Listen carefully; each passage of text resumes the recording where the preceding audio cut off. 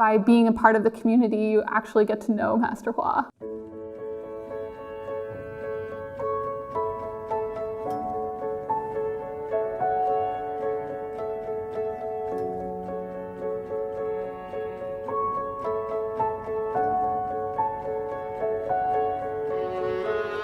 Because his light is reflected, amongst the whole community. And it's not like there's one person who has that light.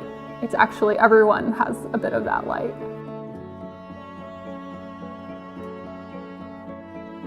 The longer that I've been here, the more and more I understand, because I feel more and more grateful to this person who physically I never met, but I feel like I know this person just by the impact that he's had, feeling the energy here and meeting the people and meeting his disciples. So I feel more and more grateful every day, because without Master Hua, I wouldn't have the opportunity to be here.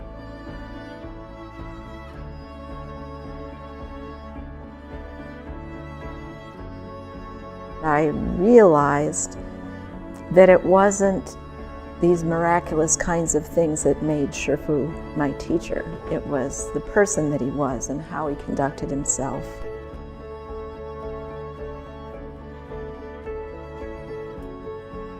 He always uses expedient devices, and he always uses according to conditions teaching. In other words, he look at your situation and teach you according to your situation. And he told me one time, he says, you think I look at people when they come to want to meet me. He says, I don't look at people. I don't even know if they're men or women, or boys or girls or babies or whatever, or even animals, or even if they're humans. He says, I look at their Buddha nature and I see, what can I do to help this person see their Buddha nature? That's the mind of a bodhisattva. And that was the one profound teaching I always got from being near the Master.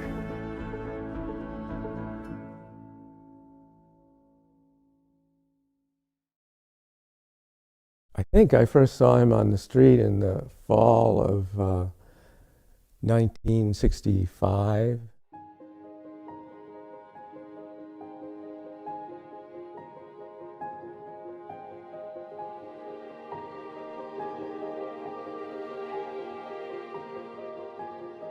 We didn't really know anything about Buddhism, and there was very little Buddhism in the West. And so we didn't know what a monk was. We didn't know what enlightenment was. We didn't know what karma was. We didn't know what taking refuge was. We didn't know what making merit.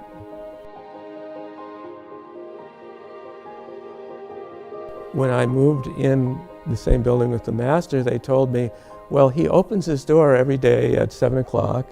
You can sit with him for an hour from 7 to 8. He does that every night. I was a little nervous, but the first time I went in, it wasn't very much light. It was pretty dark, and he was seated in full lotus. So you would just come in and sit on one of these cushions and leave. And so that was the other way that I got to know the Master, because right away, as soon as I sat down, the energy was just much, much different than at San Francisco Zen Center. And it took me about 6 months to really have any idea of who he was. No matter how deep my meditational states were, that I could feel that he was a catalyst to the progress that I was making in meditation.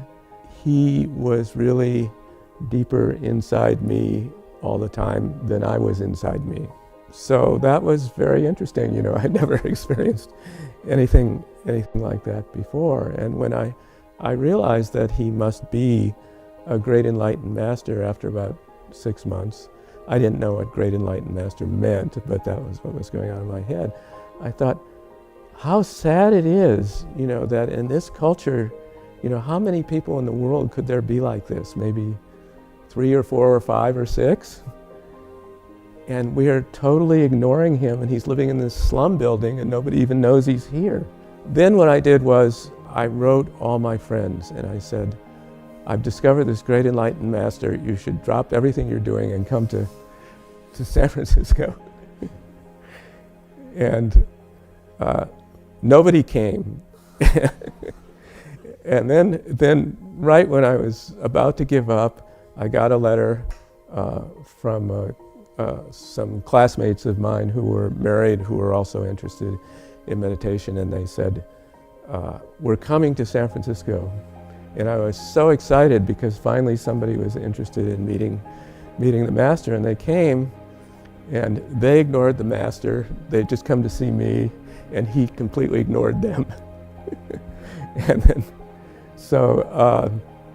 then years later I went to visit them in their home, and in their library my friend had on the very, very top shelf a photo of the master that I had sent him. And I was very surprised because he'd never exhibited any interest in him whatsoever before. So I said, what are you doing with that photo up there? And he said, well, do you remember when I visited you in San Francisco way back then? One day I was looking out the window of your bedroom, and the master was on the street below. And I looked down at him, and he looked up at me, and he said, don't look down on me. And so I put him up there, so he's looking down at me.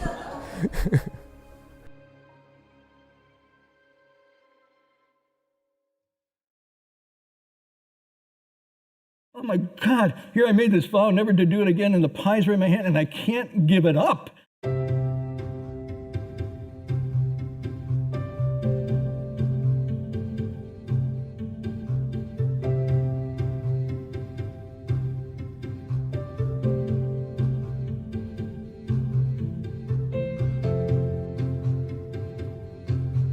So this story you've heard before, but I want to tell it again about Hongju. As you know, Hongju will admit this, he had a sweet tooth, a huge sweet tooth. And so part of his cultivation was to regulate the impulses of the body that always want to just, impulsively do whatever. And so he took this as I'm gonna control this sweet tooth. And so it was a Chan session, and the Chan session was going on many days. Now at that time, just around the corner from Gold Mountain Monastery was this lovely little bakery. And every day that bakery put out these incredible sweet donuts and pastries and whatnot. And once you went by that bakery, even though you went into the meditation hall, the bakery followed you. It was there in your mind. And at lunch, at those days, and Hung Tri will attest to it, the lunch was not very scrumptious. And so for Hongju, this was really bitter practice. So he went 4 days, 5 days into the retreat. By about the 6th day of the session, into the 7th day, he couldn't take it anymore. And so he sort of indicated walking around this confined space was too small for a Navy guy. He needed to go outside and walk. So he walked outside. Now in those days, even the lay people wore robes during the retreat. And I mentioned before that the robes then, before we cut off these long sleeves, were Batman robes. I don't know how to describe them. They hung way down, right? And they were hollow inside. And so you could go and walk. So he walked and looked left and right, and around the corner to the bakery.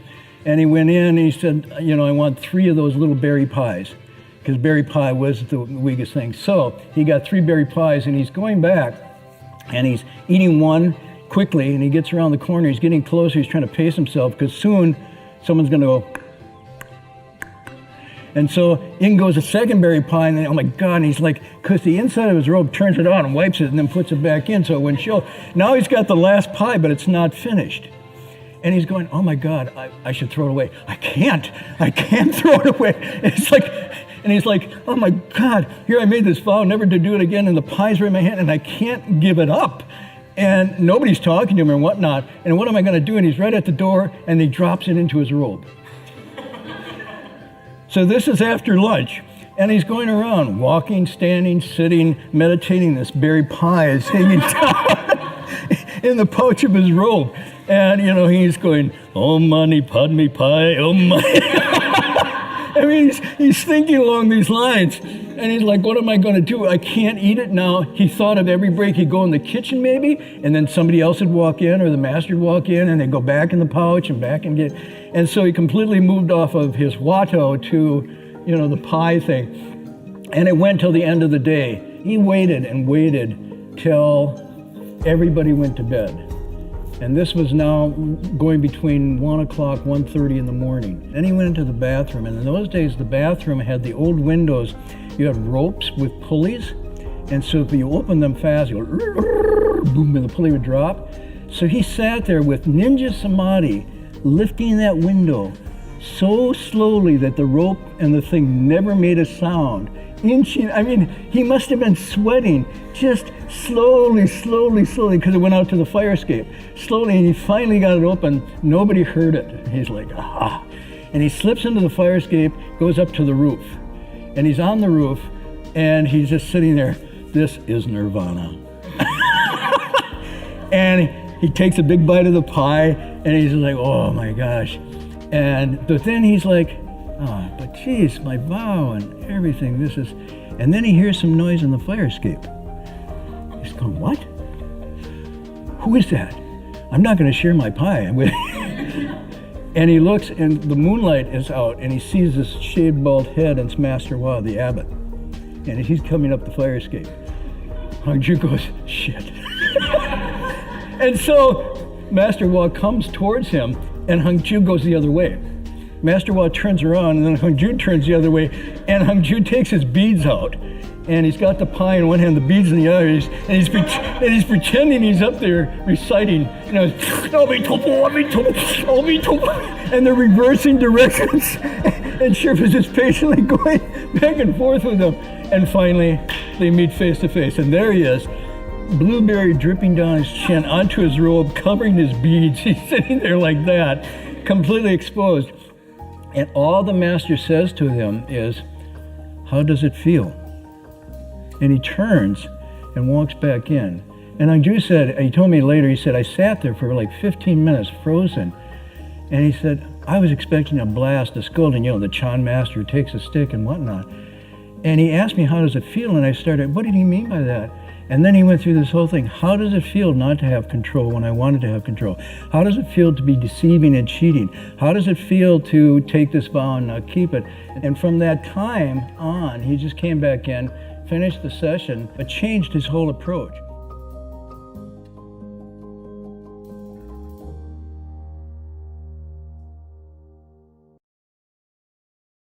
Shifu to me was always extremely kind.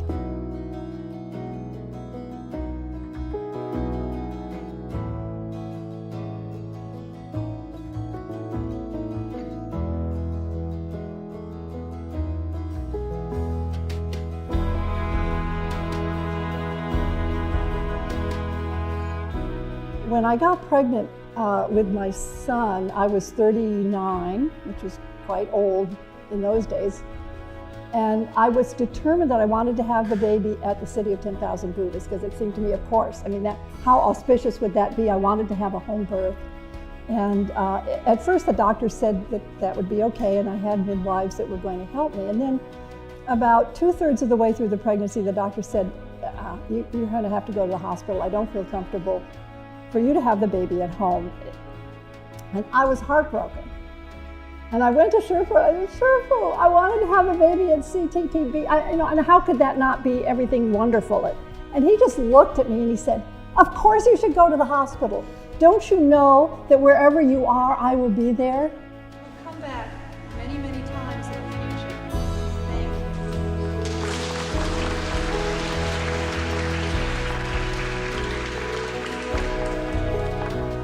And I was getting up with this baby, and nobody tells you when you're a new mother about the sleep deprivation.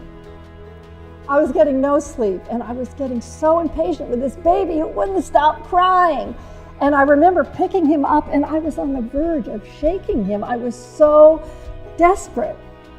And the phone rang. I'll let the baby down. And it was Shifu, and he said, what's going on?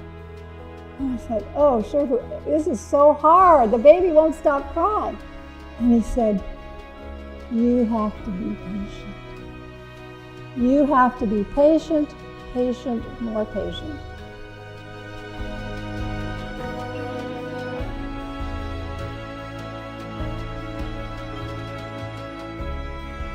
有没有一个咒可以念呢？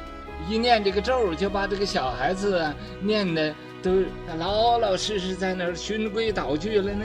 我说有，这简直的很平常的。这个方法我可以教你。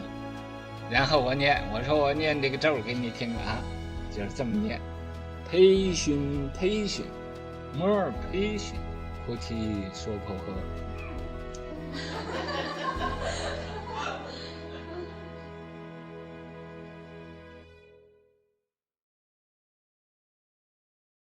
There was no scolding or judgment, except at times when it actually led to a self-realization.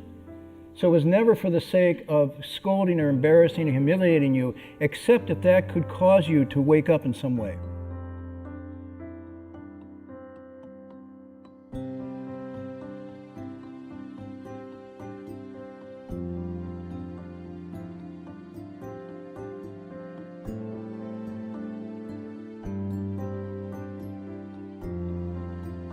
But it's a way the Master would teach us how to be aware of the smelting process. He wouldn't come in and say, "Oh, you blew it, foolish person. Shame on you," and scold you. And he wouldn't even say, "You broke your precepts." There was no scolding or judgment, except at times when it actually led to a self-realization. So it was never for the sake of scolding or embarrassing or humiliating you, except if that could cause you to wake up in some way.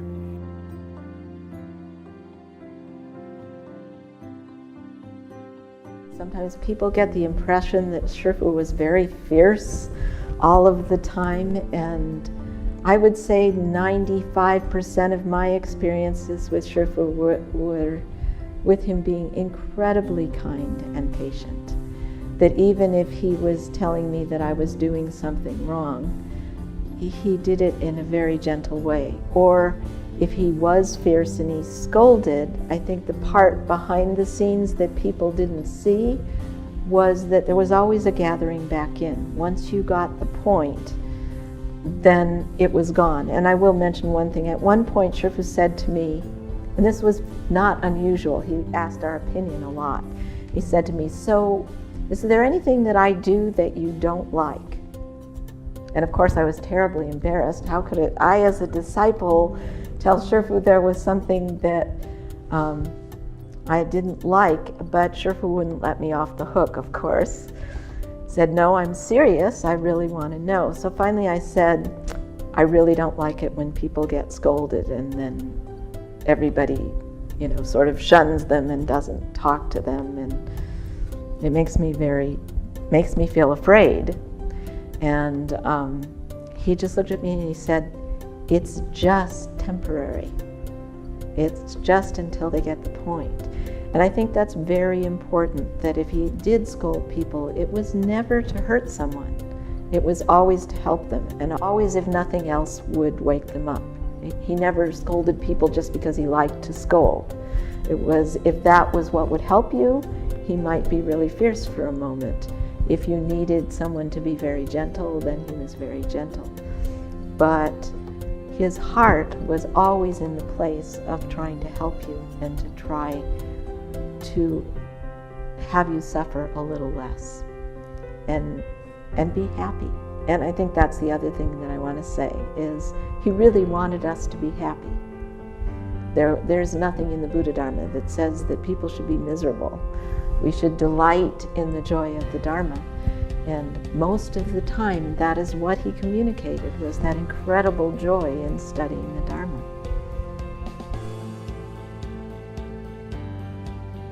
My dad said about him that he was like one of the guys that was the happiest guy he'd ever met, and they were out there just laughing, laughing it up. My dad and Master Hua were laughing it up there in the back of the monastery for an hour, or something like that.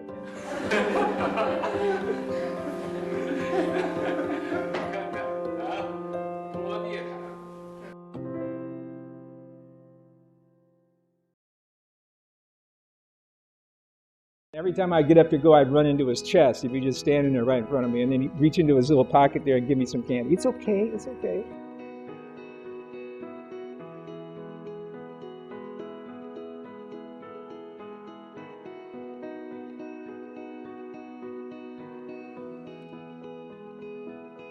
I was just sitting in the little Buddha Hall crying because I didn't know what to do. You know, the teachers were quitting and students weren't listening. And that night at lecture, Shifu called me up to the high seat and he gave me a little bag and he said, and in the bag were all these little special treats, dates with walnuts and little candies and all these things. He said, you can't just cry, you have to come up with a method. So when the kids behave well, you can give them a treat. And he helped me a lot in those early days. He taught as every situation arose. It wasn't like he sat me down and said, this is how you run a school. He told us general things. We should teach kids to be filial to their parents. We should teach them to be respectful to their elders, to be good citizens. Other than that, he really left it to us to figure out until something happened, and then he would try and help us out of the difficult situation.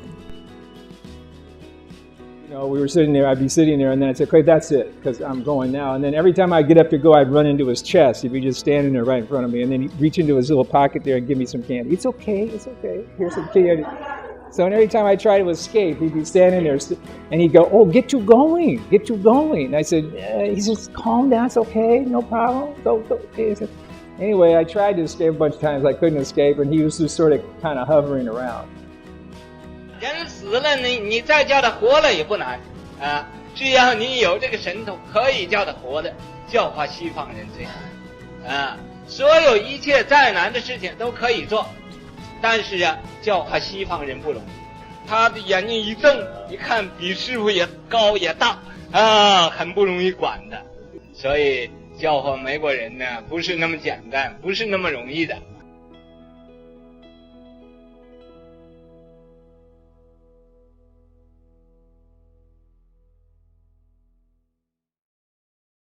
I watch him interact with these car dealers, and he's not interested in buying the car. He's interested in making them let go of their attachment to selling the car.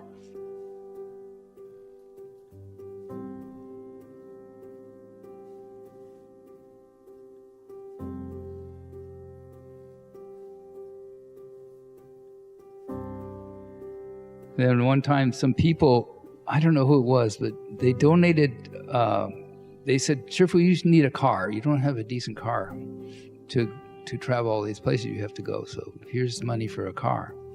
So the master said, okay. He sent me and former Hung Guan all over San Francisco and says, pick up all the brochures and all the dealers in San Francisco. So we went everywhere and picked up brochures and brought it back. And then Shifu took all these brochures and spread them all out on the floor up in his room. So it was like the whole carpet, it was like a carpet of brochures. And he's going, He says, oh, call this one. Tell him to bring the car over. We take a look. So we didn't go to the dealer. They came here. And we call them, oh, just come on in. We'll show you. So no, you bring the car here if you want to sell it. We're cash buyers. Oh, okay. So they drive the car over. We'd get in the car, and the Shifu would stay back. He says, okay, you two get in the car. Hung Guan, you get in the front. Guo, you get in the back. And then I'll come in. And when I come in the car, just tell him this old Chinese guy wants to take a ride. He said, okay. He said, we get in the car. Here's this, oh, we're ready to go. I said, oh, wait a minute. There's this old gentleman like to come with us. Oh, okay. You know, bro, he doesn't know what's going on. So Shifu would take off his robes, and you just have his work clothes on, his wattses, and he'd jump in the back seat, and we'd drive around. And you know, salesmen, they're always be selling, always be closing. You know, they're always doing that. So they're talking about all the great, wonderful things about the car, and how they're going to give us a really good deal. So we're driving all over the place, and Shifu wouldn't say a word, and so he'd just be in the quiet and sitting in the back. And we drive around, we get up, you know, maybe 10-minute drive, and then come back to Gold Mountain. Just as we're pulling back into the front of Gold Mountain, he would say, how much? So the guy, excuse me? Yeah, and then Hung Guan would say, oh, yeah, he wants to know how much. Oh, well, I can give you a special deal. And back then, I think the cars, this is in the 70s, so cars were about 12 grand, I think, back then. And he says, Oh, I can give you this for about 12,000. It's usually for 15, but blah, blah, blah. And Shifu goes, I think 6,000, good price. But I give you cash. But even that, I learned that over time, that I watch him interact with these car dealers, and he's not interested in buying the car. He's interested in making them let go of their attachment to selling the car. So it was really wonderful to watch this interaction take place.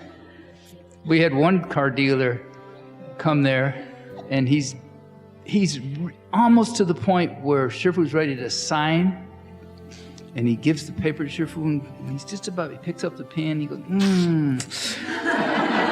I still thinking too much.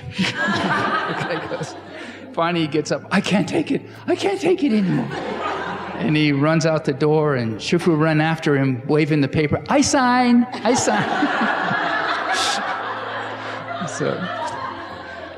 But I can see that he didn't care about the car at all. He wasn't even interested in it. He only wanted to see if he can get this person to let go of his attachments. So that was really wonderful to watch.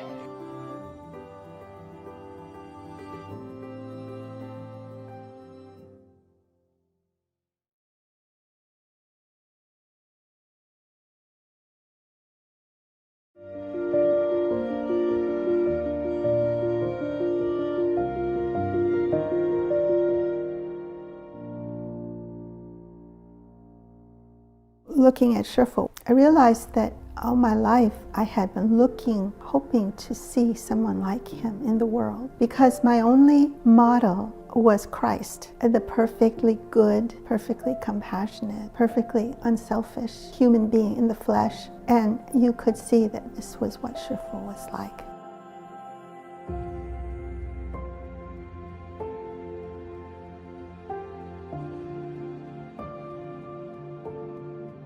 For that meditation session, I cried the whole time. I think the first reason was to have found Shifu. Now, I didn't know what I'd found yet, but there was something about him that was so awestruck by this individual. I'd never met anybody like that.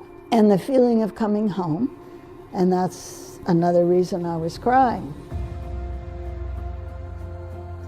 I didn't want to leave, and I really didn't know why.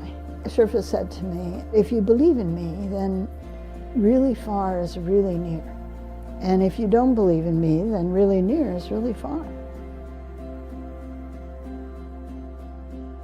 I got to Oregon, and I thought I'd better stay the night instead of try to drive all the way through.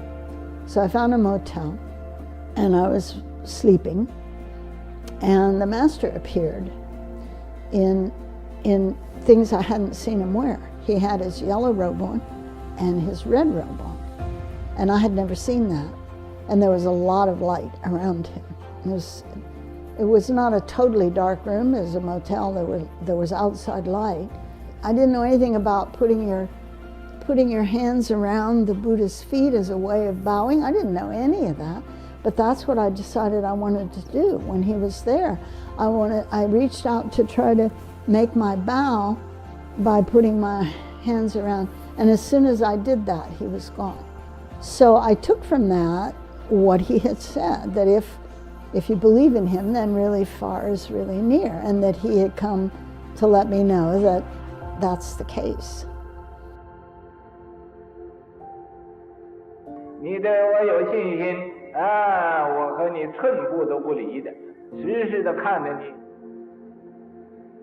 我和众生啊是最近的啊 ，very close。对我有一种信心的人，我发愿呢，一定要先度这个人成佛。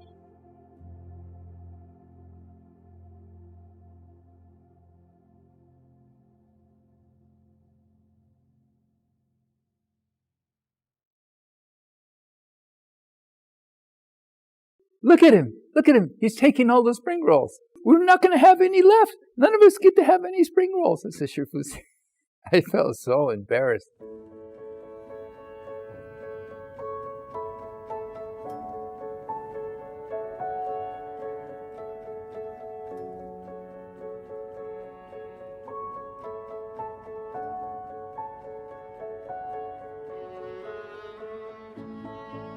master said, okay, we're going to do a delegation to Taiwan, Hong Kong, Malaysia. And then he said to me, if you want, you can come if you want to come. In other words, you're coming. So I said, okay, Shifu. And then I said, oh, this is great. I get to go on a vacation. I get to go to, I've never been there before. I've never been to Taiwan, Hong Kong, or Malaysia. That's a great vacation. And with Shifu, too. I was all excited. So halfway down to Taiwan, they stopped for lunch. And they'd already prepared this big park with these tables, big round tables, for all these Dharma masters and all their left-home people. So we sat together with Shifu on a really big round table. So we were going to have lunch, and of course the lunch is always really good. They're passing it around, the Lazy Susan, the turntable is going around. So I saw this big pile of spring rolls. I said, oh, I really like spring rolls. So I took one. Then I said, well, maybe two. Oh, well, maybe three. Meanwhile, Shifu was going like this. He's looking at me funny. Maybe four. He goes, look at him. He's taking all the spring rolls. I said, oh no, I'm really embarrassed now. He says, we're not going to have any left. None of us get to have any spring rolls. I said, Shifu, I felt so embarrassed. And so I couldn't take it. I jumped up from the table and run away. And then I felt, where am I going to run to? I don't even have my airplane ticket. Guan has all the tickets. So I said, oh, I can't keep running. Where am I going to go? I have to come back to the table. So I come back to the table, felt really bad. And then Shifu, he says, oh, come sit down. No problem. It's okay. Sit down. And so I sit down and I see he filled my plate with spring rolls, all a really big pile of spring rolls. He said, here, you can have it. It was terrible. I felt so embarrassed. But I know that Shifu always used these kind of trips, these delegations, to teach and transform us. He'd pick out our weak spots, and he'd really be able to work on us because he knows you can't run away. It's not so easy. But it's not just me. He did that to everybody. He'd pick all their weak spots out, and it would be different for each one. I know that for former Hung Wu, he was always picking on him. Why are you so late? Why are you slow? He's always scolding him, no matter what he did. Wow. He just looked at their causes and conditions and worked on it, And it's hard to say about each person because everybody has their own obstructions. I remember Hung Ju telling me, former Hung Ju, when he went to India with Shifu, he says a similar thing happened to him when he was with the master. They had a round table, they were sitting around with a bunch of important abbots and things like that. Hung Ju told me he saw this nice cold Coca-Cola on the other side of the table. It wasn't on the turning Susan, so he stood up and reached over and picked it up. And Shifu goes, what are you doing? Why are you taking that? I said, he goes, why you make me lose face in front of all these Dharma masters? That's what he said. So he would teach us that way. He always knows how to get under your skin. Shifu was never, you always hear about the old Buddhism where you go to a Chan session and they beat you with a stick and all that. Shifu never touched us, but he still knew how to get under our skin. 可是你们不要以为好得意的教化老番不容易的。我常说，上天虽难也不难，教化西方人最难；入地虽难也不难，教化西方人最难。因为他的性情和这个亚洲人的性情完全相反的，还最不听招呼，最不听教化。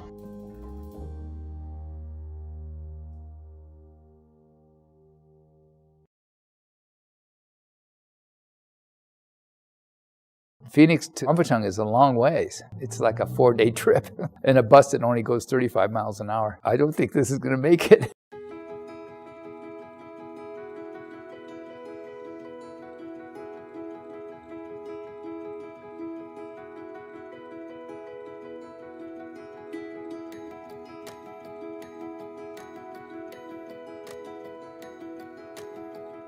Shifu called up one time on the phone. I was in the office, he called me. You have time? He always used to say that. Yes, Shifu, I have time. He goes, there is this person who got in jail and he wants to donate his bus. He's living on a bus and he wants to donate his bus. So you have time, you can go? I said, okay, Shifu, where is it? He says, it's in Phoenix, Arizona. I said, oh, he says, yeah, go to Phoenix, Arizona and drive the bus back. Oh, okay, Shifu. You have money? Not very much. You can take some money. Take $200. I said, okay.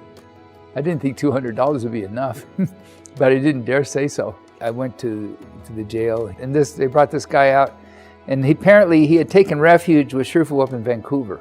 And he got caught because he was selling Chinese medicine over the mail. So he got arrested for that and put in jail. So he says, I have a bus you can take. It's an old bus, but that's what he wants to give Shifu. I said, okay. So I went to where his bus was and it was really, really old. I mean, like 1940s. Really old school bus he was living in. And he converted it, put a carpet in there and a chair and a bed. He had like a microwave. It was like a little mobile home. But it was a really old, kind of dirty old thing. It wasn't worth hardly any money. 你这一个偏离呀，就等于你这功德已经等于回得100元、1000元、1万元那么样子。因为你诚心，你有一点诚心呢，你就不论多少。所以这个佛法里边呢，只要你有诚心，你多少都有功德。你要没有诚心，你供养多也是少。你要有诚心，供养少也就是多。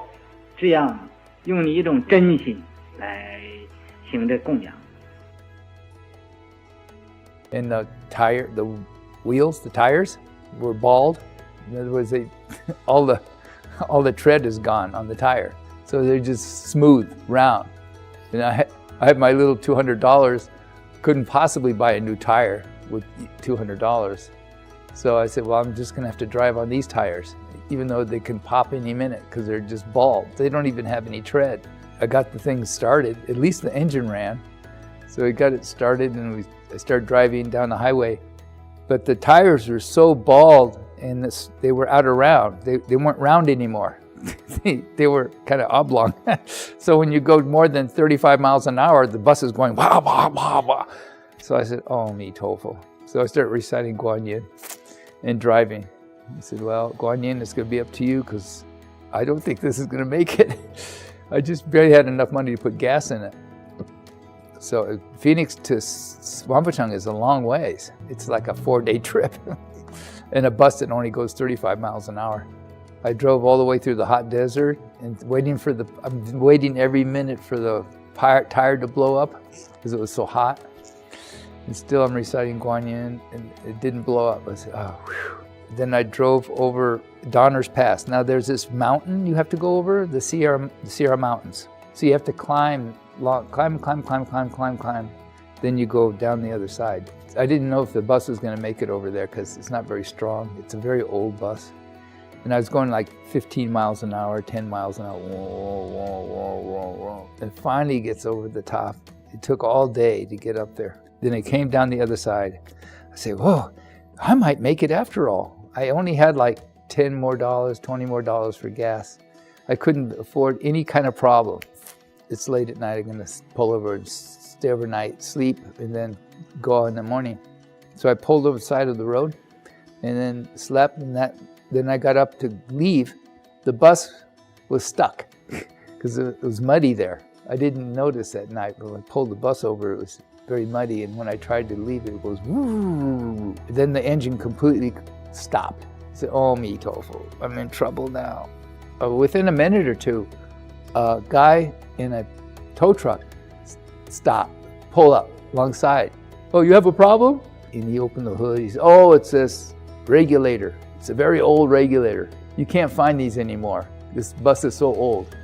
But I have one in my garage. I have this one regulator. I said, really? Yeah, I have one. I don't know. I've kept it for years. I'll sell it to you. There's so much money. I said, well, I'm afraid I only have no money. He says, oh, well, he was inside the bus with me. He said, how about that old black and white TV? This guy, he had this little black and white TV. I can trade you the black and white TV. He says, yeah, okay, I'll take that. So he went and put the regulator in and got it going, and that bus started up and ran. And the tires are still not popped yet. So I drove all the way to Wanfacheng, reciting Guanyin, because I was running out of gas by that time and no more money at all. So Shifu had figured it out exactly right. $200 exactly to get the bus to Wanfacheng.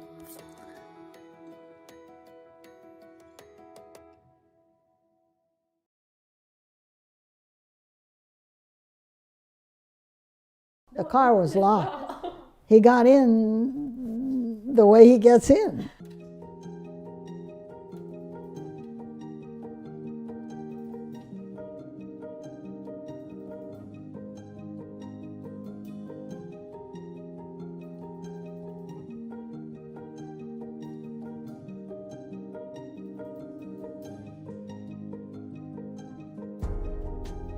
Shifu kept it quiet that he didn't live at Gold Mountain.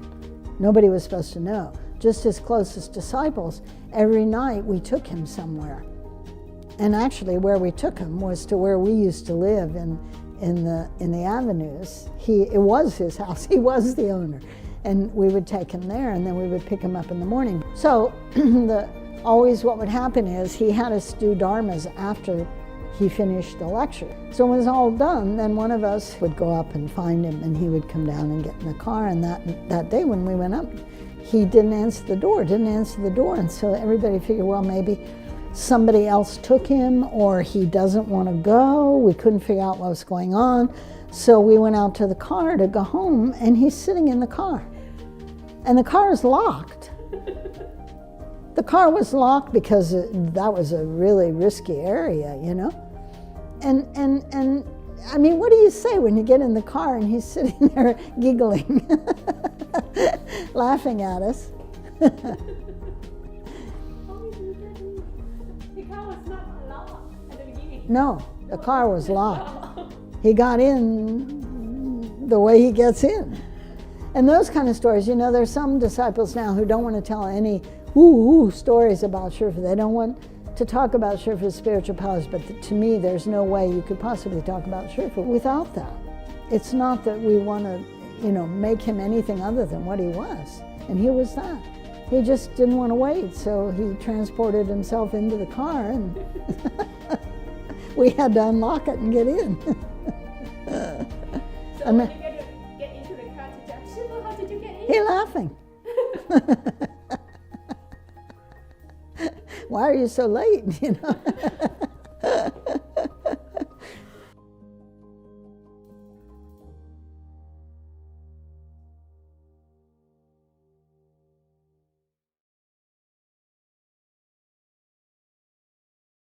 From the very beginning, it was clear that Master Hua, invisibly or sometimes visibly, was the third member of the pilgrimage.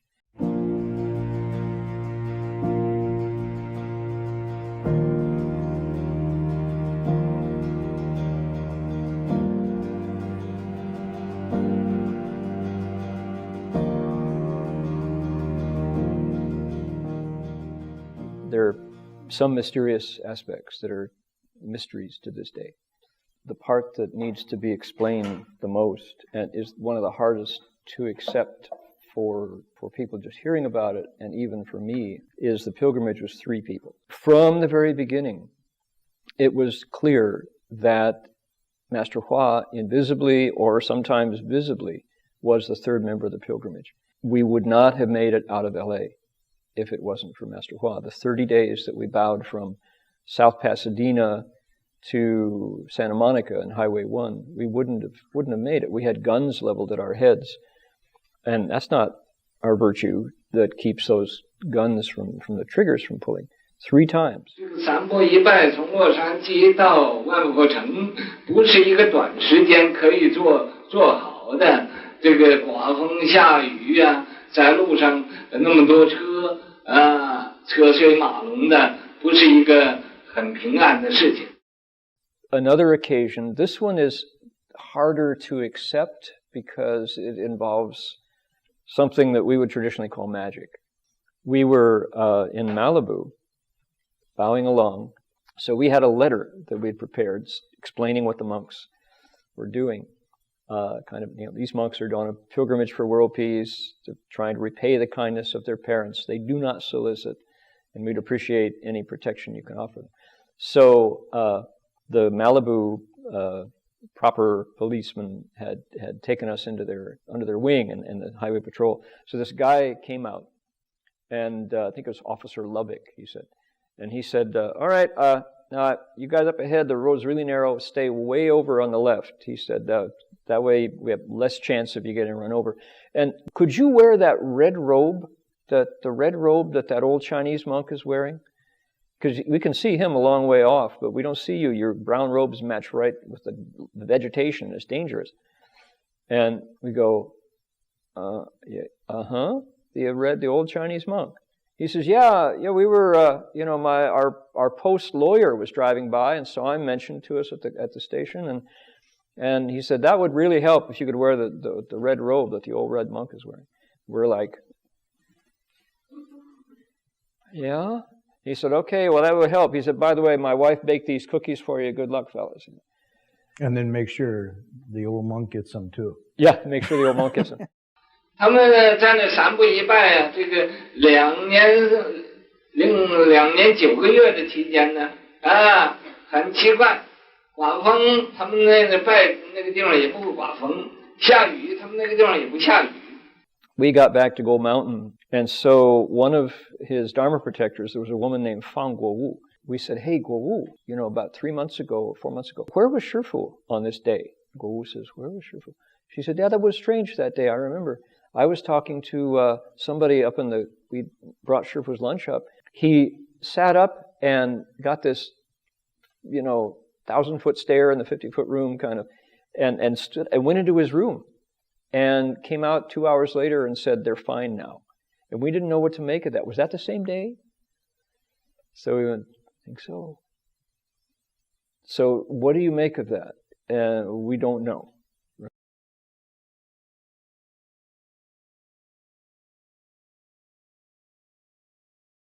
I take out the axe and I give it to him. I said, but Shifu, I got to protect you. He says, I will give you a secret dharma that you can use to protect. I thought, wow.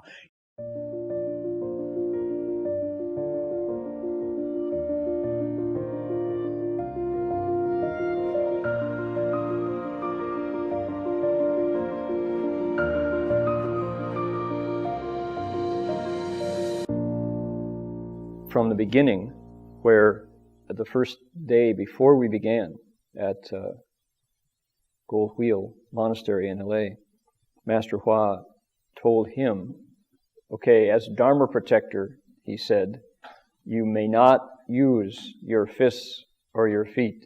You may not use your martial arts. And Marty's a black belt in Taekwondo and other things.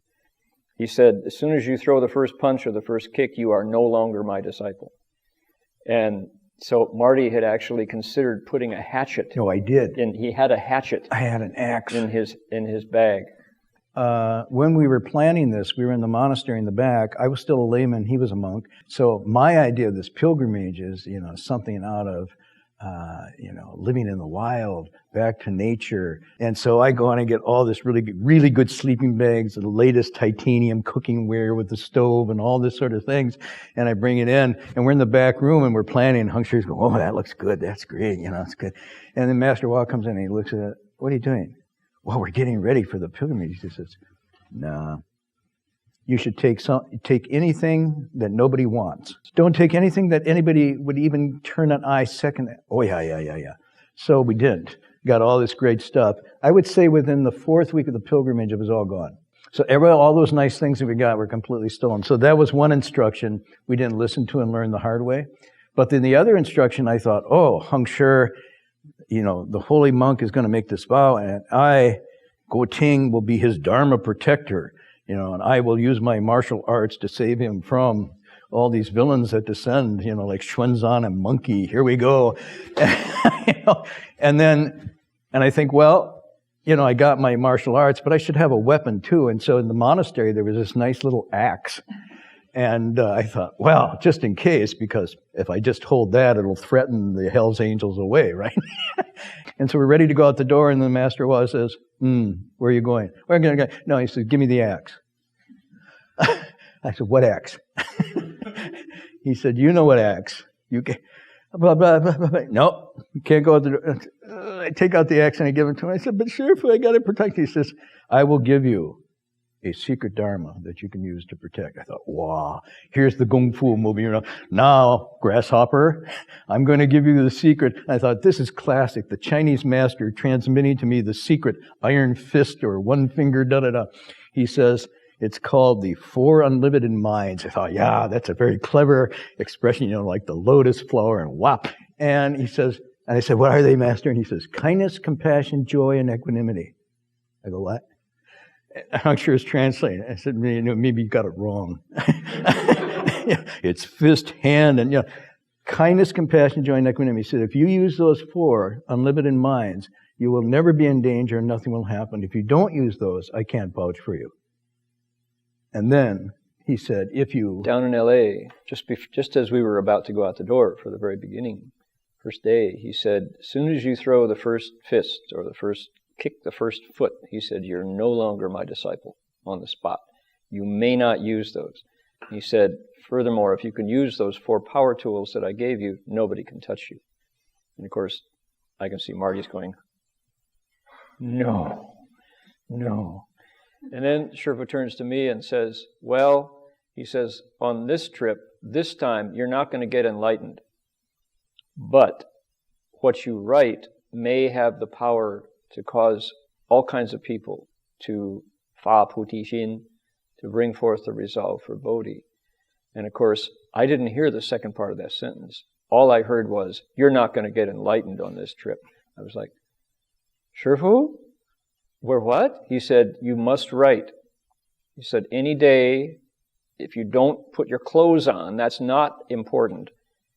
If you don't write, that's important. You must write every single day. Any day that you don't eat, that's not important, but you must write every day. Do you understand? It's like, okay, Shifu. 现在说你保护这个果真3不1拜呀，这是也维护这个佛教啊，你不要怕劳苦啊。你看他们是不是违法忘去啊？3不1拜，刮风也拜，下雨也拜，天热也拜，天冷也拜。 There was one time in Big Sur when this guy, we're an isolated part of Big Sur, near the lighthouse, and this Jeep pulls up, an open top Jeep, and this guy, my job is not to look around, right? I'm just keep bowing, and so this guy pulls up, and I hear this ha ha ha, this crazy laugh, and this guy has got a gun pointed at my head behind me, standing up in his Jeep, and Marty goes up, hi, how you doing? Hi, we're Buddhist monks here making a pilgrimage for world peace. From Los Angeles to city of 10,000 Buddhas, would you like a flyer? And this guy is like, uncocks his gun, drives away. Actually, it was a .45. I knew that much. And he was very stern. He just held it like that, just right at me. And I'm thinking, okay, the 4 unlimited minds, let's see, what are they again?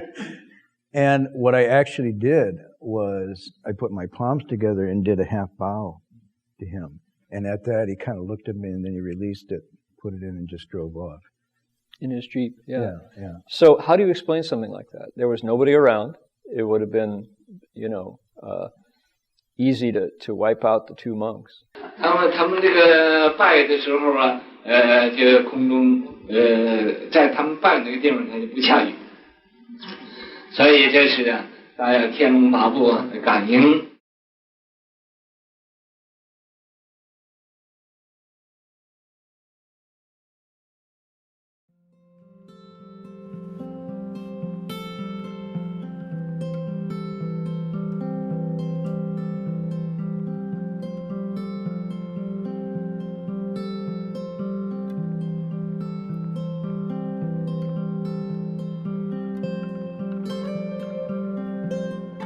During the 98-day session, about halfway through, we purchased the Gold Mountain Monastery, the first one. We were sitting maybe 30 people in the Buddhist lecture hall, and you could tell there was a lot of kind of boring or just really wanting to get up and do something. So the master was great at that. So he said, when we bought the Gold Mountain, he said, anybody who wants to can leave the session and go and help renovate Gold Mountain, because it was an old mattress factory and it was filthy and we had to clean it up. Almost everybody left. So it was one monk and me and a laywoman. Finally, it got down to just that. And Shifu said, you should just quit and come over there. And we didn't want to quit. He said, well, you don't have anything to eat. So I went in the kitchen and I found a soybean, a whole bag of soybean, and a whole bag of flour. And I knew how to cook, so I said, we can make it. We can have bean soup and can make different things with the flour, bread or whatever. So the master let us do that. When it ended, I was the only one who hadn't left the Buddhist lecture hall. Somewhere along the line, Hung Jing and Ruth Eberle, her name was, she and he decided they'd like to go on Sunday and hear Shifu's talks. So they would go back and forth, and I didn't go, I stayed. So I was the only one who stayed. So when the time came, I took the bus over to Gold Mountain and met the master. He was sitting with Hung Jing at the time. So one of the only times Shifu praised me. And he said, "我欢喜你."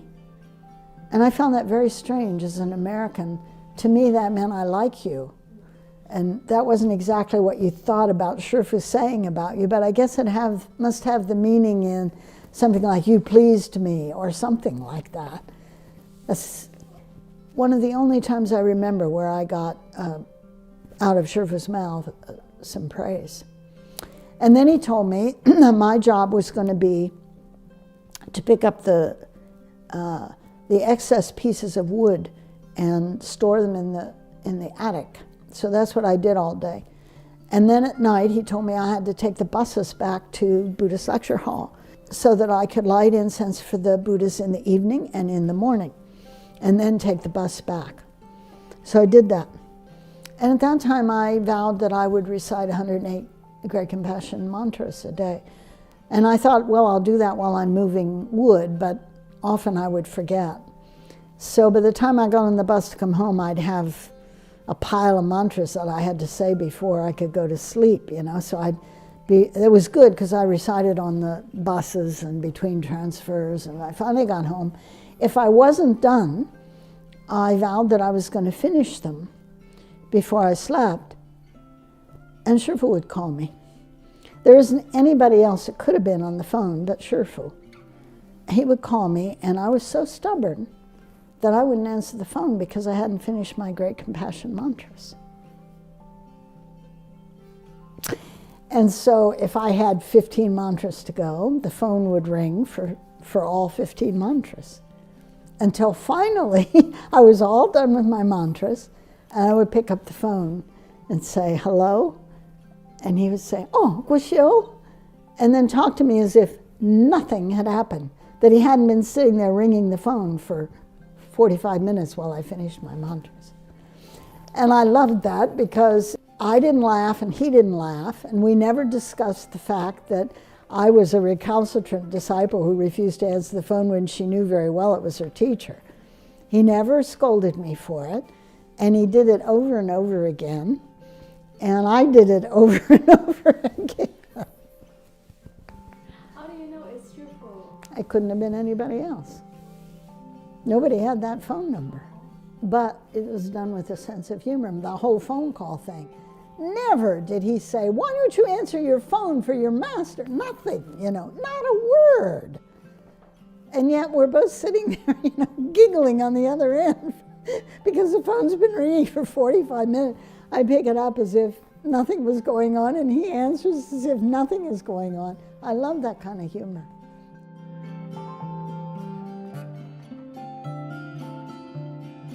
Hey. 会的骂我，想要打我，他会一口把你们吃了。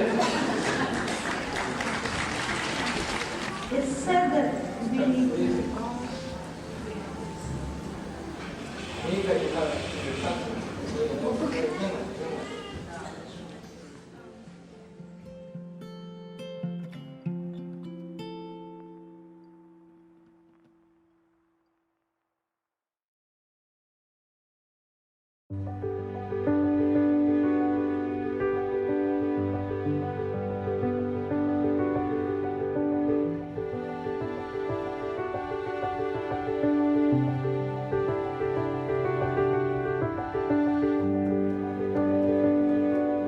The Master was usually impartial. He was always coming from two prongs, compassion and wisdom. The compassion would pick up on the need, the necessity, and the wisdom would be the medicine that was required in a particular situation. But he always kept those in balance. So if he came up and asked you something, talked to you, invited you to talk with him, you were clearly in a situation of need. And that could have been you're on the verge of having some breakthrough, but you weren't clear, or you were having extreme doubts, or you were afflicted with something. And then he would apply just what was necessary to release you and no more. I'll give you an example. We had traveled to, this was a trip to Malaysia in 77, 78. And we went to Kuala Lumpur, and this was the first evening in a massive gathering at a temple. Lots of people there. And I was blown away because this is my first time really to see Buddhism in Asia. I was disappointed. Primarily folk cult practices and superstition. So I came in and they were burning paper mache houses and Mercedes Benzes and airplanes, you know, to offer to the dead in the underworld. And then they were taking, I thought it was real money, it was paper money. Because I thought, well, real money, that's pretty sincere. No, it was paper money.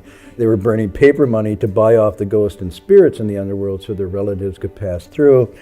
And then there were actually bottles of wine and dead ducks on the altar as offerings to Guan Yin.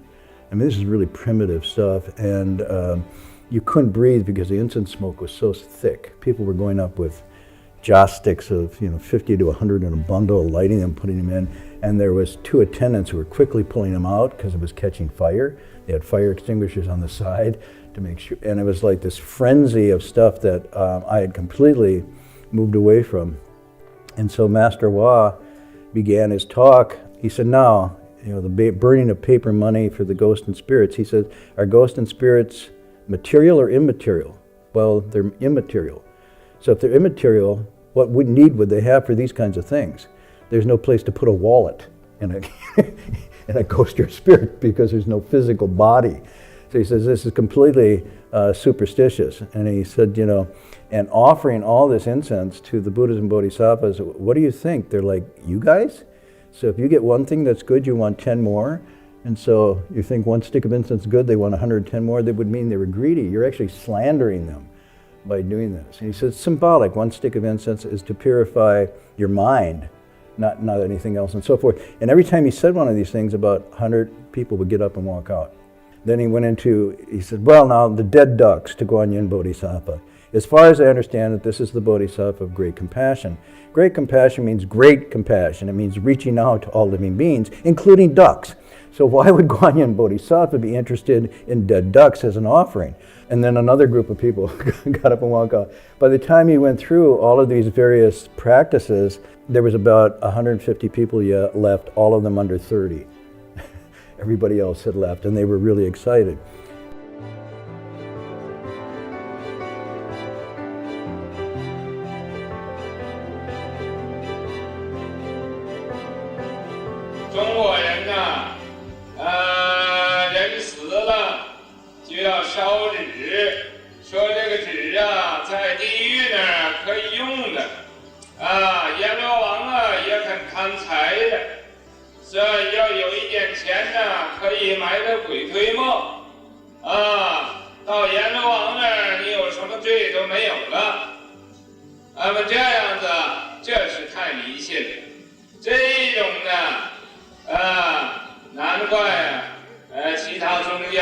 说是佛教迷信啊。本来佛教啊没有这个烧纸啊，这一类的啊。如果人死了要烧纸，他才有钱用的话，那么在西方的人呢，没有人烧纸，那么西方所死的人呢，都变成了穷鬼了。你烧多一点纸呢，灰多一点是真的。灰多一点，把世界邋遢多一点是真的。你信佛的人，你为什么不想一想，你将来回了升天，回了到极乐世界去？为什么你要去买通鬼神，贿赂鬼神呢？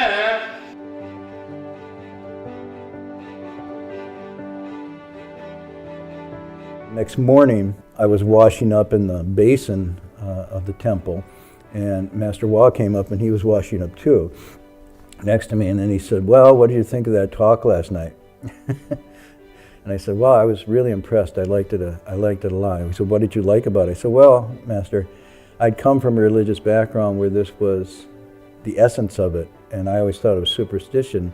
But when I came to Buddhism, I thought there wasn't any of this here, and now I was shocked to find that there's so much of it. But then I was really happy that you said what you said."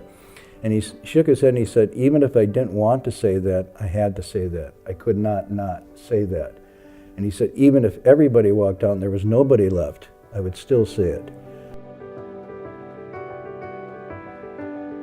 各位对这一点呢，咱们信佛的应该要有智慧不要以讹传讹，不要信那些个没有根据的这种道理我是一个世界上讲真理的人，所以到处人都很讨厌我。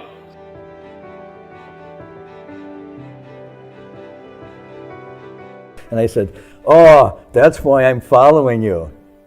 And he took his towel and he just whapped me across the head. He said, "Stupid." He says, "Don't follow me, follow wisdom." And he walked away. It was cold water, another dose of cold water in the face. But I saw that an ordinary teacher, perhaps, a professor, would have been very flattered by one of the students saying, "I really like what you said last night. I'm really following you." And he completely turned it around and put me back to what he was following rather than following him. I mean, in essence, he was saying, "Follow what I'm following, don't follow me." So that reinforced this idea that he wasn't interested in having that kind of relationship with us. And every time we try to set it up, it would be rejected. So on the other hand, he was actually trying to get us to stand on our own 2 feet. Probably that's the essence of the teaching. And if you think about it, that's exactly what the Buddha was doing, which is saying, you have everything you need, whole and complete, to replicate this experience. Go out and do it. All I'm here for is to help you see clearly what that pathway is to that. Buddhas only show the way.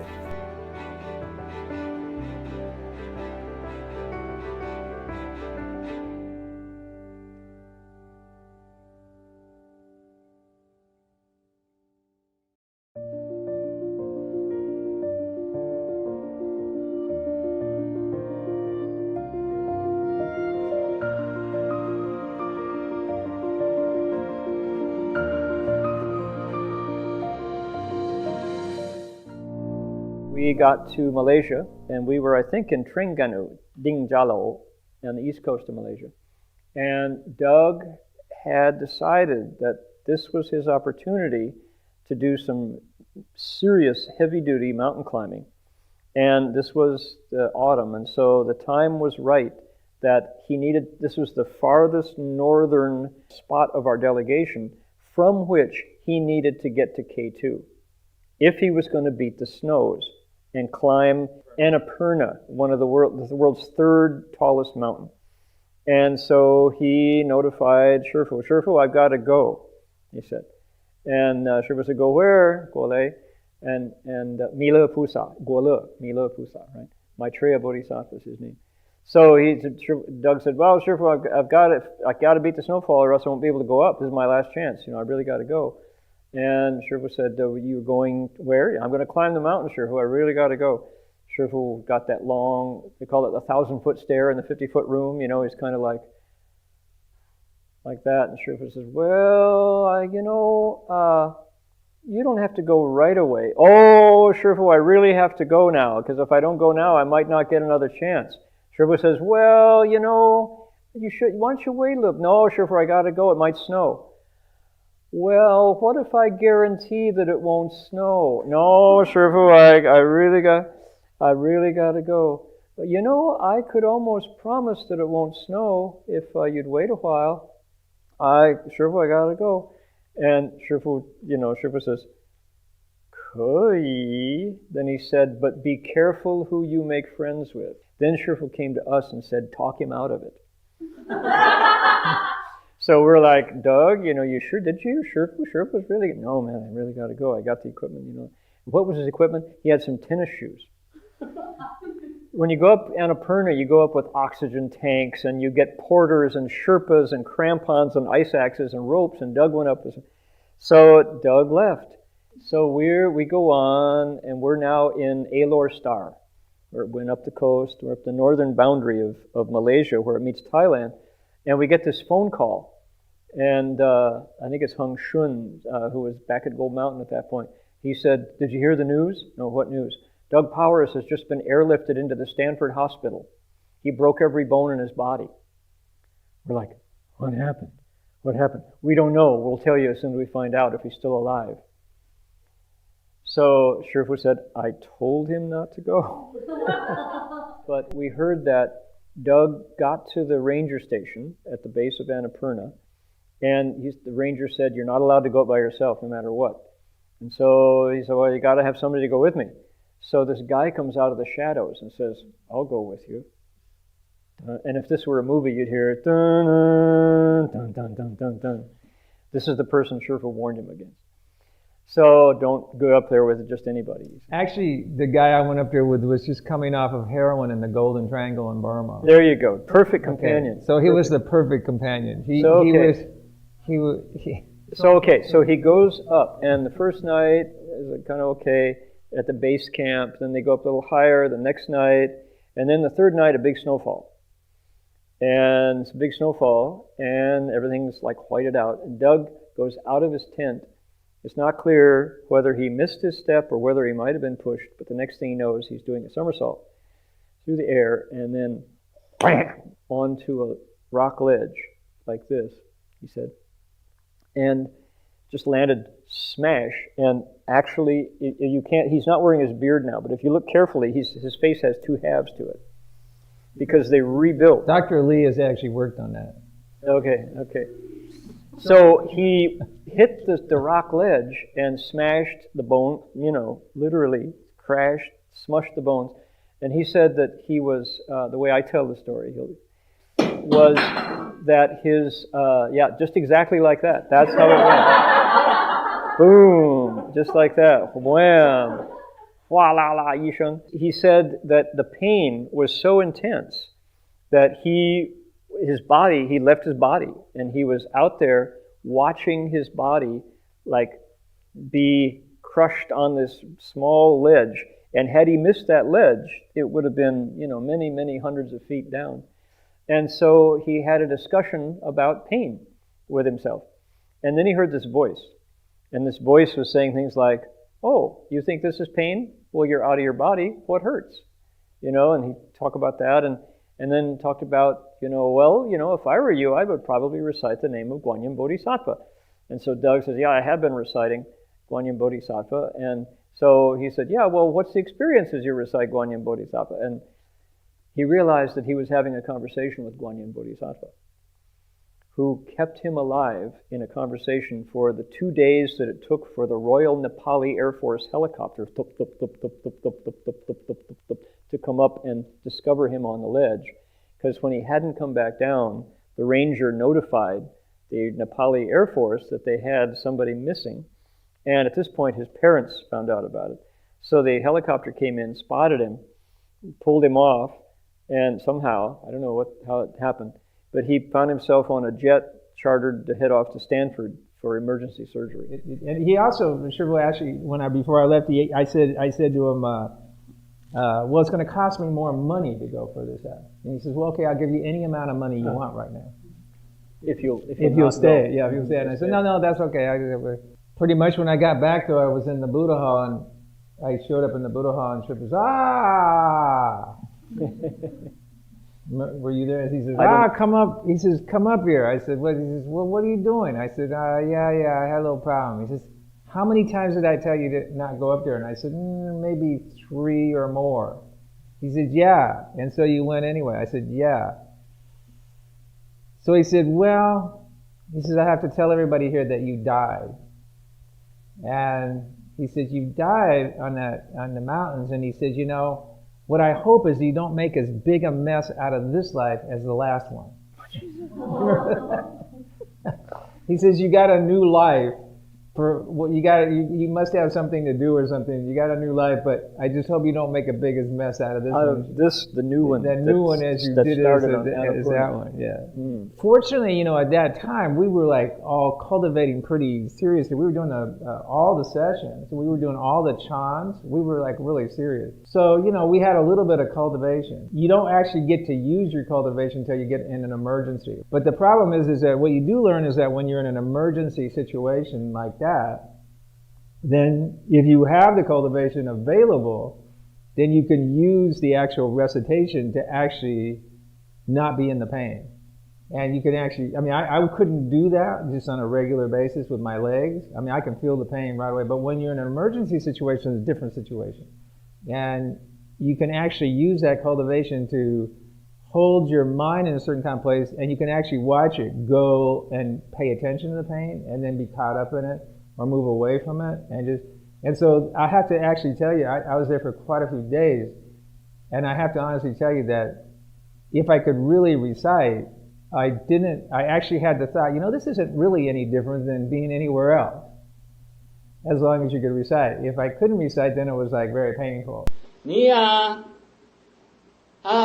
如果不念观音菩萨的话，掉到山涧里一定是没有命了，粉身碎骨连骨头都没有了，把你那个身体呀，皮血肉筋骨就摔得像那个面粉那么碎，看不见了，找不着你的尸首。遇到这种呢危难的时候，你能不忘了念观世音菩萨，一定会有大感应的。观世音菩萨来救护你，令你丰胸化吉，是遇难成祥；为而不为，是贤而不显。能有这样的感应。但是这个妙法呀，一般人都不知道，所以在那个最危险的时候都想不起来念观世音菩萨了。你要是能在最危险那个时候想起念观世音菩萨，你只要能在那个最危险的时候，你能念观世音菩萨，都有感应的，一定会得到这个救，观音菩萨会来救助你。但是怎么样的呢？但是你要有一种信心，不要将信讲疑的。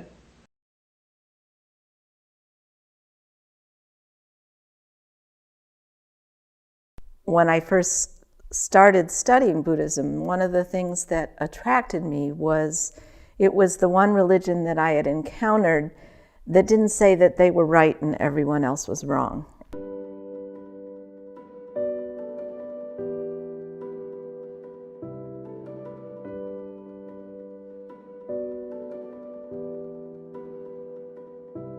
How would Buddhism do this? Or how would Buddhism do that? Or how would Buddhism talk to, quote, other religions?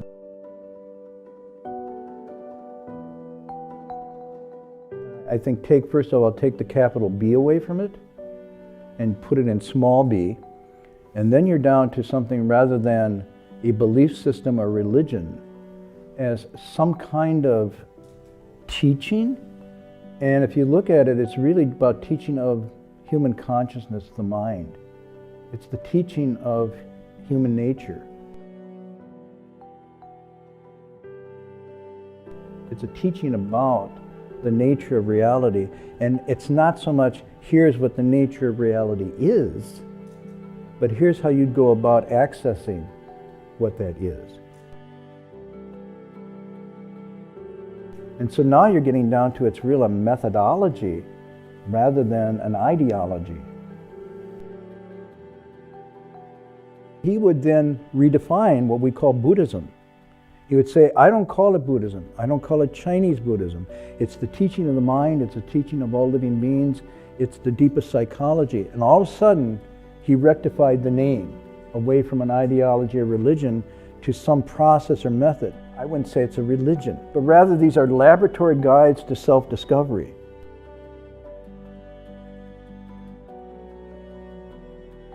I couldn't really make up my mind about Buddhism unless I just jumped in and tried it.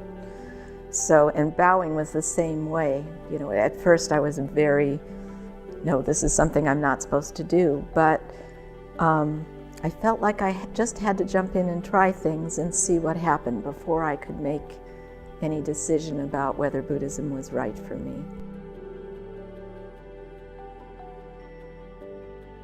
俺们是宗教研究不是比较我说这个宗教各有所长各有所短俺们是要取长补短互相尊重互相爱护要互相帮助互相劝勉俺们 无论哪一个宗教，也不要就看其他宗教不入自己的宗教。You don't try to convert anybody, because that's just another form of fighting.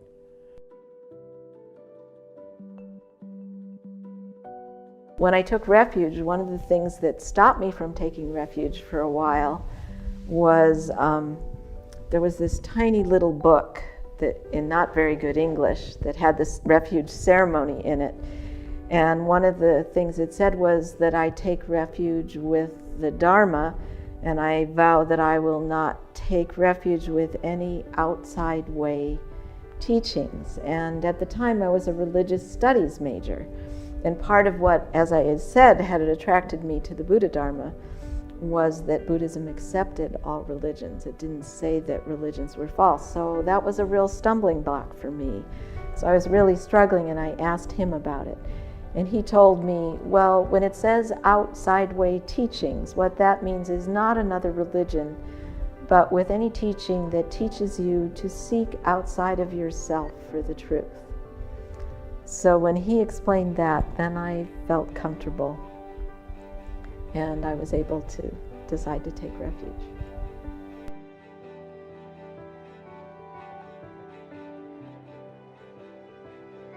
Obviously, the world is filled with people who are killing and fighting each other in the name of their religions.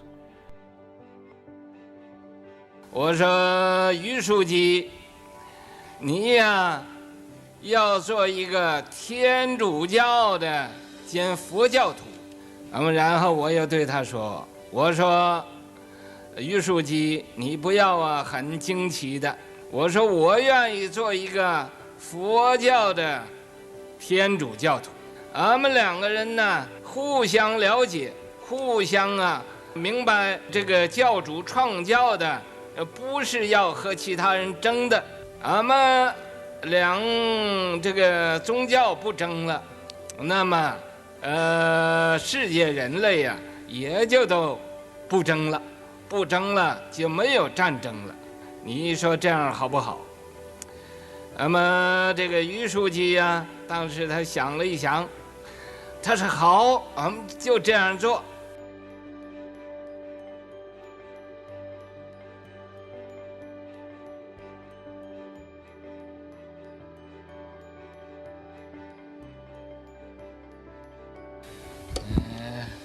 我想问他，我要做他的教徒，做他的一个徒弟，他要不要？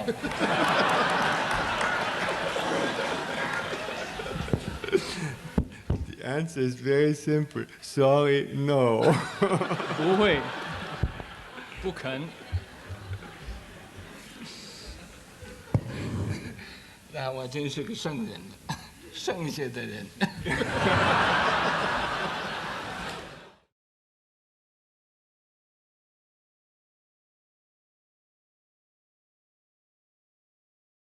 Shrippo, there's people demonstrating outside the gate. And he says, great, bring them in.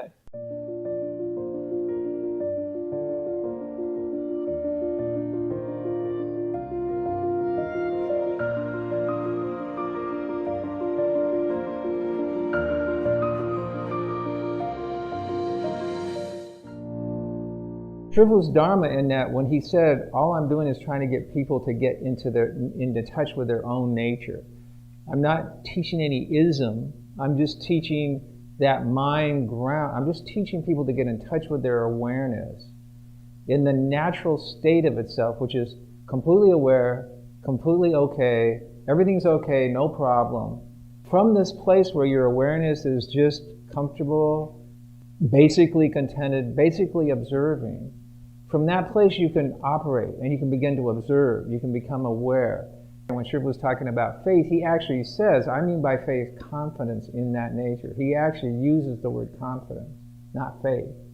And so when you start talking about people, that the first step is to be confident in that, I think you have a pretty universal starting place with people. So the first step that he would always do is find out about the context of the person you're talking to, and then be skilled at using their own experience as a point of reference and not some kind of proving you're a Buddhist or more whatever, smarter or something. Because as soon as you got into that, Shrippo was hitting you in the head, smashing you. Anytime you got into something where you were trying to prove Buddhism or something, he just cut you off almost.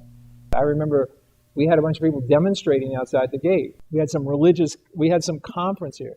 And there's a bunch of fundamentalists that were outside the gate demonstrating for Jesus, against the heathens, So they were out there, and Shrippo, there's people demonstrating outside the gate. And he says, great, bring them in. And he said, no, Shrippo, okay, then I will. He got in his little cart. He had this little golf cart. And he took the little golf cart and he went out to talk to him. He says, come in. He says, we'll put you in the first row. You can present. You'll be the first presenter. So we want to hear what you have to say. Come in and you can present. And so he invited him and he says, it's really hot out here. It was like one of those 110 afternoons. And he says, man, it's really hot out here demonstrating. Why don't you come in and demonstrate inside where it's cooler?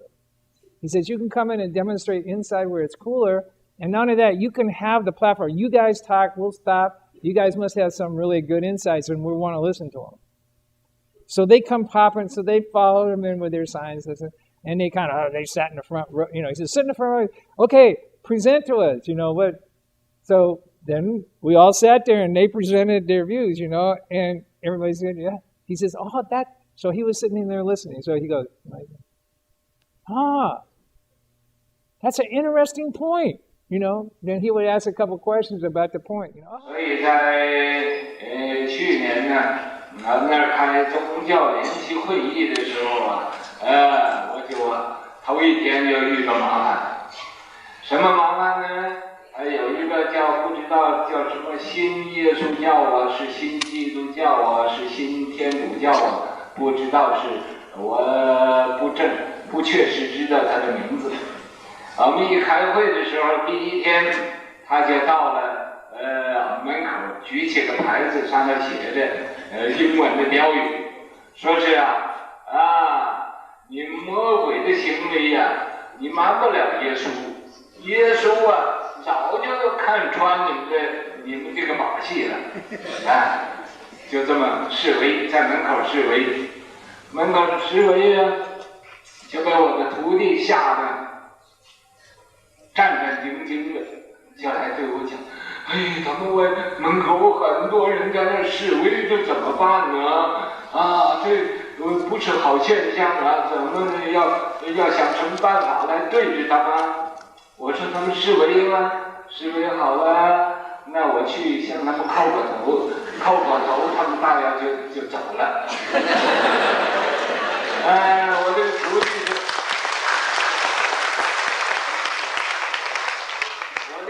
为呀，他们怎么会懂得叩头？你给他叩头，你就怎么样的，他们也不懂啊。啊，我说他们不懂啊，不懂呢，我给他打个问现在呀，他明白。好，我去试试看。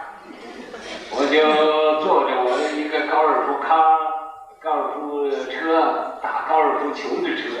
我不会打高尔夫球，但是在那个万国城里边呢，我有这么一个小车我那个小秤虽然很小的，但是能坐7、8个人，大秤不过也是如此。我就去了我带了一个金的黑面神去，是我万国城里边的黑面神。怎么叫黑面神呢？这个人是个美国人，高高大大的，有我这么高骨头有的很粗的。那么我就叫他同我一起去做翻译。那么他呢像一个天神的样子威风凛凛，杀气腾腾的，跟着我去。我到那儿，我叫他给我翻译。我说，你们各位朋友们在这儿站着，被太阳晒的，你们这么辛苦，身上都流汗了。你们请到我万国城里边来示威呀，我欢迎你们进到里边来。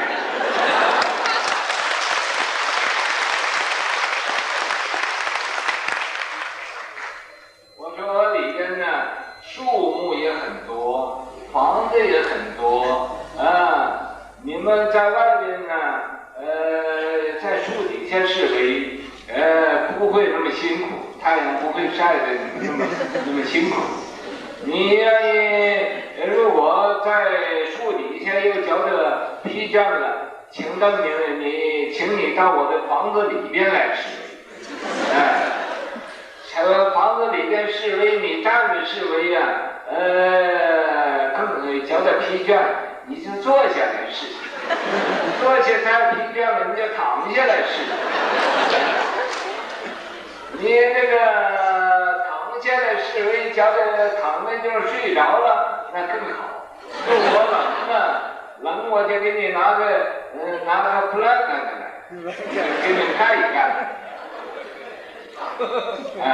你们到我里边呢，你们渴了，我有水给你们喝；愿意喝茶，我有茶给你们喝；愿意喝咖啡，我有咖啡给你们喝；你们愿意喝汽水，我有汽水给你们喝。你们支持，你们需要什么，我都会供给你们，在这示威用的。你们饿了，在我这吃饭困了，在我这睡觉大家都是朋友。你到我里边示威，你觉得示威示的不够力量，你要骂我一顿我欢迎你们骂我。你要觉得骂还不够厉害，你要打我一顿我绝对不还手，我给你们打够了你打我，我也欢迎你们来向我示威。我再对这个什么，你们气还不平的话，你拿把刀把我杀了，我都愿意的，我不会反抗的。我说为什么我这么愚痴，我这样呢？因为我有耶稣的精神。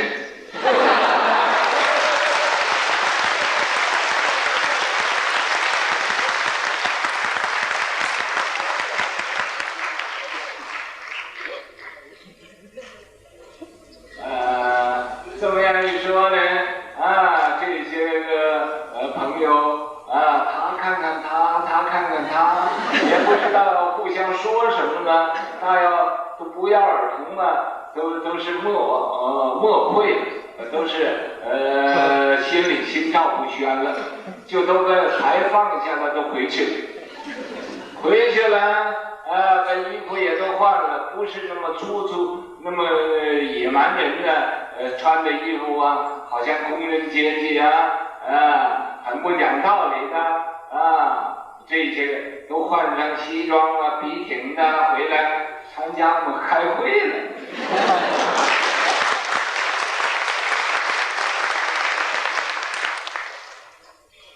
哎，那么他们也来这么多人参加开会呀，咱们这个人数也多了啊，增加新力军啊，到这地方我们就讲啊，互相提供自己的意见，对宗教应该怎么样改善，咱们人与人之间应该怎么样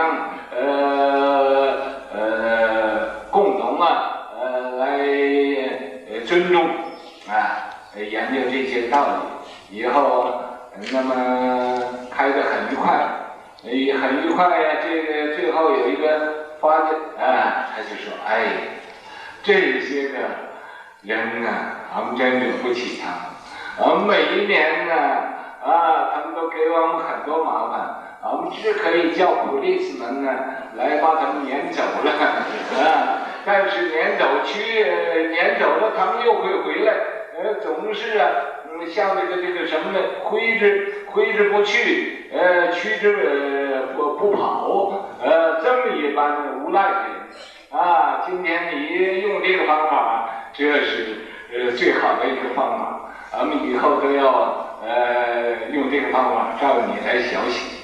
我说这个方法不是我的，这是我们佛教人儒的功夫。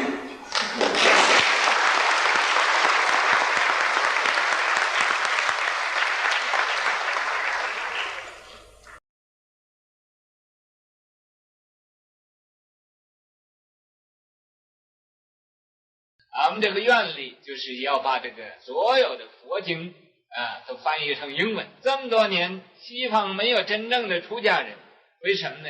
就因为佛经没有翻译成英文，没有翻译成英文，西方人就不容易明白佛法啊，这是一个最大的问题。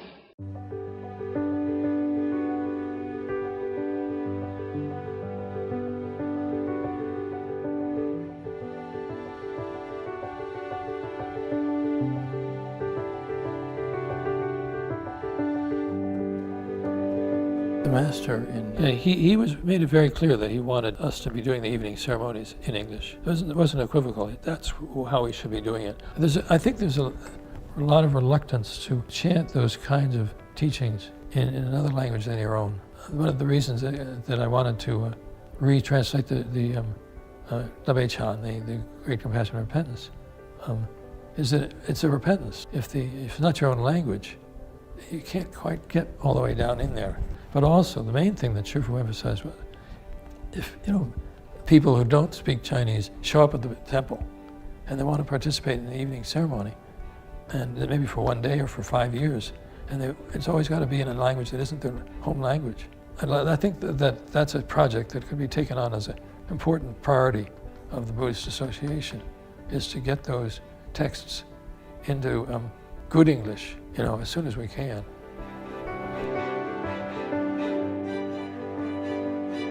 都适合这个西方世界的。把这个早晚课什么都改成英文。为什么？这个，因为这是西方，这个到这种的方式啊，是要随这个地方的风气来所好。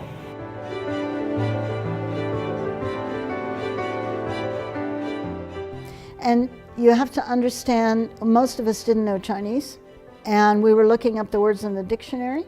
And we also were learning Shifu's spoken Chinese so that our ear would know what he was saying without seeing characters.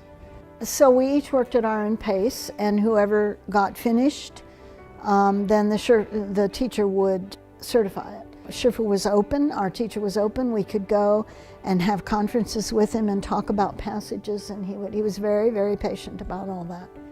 But nonetheless, you must know that the sutras that got printed in the early days were not going to be totally accurate. And what he said was, it's okay, we'll let you publish this now, and then people will come along and they'll be able to do it much better. So the second or the third edition of something is going to improve. He also told us Okay, if nobody, after a while when I'm not here, if nobody wants to translate what you do, don't worry about it. You translate it and you put it up on yourself. And someday somebody's going to come and look at your shelf and say, oh, look at this, it's a translation of something. And then it will be recognized. So he was very careful to have us not have publication be the goal, or how many we translated.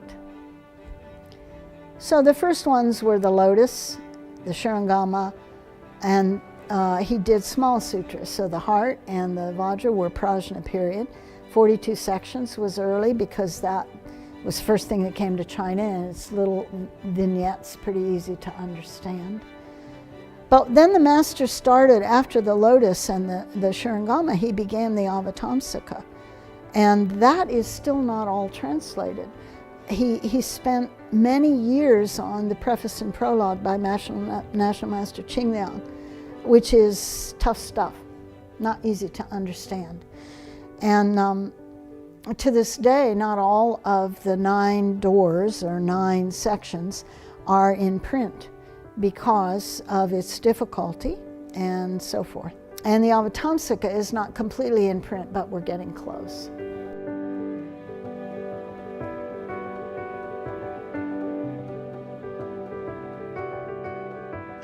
因为我有2种愿力，第一的就是翻译经典，因为我出家以后，我也常说过，我面对这个现在这个世界的问题呀，我就研究这各宗教的问题，为什么天主教、耶稣教它就能那么普及，有那么多人信仰它？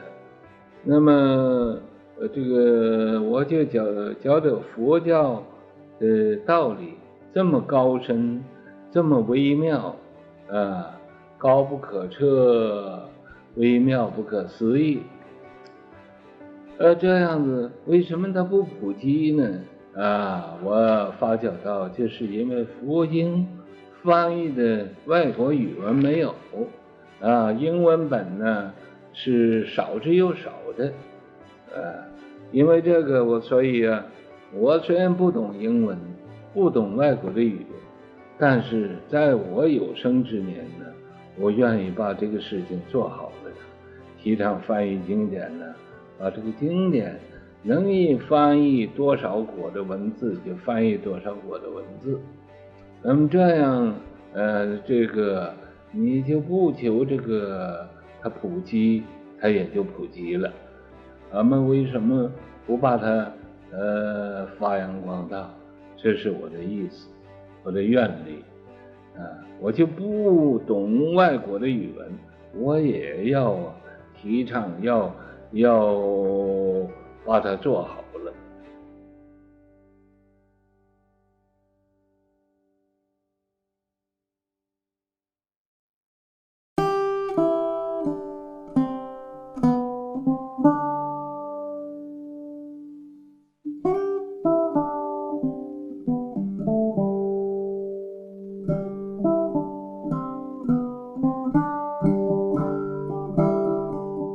I would say that all those things he did were expedient. In other words, expedient to satisfy our need, whatever it happened to be at the time. And when he applied expedients, they were absolutely wonderful. You would never know, number one, that it was an expedient, and you would never know who it was aimed at. And sometimes one expedient could be aimed at 4 or 5 people differently. It was doing different things. He juggled amazing things with expedients. So the music, Hung Yin's albums, they were expedient. And they were, for people who wanted to hear 60s type music with Buddhist lyrics, they were wonderful.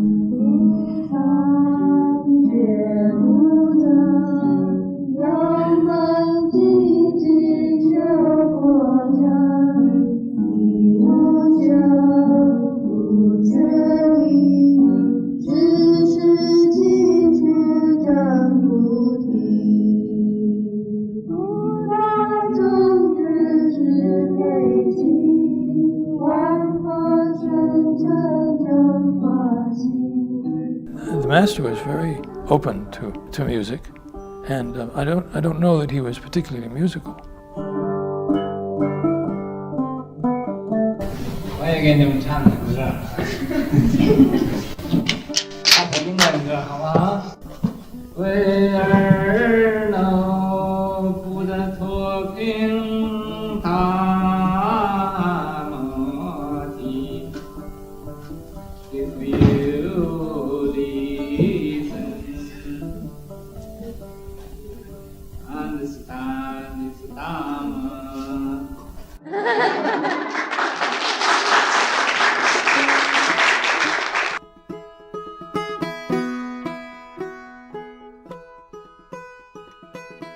I used to be a folk singer, and when I became a monk, monks take a precept against touching instruments. No singing, dancing, playing music, or listening to entertaining diversions like that. And then, so the first thing I did when I wanted to leave home was sell my guitar. And it was a really nice guitar, and I sold it for like 1/4 of its value because I wanted to get rid of it. Put an ad in the paper, and so the San Francisco Chronicle, the want ads came out that day, and it was 9 o'clock in the morning, and the phone rang, and John, Shifu, what are you doing? And I said, Shifu, I'm going to sell my guitar.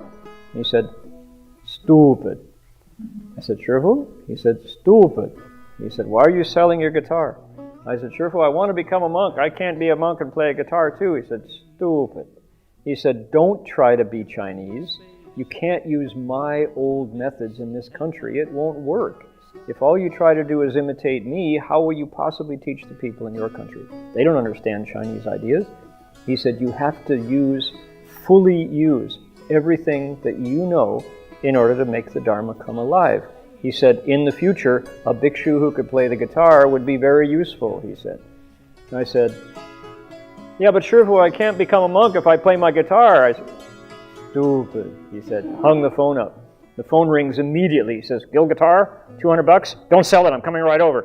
The guy comes over, I sell the guitar, and immediately regret it. I regret it like... So my first instructions I refused to accept, and so I regretted it, and 25 years later, 25 years passed, and I finally, connected. Maybe that would be a good place to move.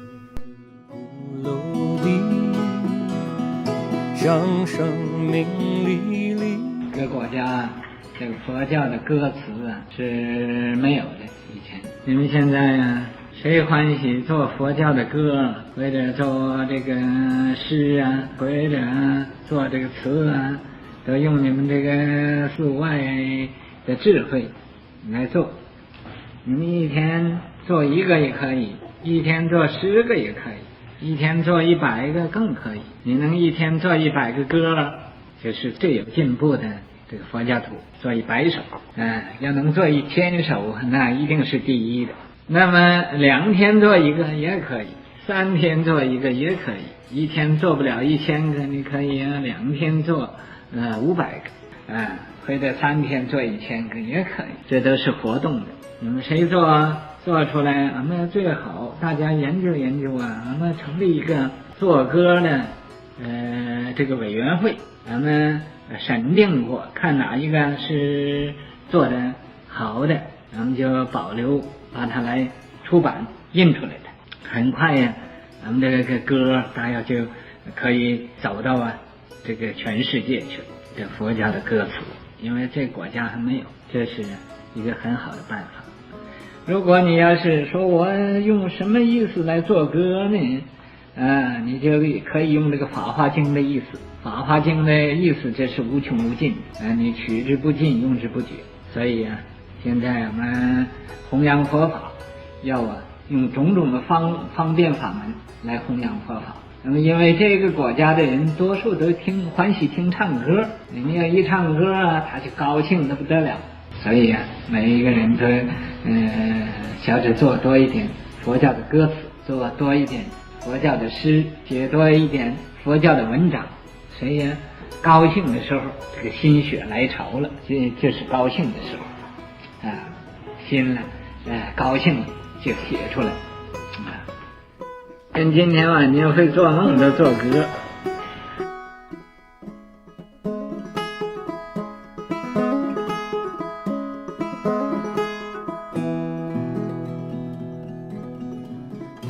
子不落地，像生命历历，虚空粉碎，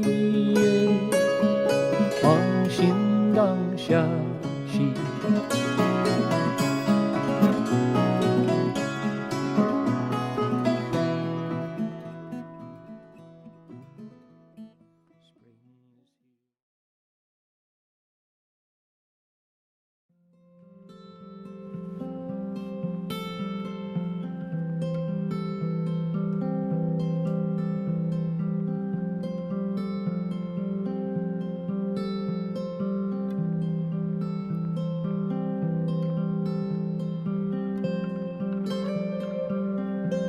At Gold Mountain, Hong Kong came. First time Hong Kong came, I answered the door. He's a great big 6-foot guy. So he very soon wanted to become a novice, and then he began to recite the Shurangama mantra non-stop all day long. And it reached the point where he knelt to do it in front of the altar at Gold Mountain. His legs got huge, almost like he had elephantitis, because he knelt all day and the circulation got stopped up. And the other thing he liked to do was make juice, and he loved to make it for Shifu. So what happened is he got in this habit of, he'd come to Wanke, to evening ceremony, but he would leave evening ceremony to go. In Gold Mountain there was this wall. This was the Buddha hall. This was the dining room and kitchen. So it was very easy to slip out the door and you'd just be in the kitchen. So usually during when we recited Amitabha's name and walked around, but sometimes even earlier, he would leave the evening ceremony so that he could go next door and make very fresh juice for the master. He loved to do it. And then every night he would, after the master got seated, he would bring the cup in and he would put it on the master's table. But the master didn't like people to miss evening ceremony, and he especially didn't like Hong Kong was leaving evening ceremony to do something for Shifu. So he told him many times in front of us, don't do that. I don't need the juice, or you can make the juice early, but Hong Kong wanted it to be absolutely fresh, just squeezed. So one night he brought in the cup. And the cup had a lid. So Shifu began the lecture, and he would drink during the time when the translator was translating. So he lifted the lid off the cup and picked up the cup, and Shifu was either had a cataract or was nearsighted, farsighted. He used to look at things like this. So he looked at the cup like that, and drank, and then talked, and then the translation came. He drank again, and he kept looking in the cup. Then he called Hung Jing up, and he said to Hung Jing, "What's in the cup?" And Hung Jing looked, and he said, "Shifu, there's nothing in the cup." And Shifu said, "There's a bug in the cup." And Hung Jing looked, and he said, "It's not a bug, it's a little piece of fuzz, soggy fuzz." Shifu said, "It's a bug."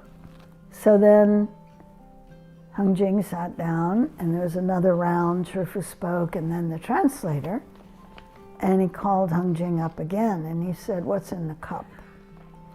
And Hung Jing looked, and he said, "Shifu, it's a bug." Shifu said, "I told you it was a bug." Okay, so then Hung Jing had to show every one of us in the hall that night, had to take the cup and show us, and then we had a vote at the end. How many people said it was a bug, and how many people said it was a piece of fuzz? Well, it was a beautiful bug. I was there, and the bug was very beautiful and very clear, quite big, standing in the bottom of the cup with these lovely legs, and very beautiful bug. So I voted for bug. Everybody voted for bug. So then he called up Hong Kong, who brought him the cup, and said, why do you bring me juice that has a bug in it? And Hong Kong said, there wasn't a bug, Shifu. There's the bug. So he told Hong Kong never again would he accept juice from him. And that solved the problem of Hong Kong missing one cook because he couldn't go make the juice anymore. So could we interpret as Shifu created the bug? Of course. You want to interpret that way, but you know, no, I mean, Shifu has his skill to teach beings. Yeah. Change from now on, no more. No more. He tried. He tried to tell Hong Kong many times, many ways. So it took the bug in the cup to do it.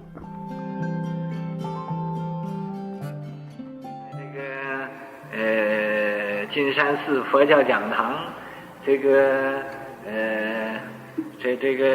果行，在我那个茶杯里头，有虫子，那个茶杯里头有虫子，你们记得不记得？嗯，那个虫子也是来听法的。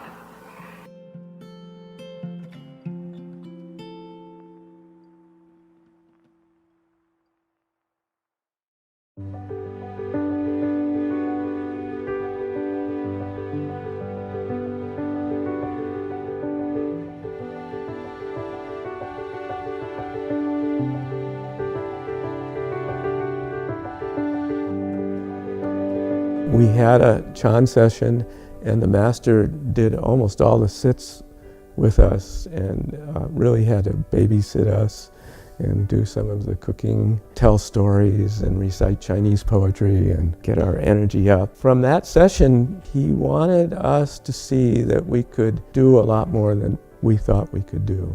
He always said, each one of you, if you work hard, can have a real awakening. And this is so different from the Dharma ending age energy of, oh, this is the Dharma ending age, nobody can get awakened, all we can do is recite the Buddha's name so we can get reborn in the Pure Land. You know, sound familiar?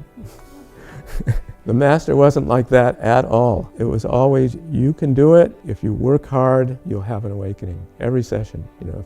If you don't have a big awakening, you'll have a small awakening. And so we had this session for a week, and it was wonderful. Before going back to Seattle, most of us were in Seattle, or some people from the Bay Area there. It was all Westerners. And we decided to ask the master whether we could come back in the summer and do maybe 1 or 2 weeks of Chan in the summer. So we went and we asked him. He said, well, yeah, that's okay, but why don't you come for the whole summer instead of just 1 or 2 weeks? And I remember thinking, wow, I could barely make it through this Chan week.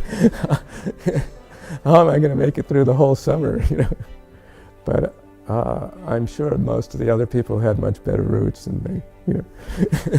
So we were obviously wavering about, can we really do this? And he convinced us, and so we all came back in the summer for the first sutra study and meditation session. And that was amazing and transforming, life-changing experience, I think, for everybody who was there. When you do a longer session, which is more balanced, like the summer meditation session, you have a longer period of time in which to change your habits, and so it has a sustaining quality for the rest of your life that sometimes the more intense sessions may not have. If you read the whole commentary from the Shurangama Sutra summer session, you'll see that the master is not just commenting on the Shurangama Sutra, but he's taking this group of young Americans who basically know nothing about Buddhism, karma, precepts, and is teaching, you know, basic Buddhism 101, Buddhist study and practice to this group. So you have not only the commentary on the sutra, but you see very clearly how in this context the master is teaching Buddhism in a way which is very quickly transforming the lives of the people who were there. So by the end of the summer, almost everybody there took refuge, almost everybody there took 5 precepts, going from this very dissolute lifestyles to very pure lifestyles in the course of 3 months. So that's pretty remarkable. And then out of this group came the first 5 left home people and the beginnings of DRBA, actually.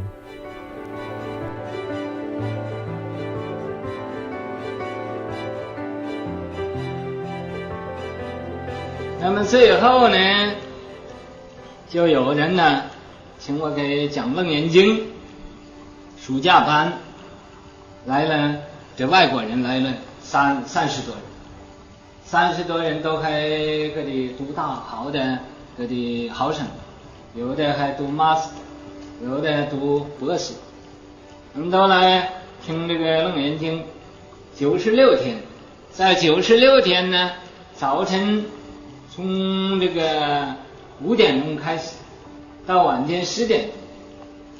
那么96天中间呢，就是礼拜6放香，放半天。那么平日呢，就5分钟的休息时间有，都还讲经。我最初讲《楞严经》，1天讲1次。那么讲了有10几天，我搞得这个《楞严经》在96天讲得完。讲得完呢，那么就每一天讲2次，讲2次，1次2个钟头，2次就4个钟头。那么又过了10几天，搞得这个《楞严经》好长的，总还讲不完。那么以后就1天讲3次，等到最后的1个月，搞得还讲不完，就讲4次。我一个人讲，1天讲4次经，这可以说是从古以来恐怕没有宾果法师讲经1天讲4次的。各的暑假班96天，必须要把这部经讲完了。本来在西雅图来的这个人，在西雅图读书，以后就都转好了，都到三藩市来读书，就终于天天来听讲经。那么就供养呢，以后就有人出家了，最初有5个人出家，还有3个比丘，2个比丘尼都在台湾呢，受戒，在1969年受戒。那一年正月初1就计划等暑假班的时候就开暑假班讲《楞严经》，我就对他们讲，我说在今年呢，美国的佛教会开花了，开几多朵花呢？我有5朵莲花，今年会开。讲过这话，一般人呢也不知道，还没有意思。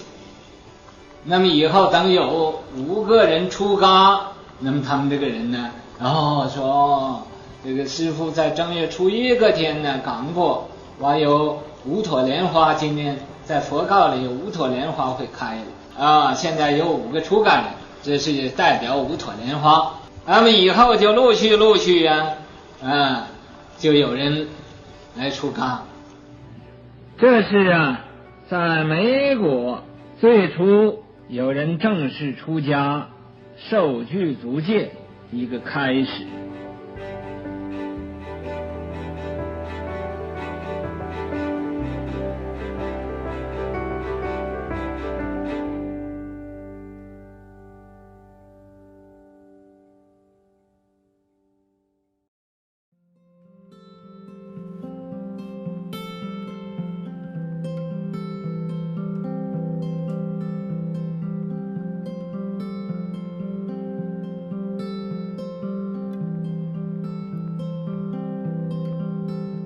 I was a sailor on an oceanographic ship. On this particular cruise, we were on for 6 months. But about 2 months into that trip, in this experience at sea, I had all my thinking stopped. And I needed to find out what happened. How did this happen to me? And so I started reading books, tried to find somebody to help me. And I found a book in the ship's library called Yoga, and he spoke about enlightenment and what happens to the mind, and it struck home. it made sense. I said, oh, this person would tell me, this person would help me. He really makes sense, the way he spoke. He obviously had the way. So he says it's important to try to find a good teacher. So I said, well, that's what I need to do then. So that's how I kind of approached Buddhism. At that time, I was dating a young woman whose friend was Heng Yin, former Heng Yin. They were schoolmates. They went to the University of Washington together. And they were roommates, so they were very close friends, and they'd always write each other. And she was writing about her experiences with this old Chinese monk who was enlightened. And I said, oh, I really need to meet this person. I needed to find somebody that could help me understand what happened. And I think this person definitely could do it. The way she wrote about him,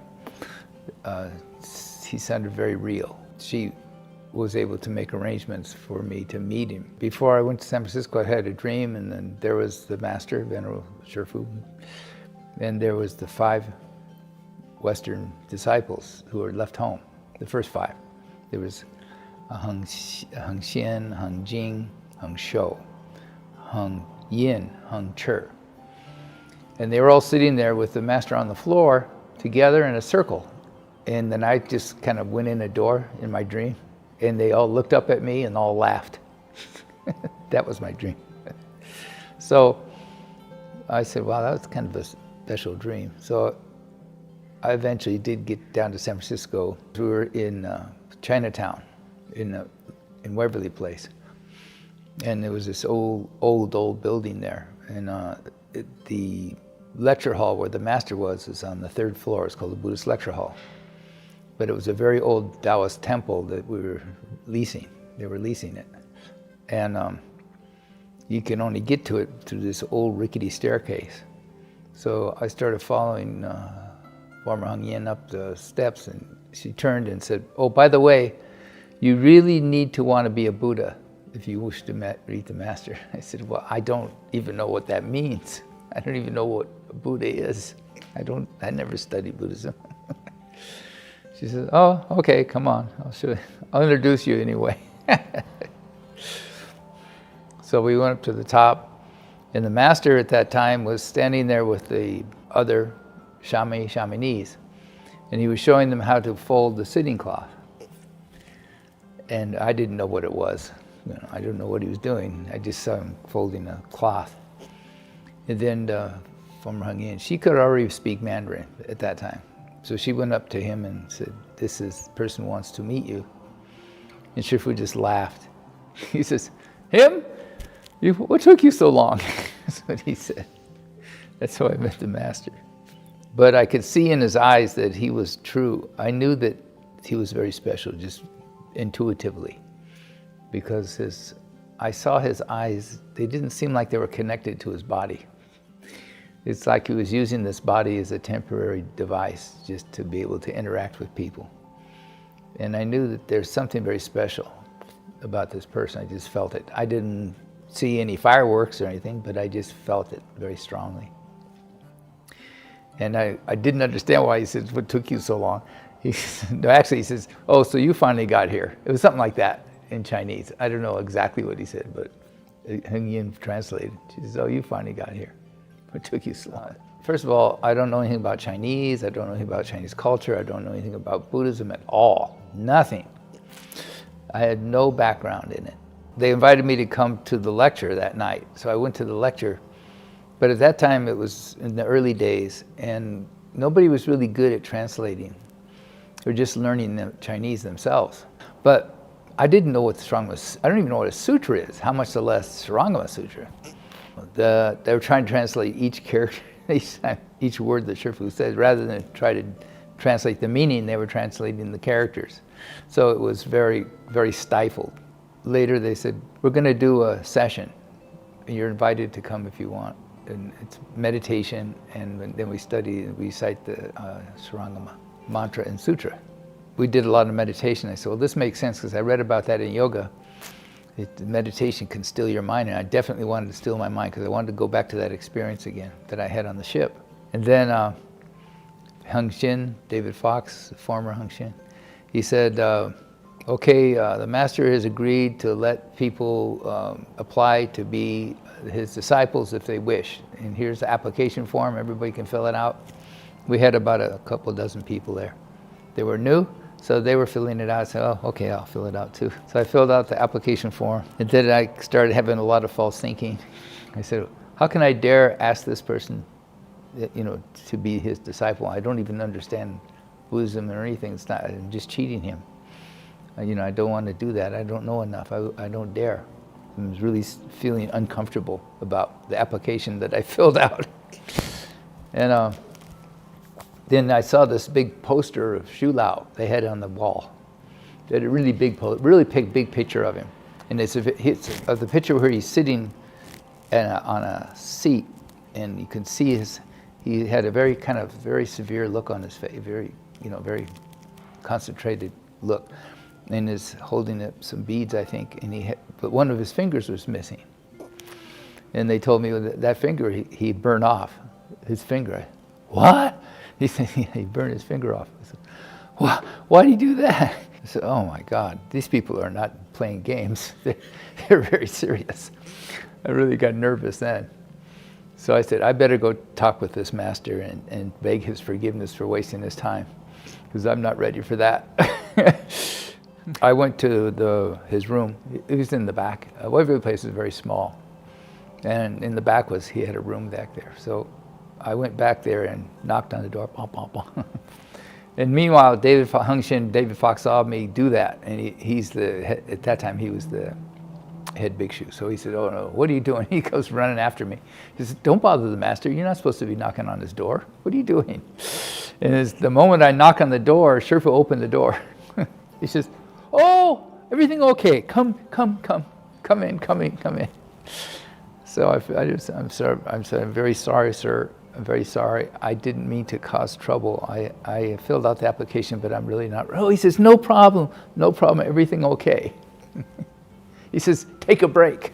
Go take a break. You can come back later when you're ready. No need to worry about it. Everything okay. He kept saying that over and over. So he already knew my state. So I knew that. I knew that he had some kind of very special, now we call it Shintong, but spiritual capable. But I just didn't know the extent of it, But I knew he understood my situation. I just knew it. So I felt very bad. So I left for a while. I went to Zen Center for a while, tried to Zen. It was all just surface, not profound enough.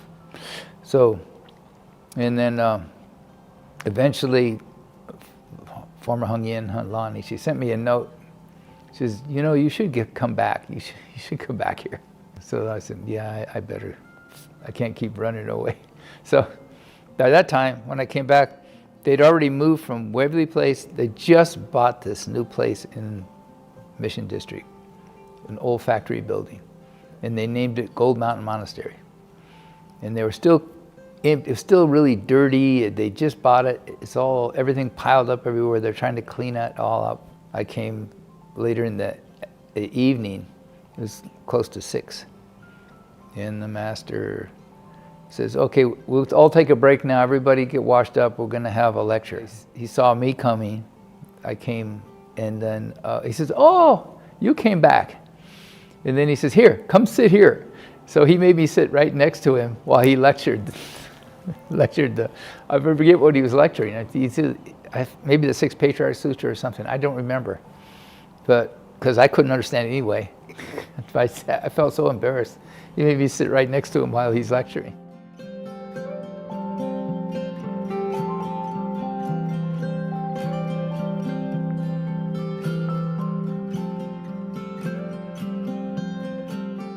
咱们这有一个果回的，字叫恒来。这个人呢，当初报名要皈依，我就对大家说了，我是示范皈依我的人呢，都要成佛。你要不成佛嘛，不愿意成佛就赶快跑啊！现在还可以来得及，我就不收你。你们这果回嘛，什么他都愿意成。就是不愿意成佛。于是乎啊，他也不敢皈依了，拔下腿就跑了，逃之夭夭了。跑了几年，跑到什么地儿去呢？跑到海里去。他在陆地上啊，恐怕又找他回来成佛。那么到海里，到那个潜水艇里边去，总在海里头迷着。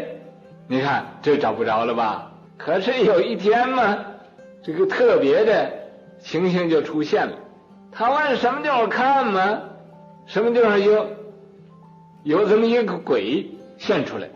这个鬼是谁呢？就是他以前要皈依的，叫他成佛这个人。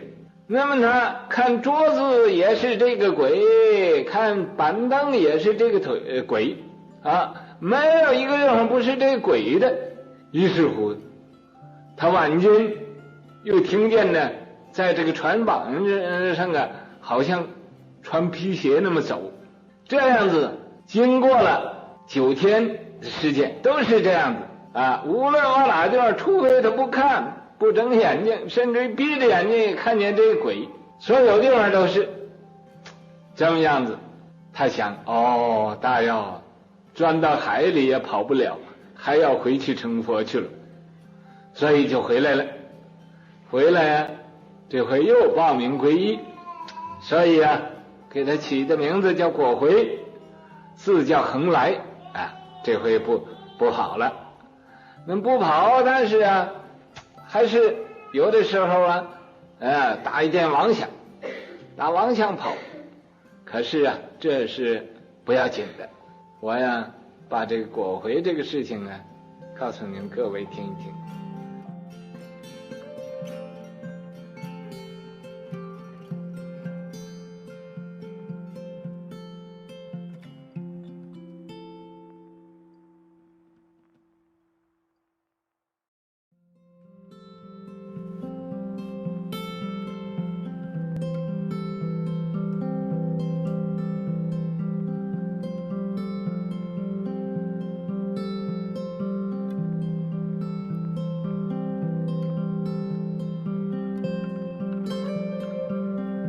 Stephen Levitt and Dr. Epstein were friends, and his wife came to Seattle. He had her go down first to see Shifu before the rest of us went down because she was having difficulties. So he sent her down.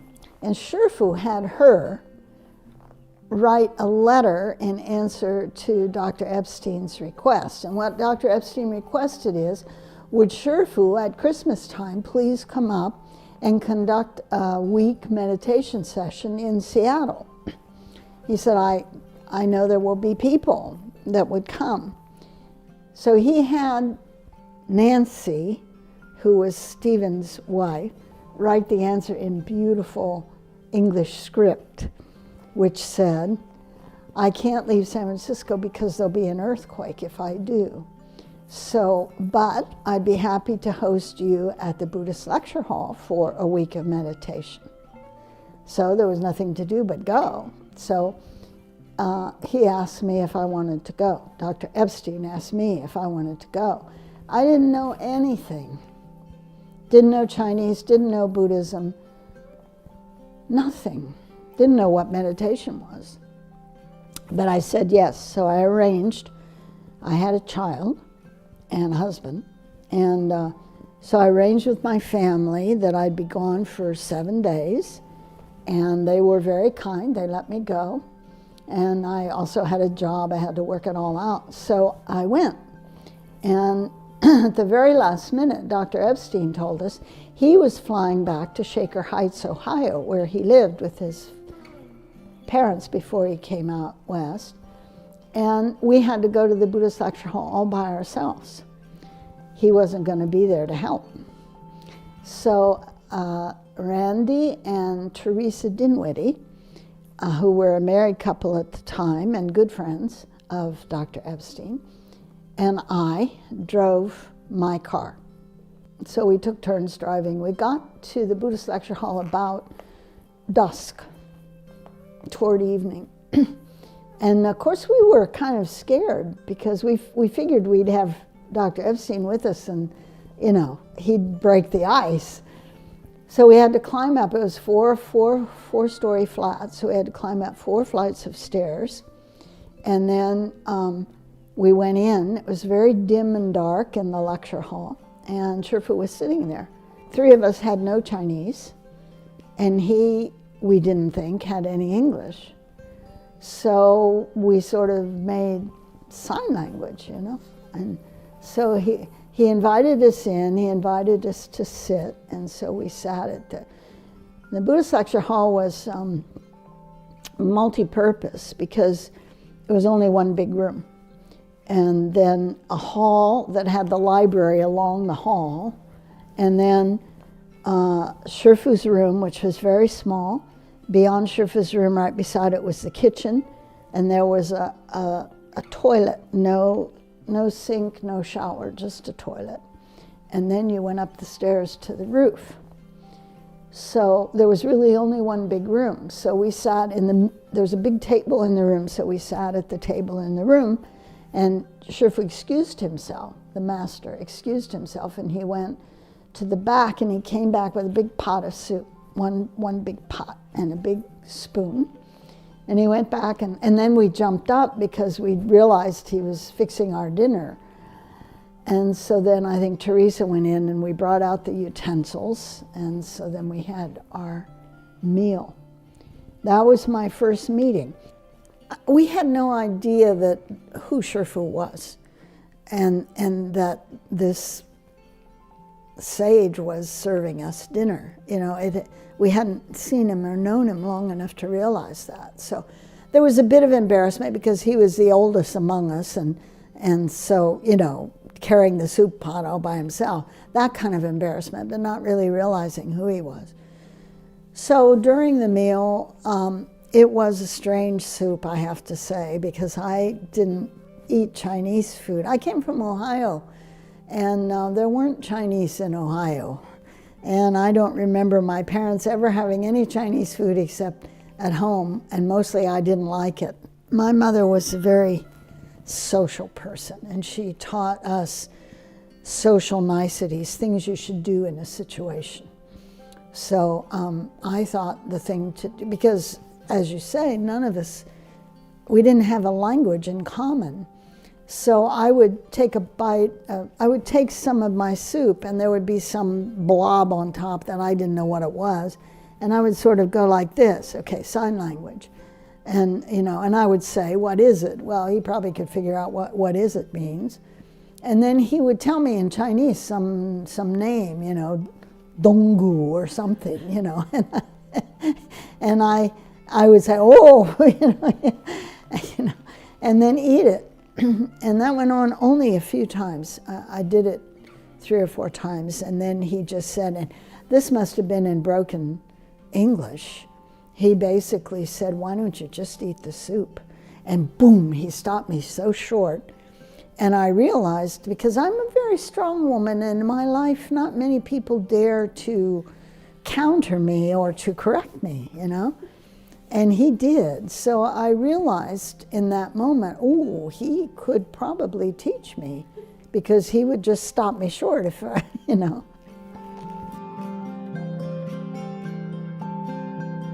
所以我呀，到什么地方，我讲出来话都是人家不愿意听的话。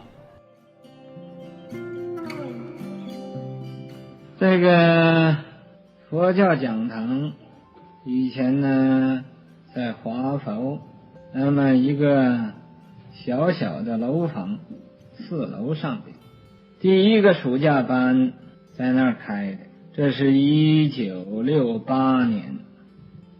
暑假班，当时这个暑假班呢是96天，在这96天呢，有很多人从西雅图来参加这个暑假班，所以在这一个暑假班96天呢，勉强把这个《楞严经》讲完了。那么讲完《楞严经》，就有5个人呢出家，5个人之中。 有3个比丘，2位比丘尼。这是啊，在美国最初有人正式出家、受具足戒一个开始。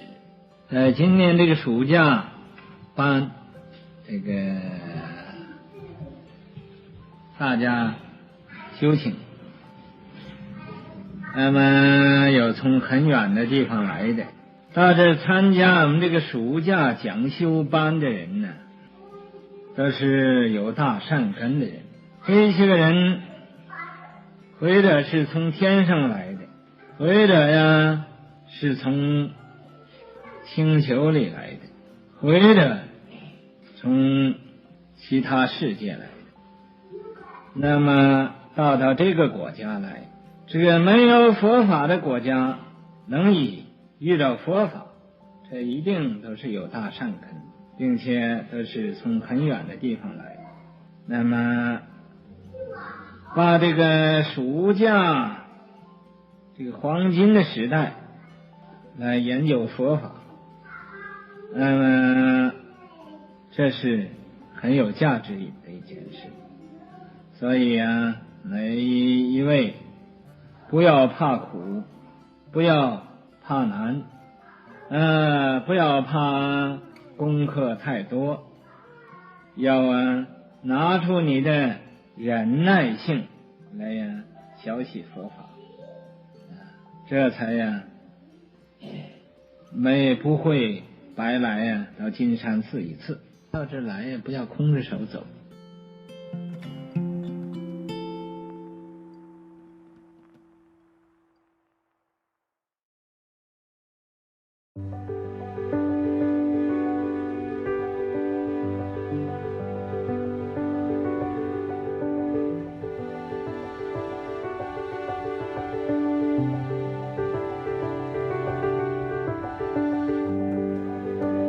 I think we were profoundly disrespectful of him in many ways because we were, most of us were radical, individualistic dropouts of the 60s, early 70s.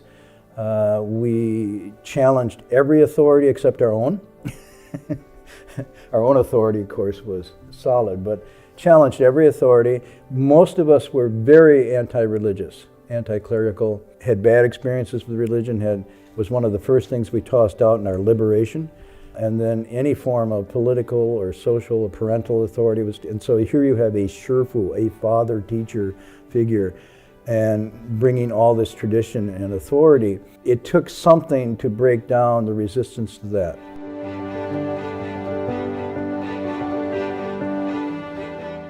And eventually we all ended up in this converted mattress factory called Gold Mountain Monastery in San Francisco under this teacher who actually spoke no English and had no access to what we were coming from.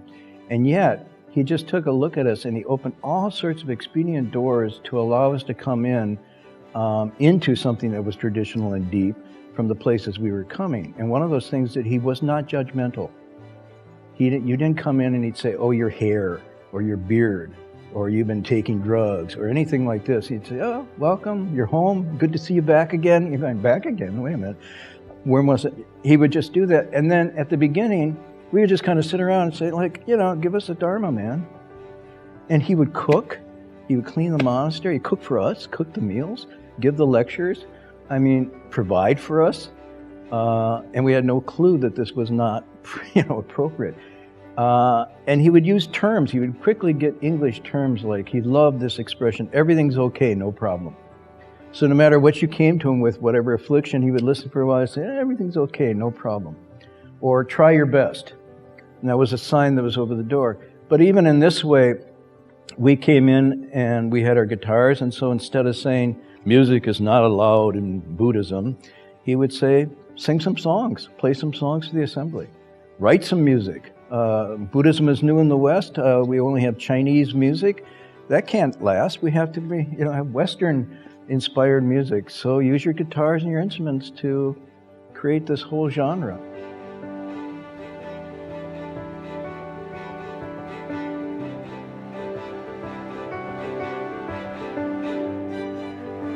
And teachers like Master Hua, if you look at his life, they don't go to the Pure Lands. They actually go to the opposite. So that we had a close relationship at the beginning with Master Hua is only because that was the most dire, worn out, desolate place in the Dharma realm where he could do his work. He was at the heart of San Francisco in the Mission District in the 60s. And the people that were coming in were on the fringe of falling into various evil destinies, okay? And so he does that emergency room treatment in an area. And you look, he goes next, he goes to Los Angeles. He goes to the major cities in the United States at a very troubled and turbulent time. He doesn't choose the comfortable places to go. Temples that he sets up are rough-hewn. They're abandoned factories and abandoned churches. He goes into the shell, the detritus, if you will, of what's there and brings new energy. And so it's the fact that maybe we met him at that time is only an indication of how dire I think our situation was, perhaps because of previous relationships. As a concerned parent, he says, these kids have really gone off the track here. I need to get there right away.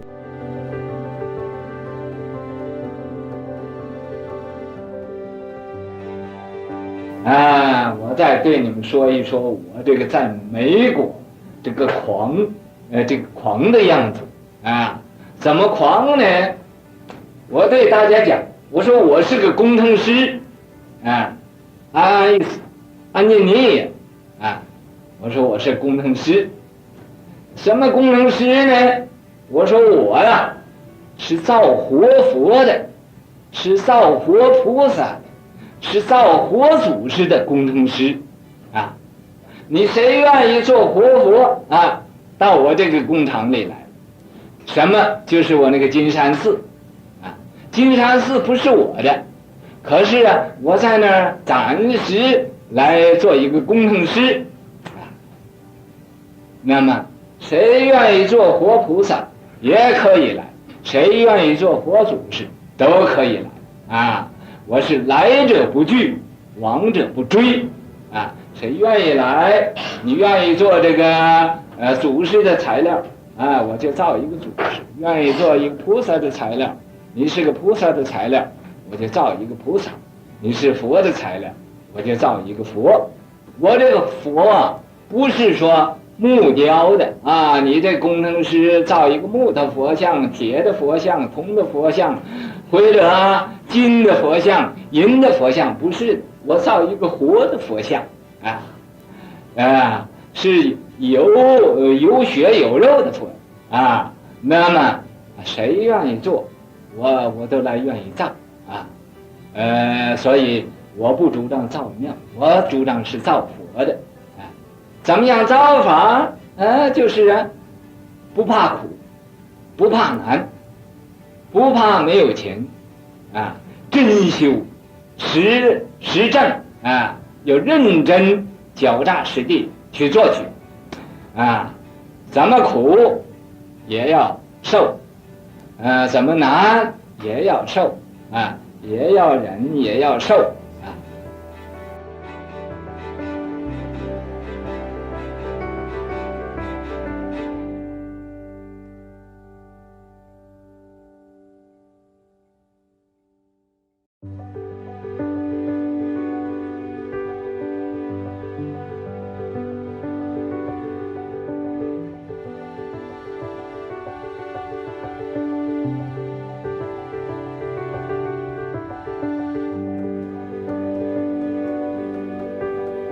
We had tried our best to, quote, get enlightened on our own and realized we didn't have it. We couldn't do it. I couldn't do it.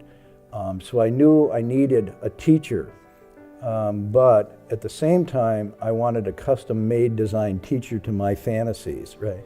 I didn't want the real teacher. My grandmother taught me how to pet cats. When you pet cats, you start at their head and you go back, and then they go.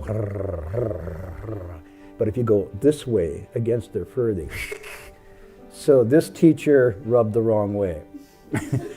He rubbed my fur the other way, from the tail forward, and I was like, and I just, why don't you just rub me so I purr? And he said, basically, he said, you've had too many people rubbing you that way, and you've surrounded yourself with people that give you honey and sweet talk. And he said, as a result, you're really confused and you can't grow. So he would rub the wrong way, and the first way, of course, he rubbed was my first week there. where he just out of the blue made this 5-minute commentary on arrogance and people who think they know everything and therefore their vessels are already full, they can't put anything in, and how pathetic. They come to the mountain jewels, leave empty-handed, and it's like, oh, he's talking to me. Then that was the breakthrough that allowed me to say, if there's somebody who knows me better than I know myself, he could be my teacher. Yet I resisted. The traditional thing would be to bow, and I didn't want to bow. So I told you the story. I stayed in the back of the group. Everybody was around the master talking, and I was 6 rows deep back, and I looked left and right, and I went, did a bow, came up, did another bow, came up. You have to do 3 bows to show you're sincere.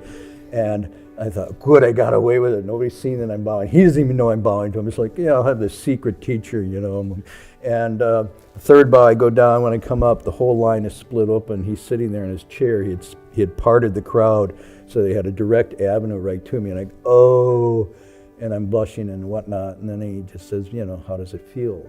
Does it hurt? And and as a result of that, that was the first encounter. But I must say, I went on testing.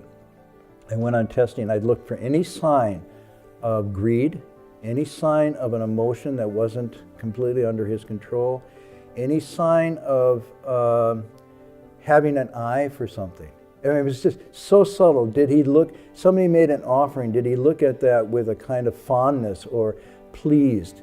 A red envelope came in, did he look and see how much money was inside? Incredible offerings were made to him. Did he, categorize his offerings? I just went through everything. Was there any inconsistency in anything he ever said? It was just quick to get in it and nail it. And as much as I thought I could find something, I never found anything. And I kept pushing and pushing and pushing. And I think probably that's the most important factor in my heart opening up, was the trust. And it wasn't a blind trust, but it was a trust that was tested. I had to test this. But it was also his ability to respond to me without me asking that really opened it up. He just kind of was there at the right time with the right words.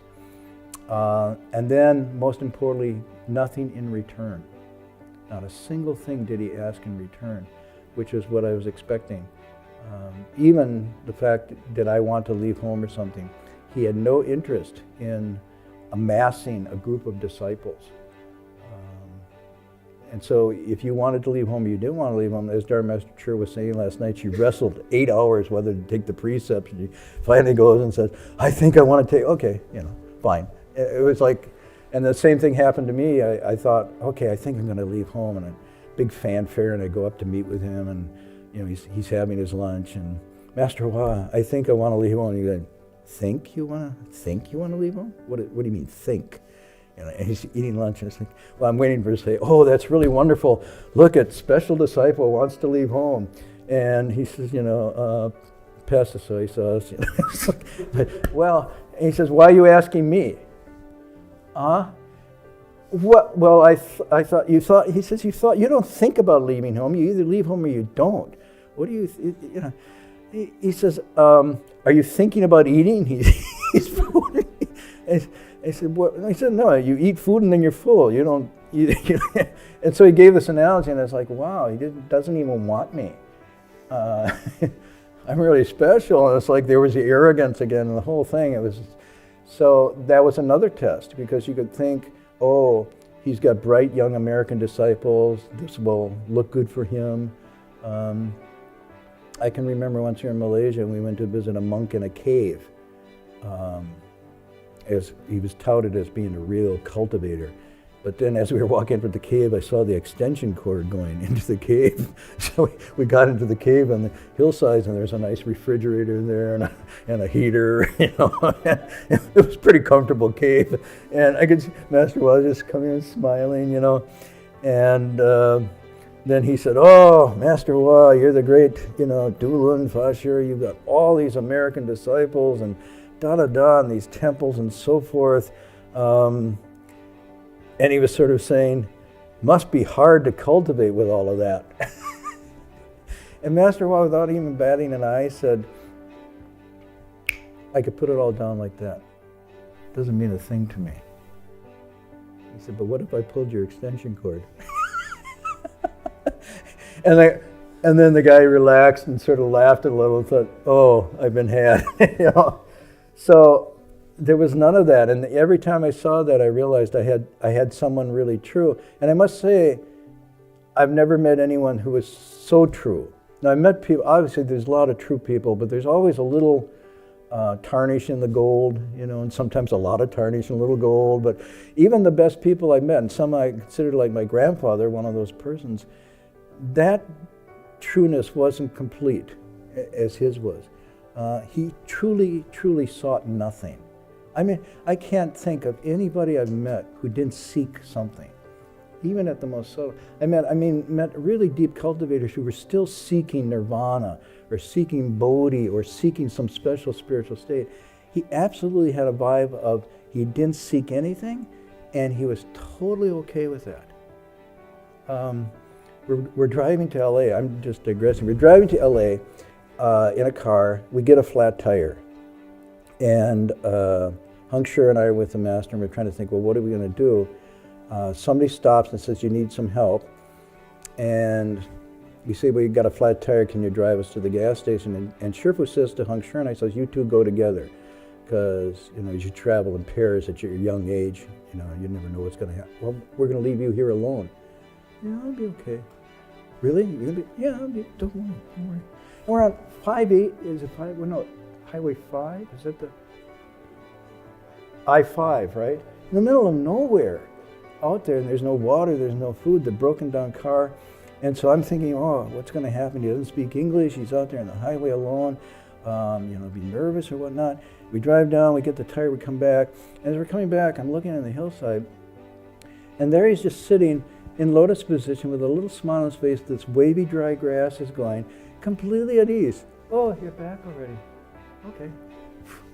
You know, no nervousness, not anxious, not hailing down anybody, just being who he was.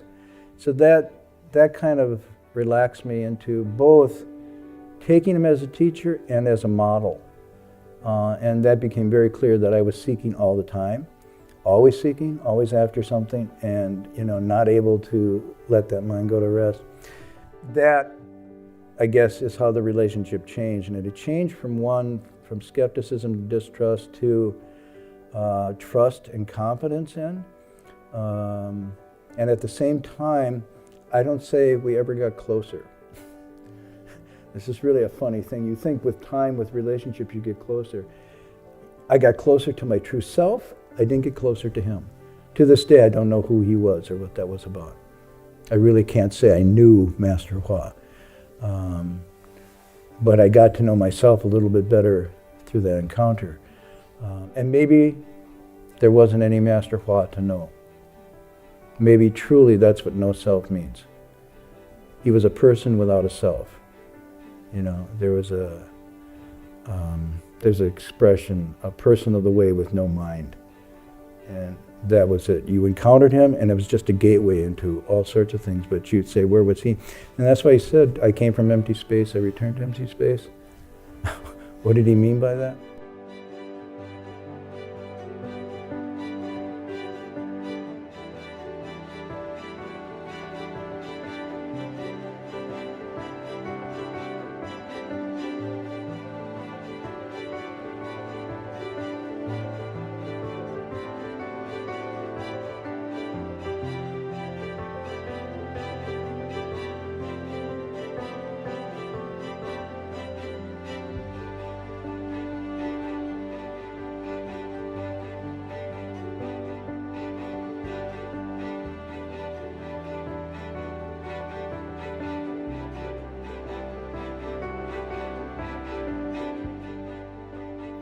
所以我常常对人说，我没出家以前，我的名字有个假名字，叫什么？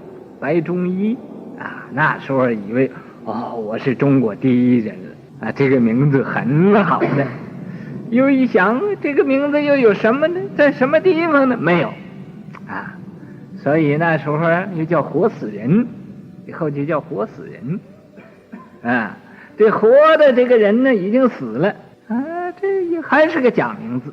以后有守孝呢，一般人啊又称说这是白孝子，这还是个假名字。那么出家的名字呢叫安慈，以后叫杜伦，啊，现在又选了化，这通通都是假的。那么究竟真的名是什么呢？我的真的名字就叫众生，啊，这是我一个真的名字，啊，再还有一个真的名字叫佛，啊，为什么呢？众生可以成佛，我将来呀，啊。等到一切众生成佛了，我就成佛。你说这个名不对吗？我又要叫心啊，因为众生和佛都没有除去你的一念心，所以这个心，这也是我一个真名字。心佛及众生，是三无差别，这三个没有什么分别，所以这三个是我的真名字。你们要找真，你们师父是谁？说哦，我们师父就是众生，啊，我们师父是谁？是佛，啊，我们师父是谁？是我们的心。除了这三个，那都是假名字。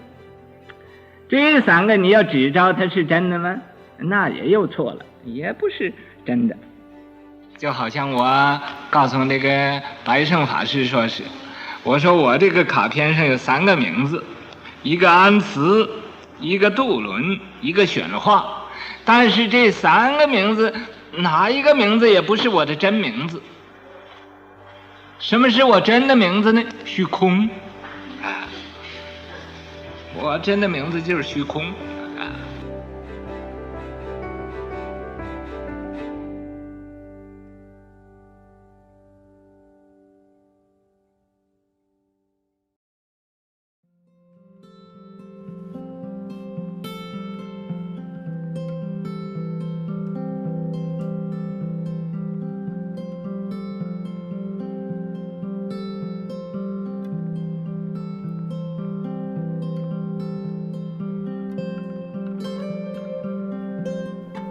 One day the men got the mail, and it was an invitation from the Zen Center in San Francisco that Suzuki Roshi, that's not the one who wrote the book who's famous, it's the Suzuki Roshi who was the head of the Zen Center in San Francisco, different Roshi. He was going to transmit his Dharma to an American, Dick Baker.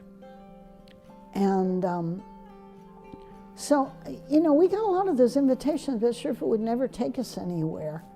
But this one, he said he wanted to take us. So he set it up that we were going to go. I can make a long story short, or I can make a long story long. The long story is we looked terrible. We didn't have clothes because the clothes came from Hong Kong and they were for little Chinese people, and we were big Americans. And so they didn't fit. You know, they were either too short or not wide enough around or whatever, and they didn't match color. And we didn't have shoes because they didn't make them in the United States. You had to get Sangha Arhat shoes from Asia, and we didn't have money. So we were a motley crew, we really were. And he said, you're gonna go with me. So about maybe 8 or 9 of us disciples, the first 5 and the next 4 at least, went. And because Shifu was Shifu, he got a place of honor. So there we are in our mismatched everythings, and he marches us in. They march us in almost front and center. And then Baker, Dick Baker, who's going to become Baker Roshi, comes in. And we were quite amused because he looked just about like us. His was Japanese tradition. He was a great big tall guy, probably 6 foot. So his clothes didn't fit either. He had scrawny legs, and the robe was up about his knees. So anyway, now when I go to that place and I see the room, it's very small, but to me at that time it was a vast room. And so it turns out Suzuki Roshi had cancer of the throat and couldn't speak. by that time. And so I remember, now I know because I've been there and I know what I saw then, but what I saw was Dick Baker, who was going to become the Roshi, walked over and up some stairs, and Suzuki Roshi was on the other side of the door, up the stairs. And that's where the transmission took place. They said, well, Suzuki Roshi couldn't talk, but something happened between them. And then he came down, and the ritual was, because Japanese are very into ritualistic, so the ritual was going to be, he told about his transmission, he gave a little speech, and then they got to ask questions. So he came down and said, it was wonderful. I got my teacher's transmission. He said, there is no high and there is no low. This comes from the Vajra Sutra. Everything is equal and everything is empty. So he went circle, and then he said, I got it. I know what he meant.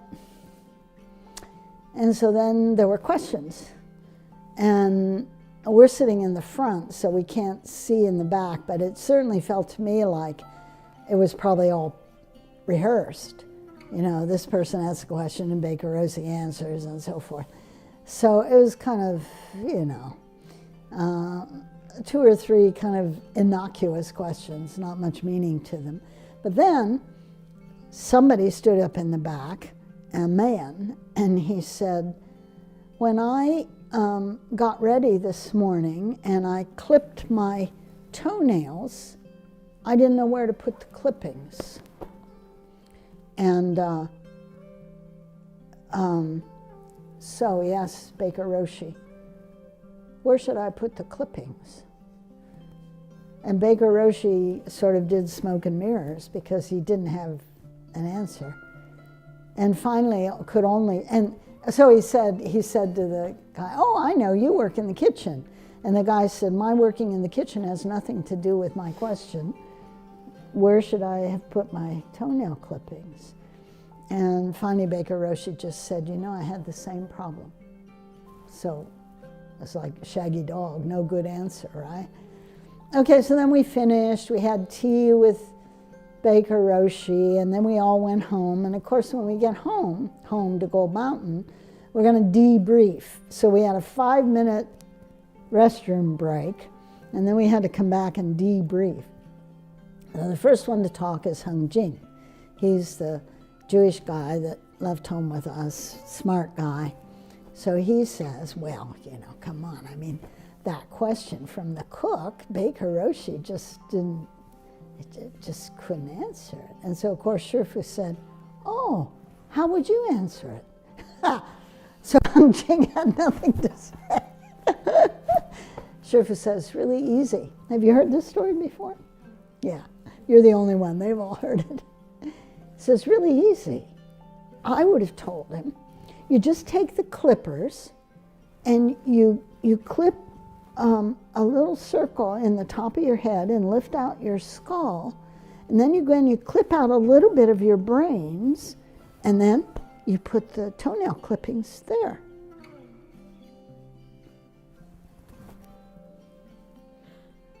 You're laughing. So what was that? That came from the Sixth Patriarch Sutra. Sixth Patriarch said, in the end, when he taught us how to handle the Dharma, he said, if somebody says day, you answer with night. If somebody says good, you answer with bad. So, the most useless thing probably is our toenail clippings. And the most valuable thing to us is our brain. So the master just did that. That was an example of the 36 pairs of opposites that Sixth Patriarch taught. But what was the principle? The principle, it wasn't just I say this and then you say the opposite. It wasn't Chan banter. What the principle was that if you say something extreme and he follows with something at the other extreme, there's a chance that you come back to the middle in that very moment of thought when you're over here with the toenail clippings and he says the brain, whoosh, you come back. So that's an example of the middle way, and that's what the sixth patriarch was teaching his disciples to use, was that method, so that if people were ready, they could get enlightened when they heard those two opposites and brought them back. And you could have gotten enlightened. I mean, it's not true for telling it, but you could have. Did you? No. Oh, okay. It's 36 pairs. Yeah. Yeah. I love that story. And it was it's another example of his humor, which always has a moral to it. You always learn something. So the lesson from this is,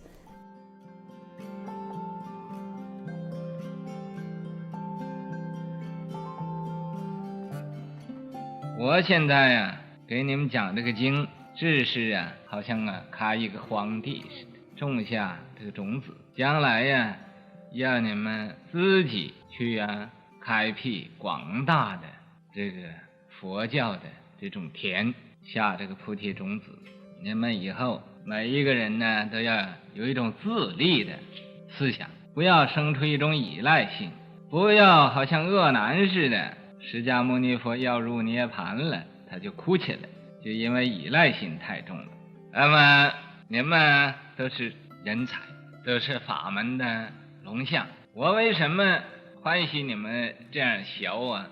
我虽然没有什么本领，我教出一些个徒弟要有比我有本领，要青出于蓝，青出于蓝，那个青色呀是从蓝色染出来的。又有一句话说，有状元徒弟，没有状元师傅。你看种状元那个学生啊，他的老师并不是状元，他的老师啊也是一个普通的秀才呀、举人之类的，不是状元。那么他可以教出状元的徒弟来。你们现在呀学这个佛法啊，你们这个师傅是个业障鬼。为什么讲这个呢？这也是讲众生的根性的啊。我是业障鬼的根性，你们就是菩提萨法的根性。那么要经过一番锻炼，然后会成就的。但是不要生一种依赖性。我在这儿，也就像我没有在这儿一样；我没有在这儿，也就像我在这儿一样。如果你们现在不练习自己自强不息呀，不知道哪一天。或者有什么阿斯顿或者地震把我震到海里去，你们那时候怎么办呢？你也早就不依赖师傅，那么到有什么问题的时候都不要紧。你们各位呀，要时刻要努力，要为佛法着想，不要为自己做着想。那么这是很浅显的一个道理，也很要紧的。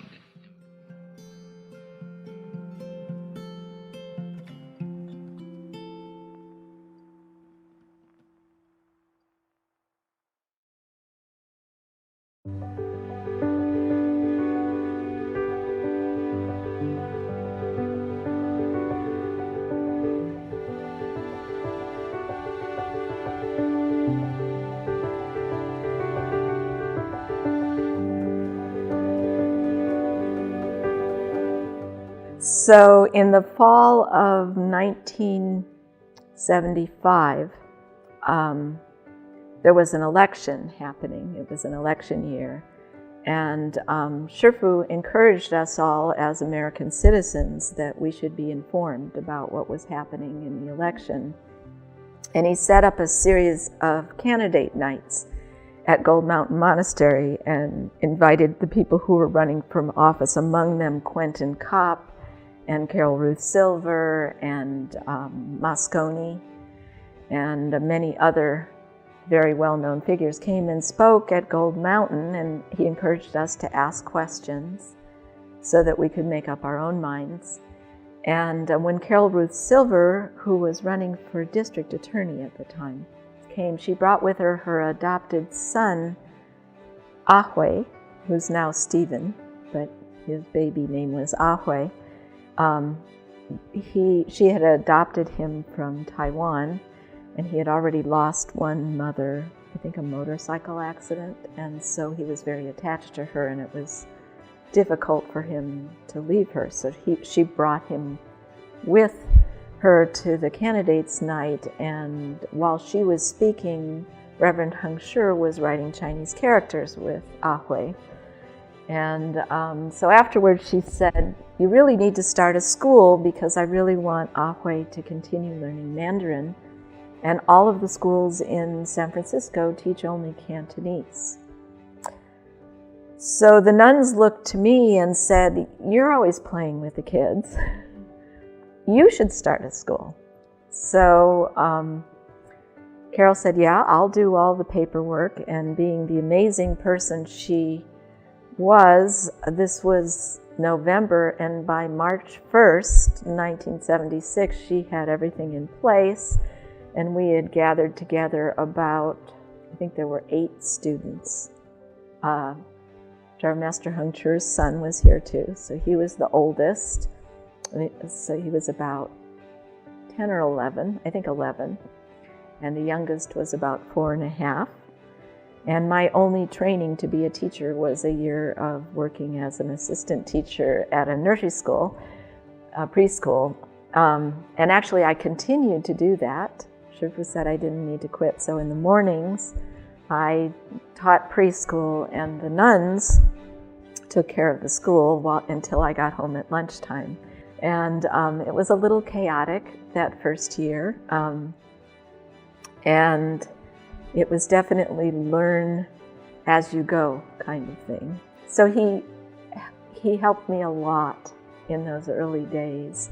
And he taught as every situation arose. It wasn't like he sat me down and said, "This is how you run a school." He told us general things. We should teach kids to be filial to their parents. We should teach them to be respectful to their elders, to be good citizens. And other than that, he really left it to us to figure out until something happened, and then he would try and help us out of the difficult situation.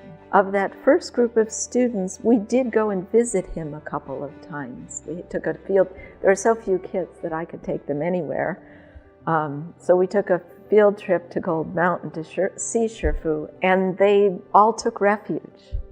And their names were all from the 7 jewels from the Amitabha Sutra. So there was a Guo Ma and Guo Nao. There was a Guo Che and Guo Ju, Che Ju Ma Nao. So he gave them all the names. And then we had an Ananda, that was her name. And then one of the nuns had a son named Josh, and he said that was Jasha, Kashyapa. So they were a very interesting group of children. At the City of 10,000 Buddhas, he did come to visit.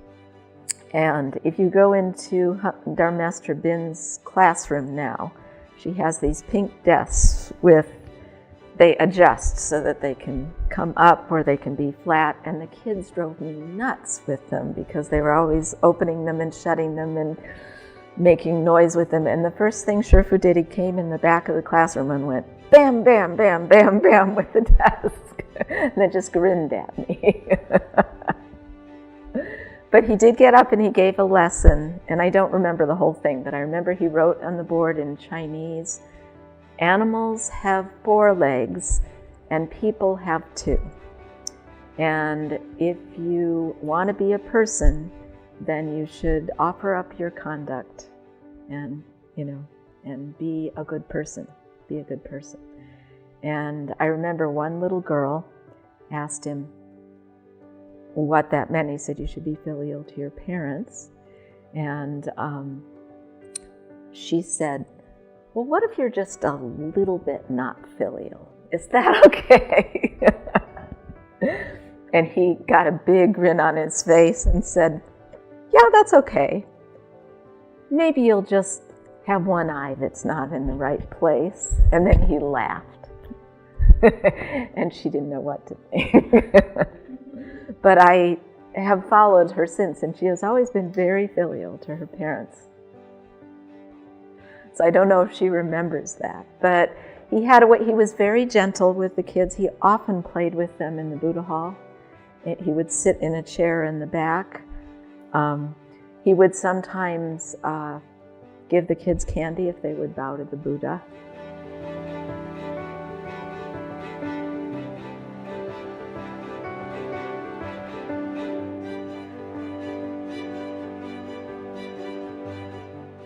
认识这个字吗？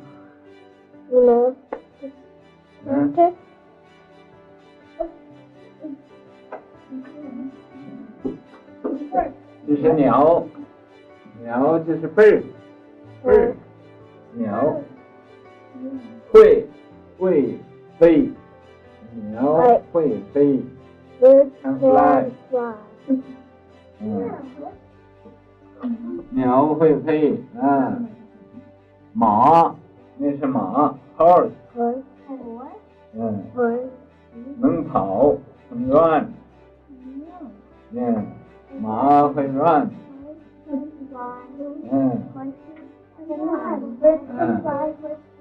this bird， 这个鸟啊，穿的花花绿绿的，很好的衣服，还有啊，很喜欢高了飞，马能跑，鸟会飞，马能跑，会飞，马能跑，鸟会飞，马能跑，马会飞，马能跑，马是 horse。马能跑，你看那马跑的很快的嘛，有汽车那么快。What if you are filial, but sometimes you don't do what they say? 如果你孝顺父母，可是有的时候不听话。那就不是孝顺父母。That's not being filial. Sometimes you don't. 要是孝顺父母，就要以顺为孝，要顺从父母的心。If you're really filial, that means that you always do what you can do. You really support what they tell you to do. What if you only do a little bit? If you're afraid to eat him, 一点点不听话，就有一点点的丑陋。Then I'm going to be filial. I saw a bird without an eye. First one.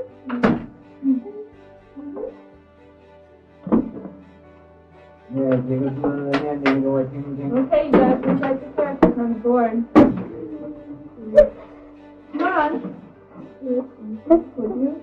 鸟会飞，马能跑。好。鸟会飞，马能跑。鸟会飞，马能跑。鸟会飞，马飞。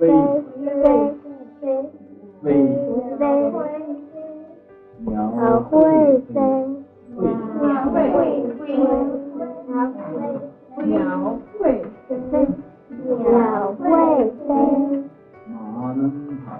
马能跑。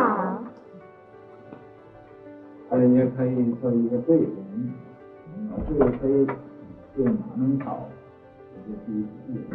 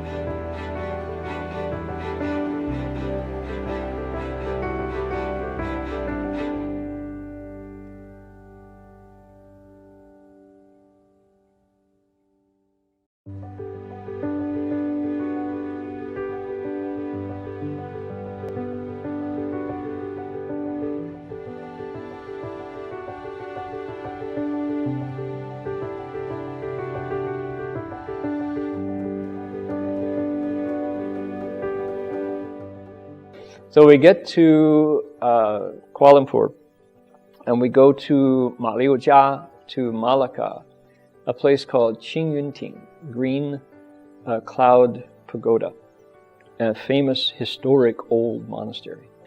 And I'm eating at the table outside, and I'm watching Marty, and Marty turns white and faints.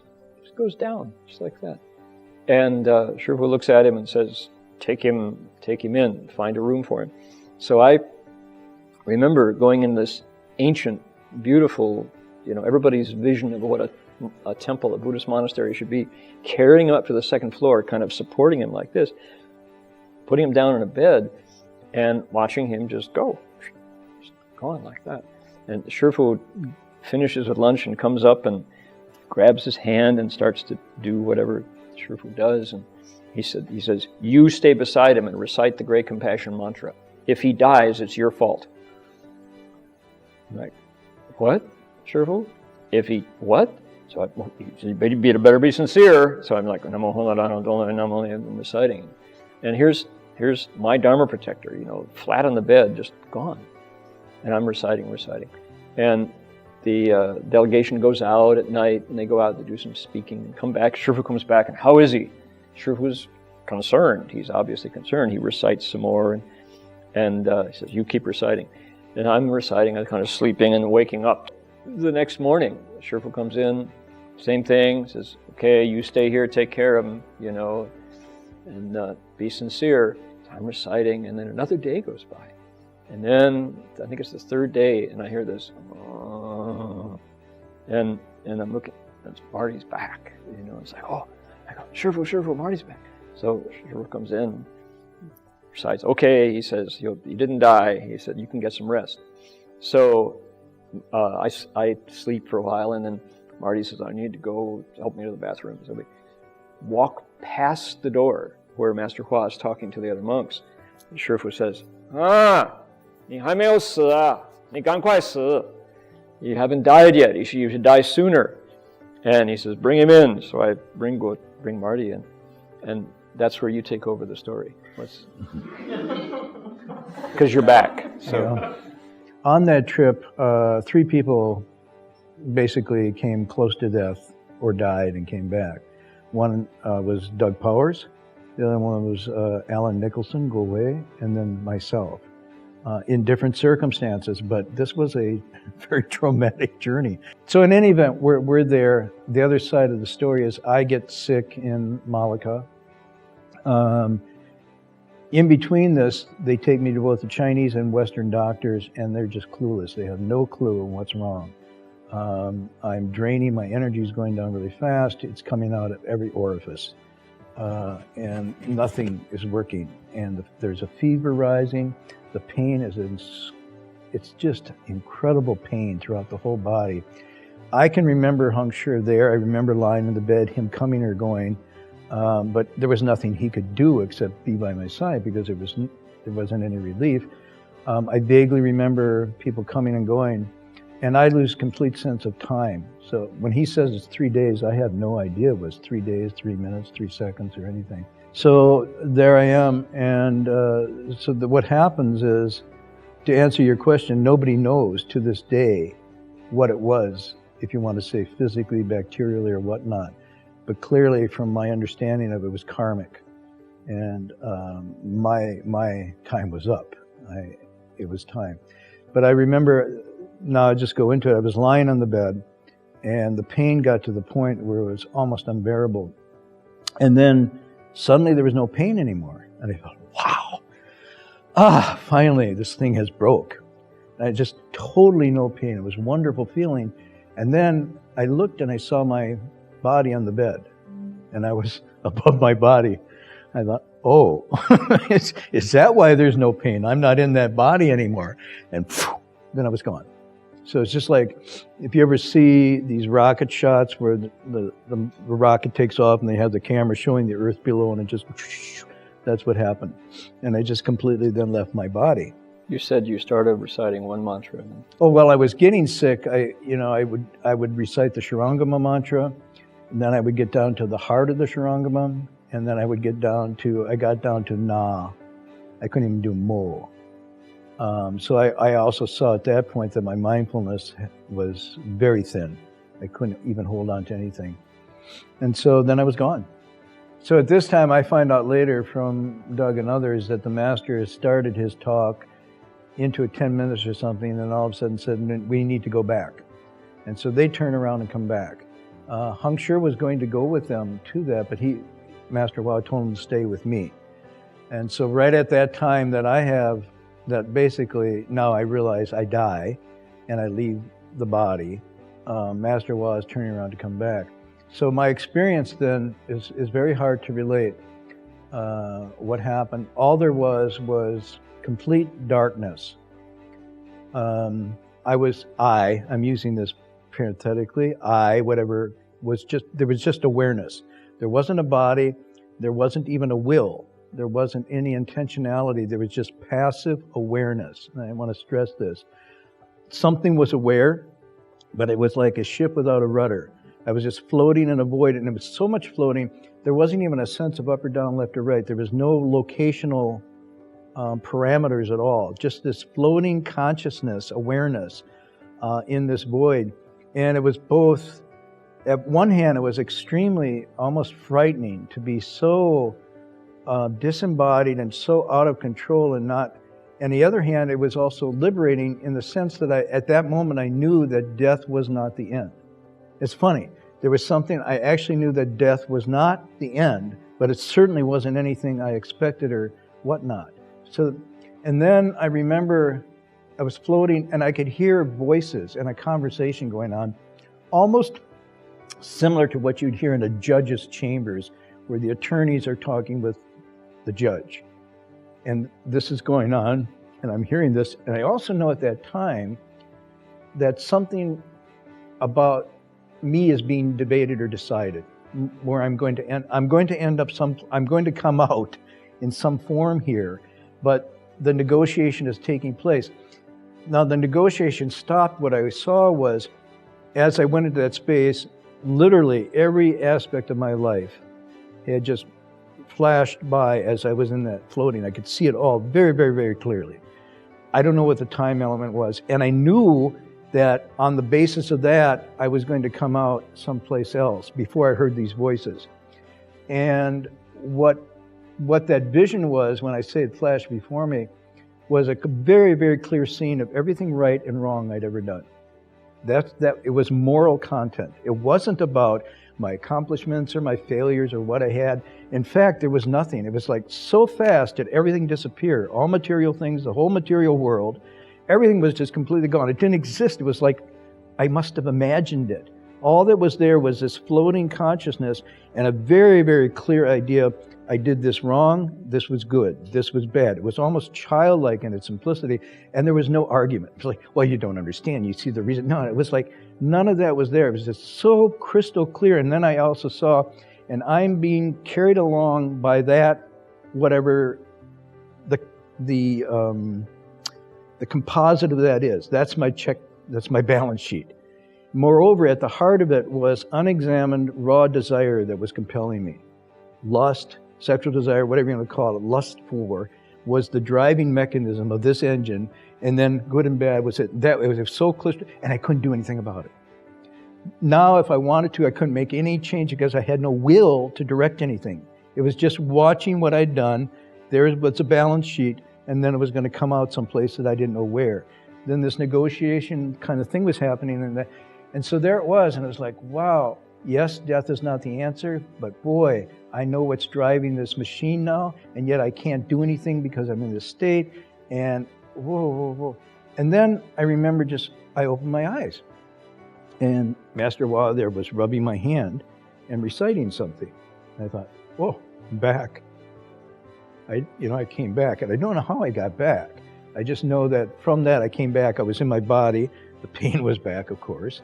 And Hung Sure was there, and Shifu was doing something very kind, very concentrated, intense, and then he looked at me and nodded and he went.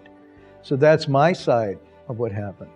So then when we're passing the door, when he says, have you died yet? Hurry up and quickly die. he was referring to what I experienced was what was keeping me in this was my desire. Let your desires die to solve this problem. That's the part. And he said, and then he turned to somebody, he said, how inauspicious is this teacher wishing his disciples to die? But he said, I wanted you to die to your desires which keep you in this cycle of birth and death. And so then I was back. And I think he also said, it's a good thing that you have a little bit of cultivation, or I wouldn't have been able to bring you back. Then we found later it came out, he said, do you remember? I said, yeah. And she says, well, I had to go and negotiate on your behalf.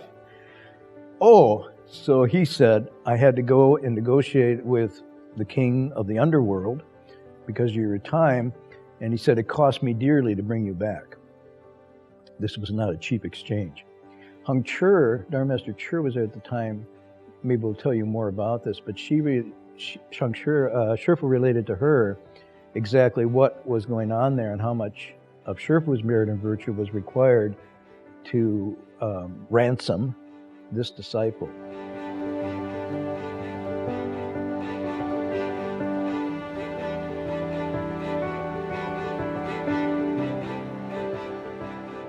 When the day that it got really serious, Sherpa went out with the others and he left Reverend Hung Sher to take care of Marty, and he left Gotong to be there too. So Gotong was in the room with the two of them, and Gotong could see some things, so he suddenly got cold and he saw the ghost of impermanence come and scared him to death. So he began madly reciting the Great Compassion Mantra, and the ghost subsided. And the other thing I know about that story is that Shifu told us that he used the seal hand from the 42 hands. When you do the seal hand and you know what you're doing, you put a command on the seal. And that's what he did with King Yama. For Marty, he sent King Yama the seal hand, and with the message, this is my disciple and you can't have him, it's not time yet. And so he and Yama went back and forth about Marty, and in the end, Shifu got to keep him. But he told Marty when it was over, I had to use all your merit and virtue in order to pull this off. So you've got to start again.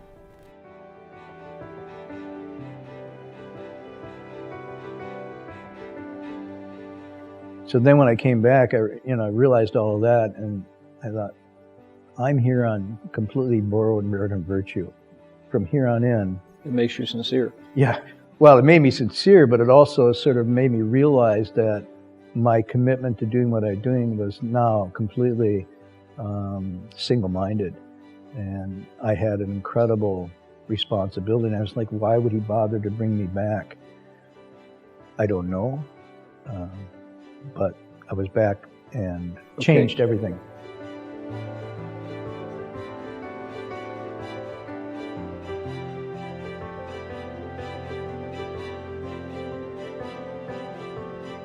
那么我要有一个皈依弟子不成佛的话，我也在这等着，无论等多久，等1年、2年、3年、5年、100年、200年、1000年、10000年啊，甚至10000个大劫、100万个大劫、1000万个大劫，我都等着。我一定要皈依我的人都成佛了之后，我再成佛。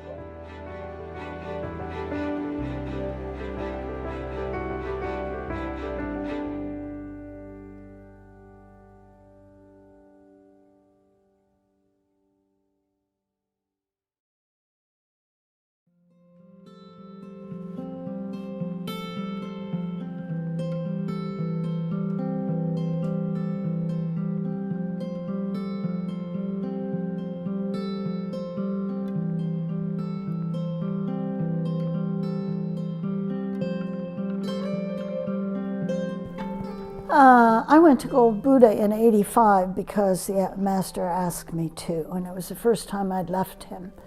And he was lecturing every day, well, many days at CTTB, and I was going to miss that. But I always did what he wanted, even though it was hard, and this was very hard. He had me take Hung Ming, another American, and then he had the two of us drive. It was about 20-hour drive from CTTB up to Gold Buddha. And we became the people who took over when we got there, that everything was in Cantonese. There weren't any Westerners, and the only language was Cantonese, and I didn't know Cantonese, and neither did Hung Ming. So we began to have to learn it. I thought that when Shifu sends you away from him, that suddenly it's a big loss because you don't have the daily contact with Shifu. But I found out from the phone calls, first time was, remember the phone calls when I was at the Buddhist lecture hall, and Shifu would call me and let the phone ring until I answered it. You know, I thought about that. Maybe he thought I was still on the bus. But of course, I guess he knew I was there reciting the mantra, just not answering. Anyway, and then he would talk to me so that I got a part of Shifu when everybody else got him during the day. When I would go back at night, he would find out, how are you doing, and all those things. And so even though you were away from him, he gave you a lot. Well, the same thing happened in Gold Buddha. He called me a lot and taught me. So how he taught me was downstairs in the vestibule, when you first come into Gold Buddha, the old Gold Buddha, there was a desk, and we made a record of everybody who came in the door. And if they gave money, how much money, if they gave donations, we made notes.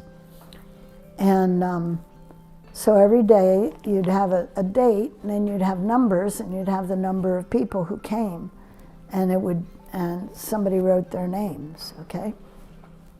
And the phone was upstairs.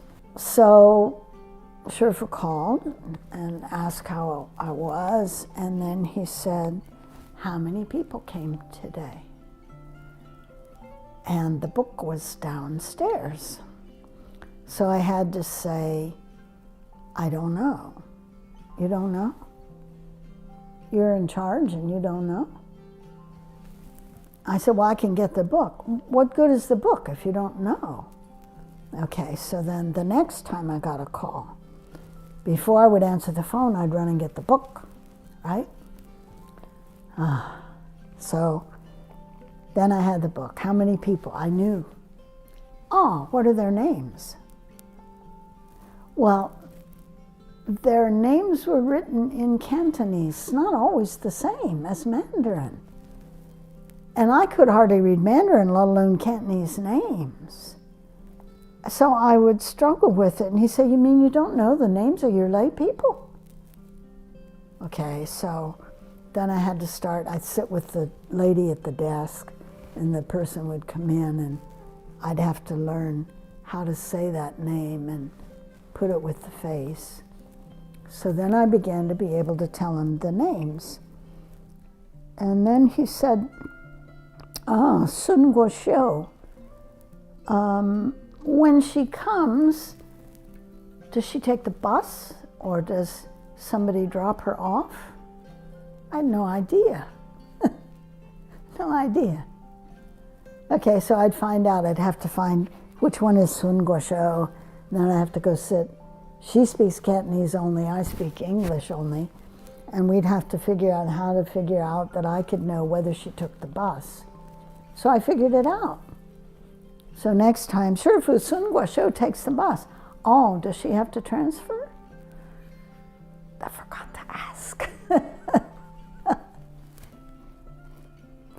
Okay, so then we got Sun Guo Xiu straightened out. And then Guo Jian. Okay, Guo Jian, I forget her last name. Guo Jian was here today, Shifu. Oh, Guo Jian. How many children does she have? No idea. No idea. Okay. So then next time Guo Jian's name comes up, I know she has girls. She has Hen, and she has, what's her name? I forget. She has two girls. oh, how many grandchildren? And it went on like that. On and on and on like that, until I had to sit with almost all the people and find out all about them. And that's how he taught me, that's what you do with your people. When you're the manager, you have to know everything. You have to know what's hard for them, you have to know what's good for them, you have to know their health, their family problems, everything. And he did that by the phone over a period of time. So even though I was, 3 states away and I couldn't hear him lecture, I got the advantage of learning what a manager's supposed to do.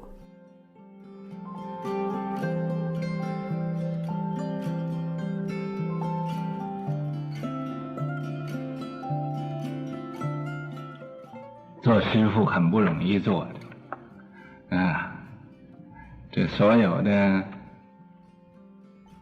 出家的弟子、在家的弟子都要照顾，所以呢，我早就对你们声明过，你们任何人不要相信我，相信我的人我就有麻烦，相信旁人的人呢，那我就不管，相信我有什么麻烦呢？我的麻烦要卖一卖，就卖给相信我的人。那么谁相信我就会吃苦头，就会有麻烦。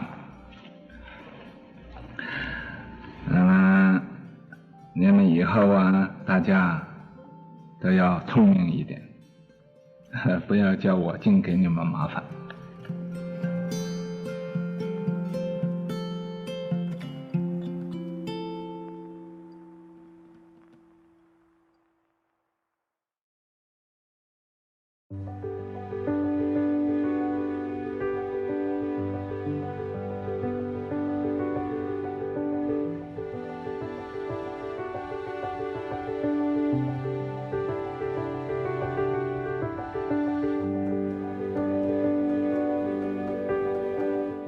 Moved into the same building with him in January of 1966, and he was living in the flat on the first floor, and I was renting a room with a bunch of other students in the flat on the second floor with a communal kitchen, and he was this very interesting, colorful figure.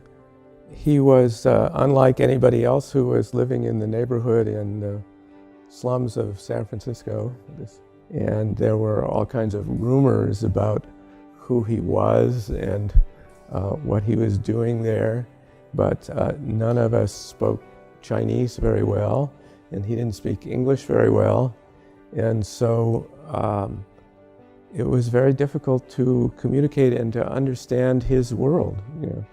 And my entrance to his world was in two ways. One, sometimes when there were Buddhist holidays and 10 or 15 disciples of his from Chinatown would come, they would invite us to lunch, and we understood good vegetarian Chinese food. That language we could speak, And the other was that they told me, well, he opens his door every day at 7 o'clock. You can sit with him for an hour from 7 to 8. He does that every night. I was a little nervous, but the first time I went in, it wasn't very much light. It was pretty dark, and he was seated in full lotus. So you would just come in and sit on one of these cushions and leave.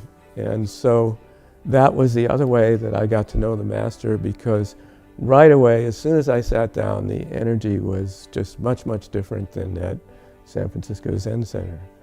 And it took me about 6 months to really have any idea of who he was. No matter how deep my meditational states were, that I could feel that he was a catalyst to the progress that I was making in meditation.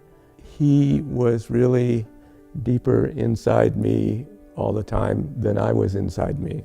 So that was very interesting. You know, I'd never experienced anything like that before. And most of his disciples in Chinatown did not come to see him and did not come to make a lot of offerings, and that he was having a very difficult time.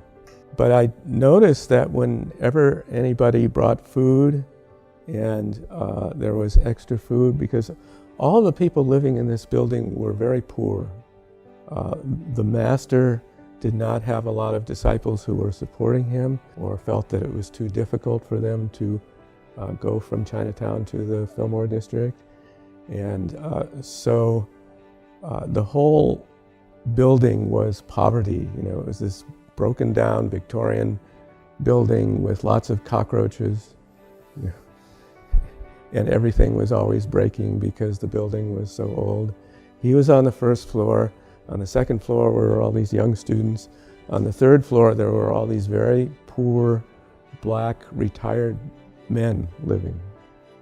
And they had been there from before he had moved into the building, and they were still there. So whenever he got extra offerings of food, sometimes he would invite us and actually cook for us, not very often, but incredible food.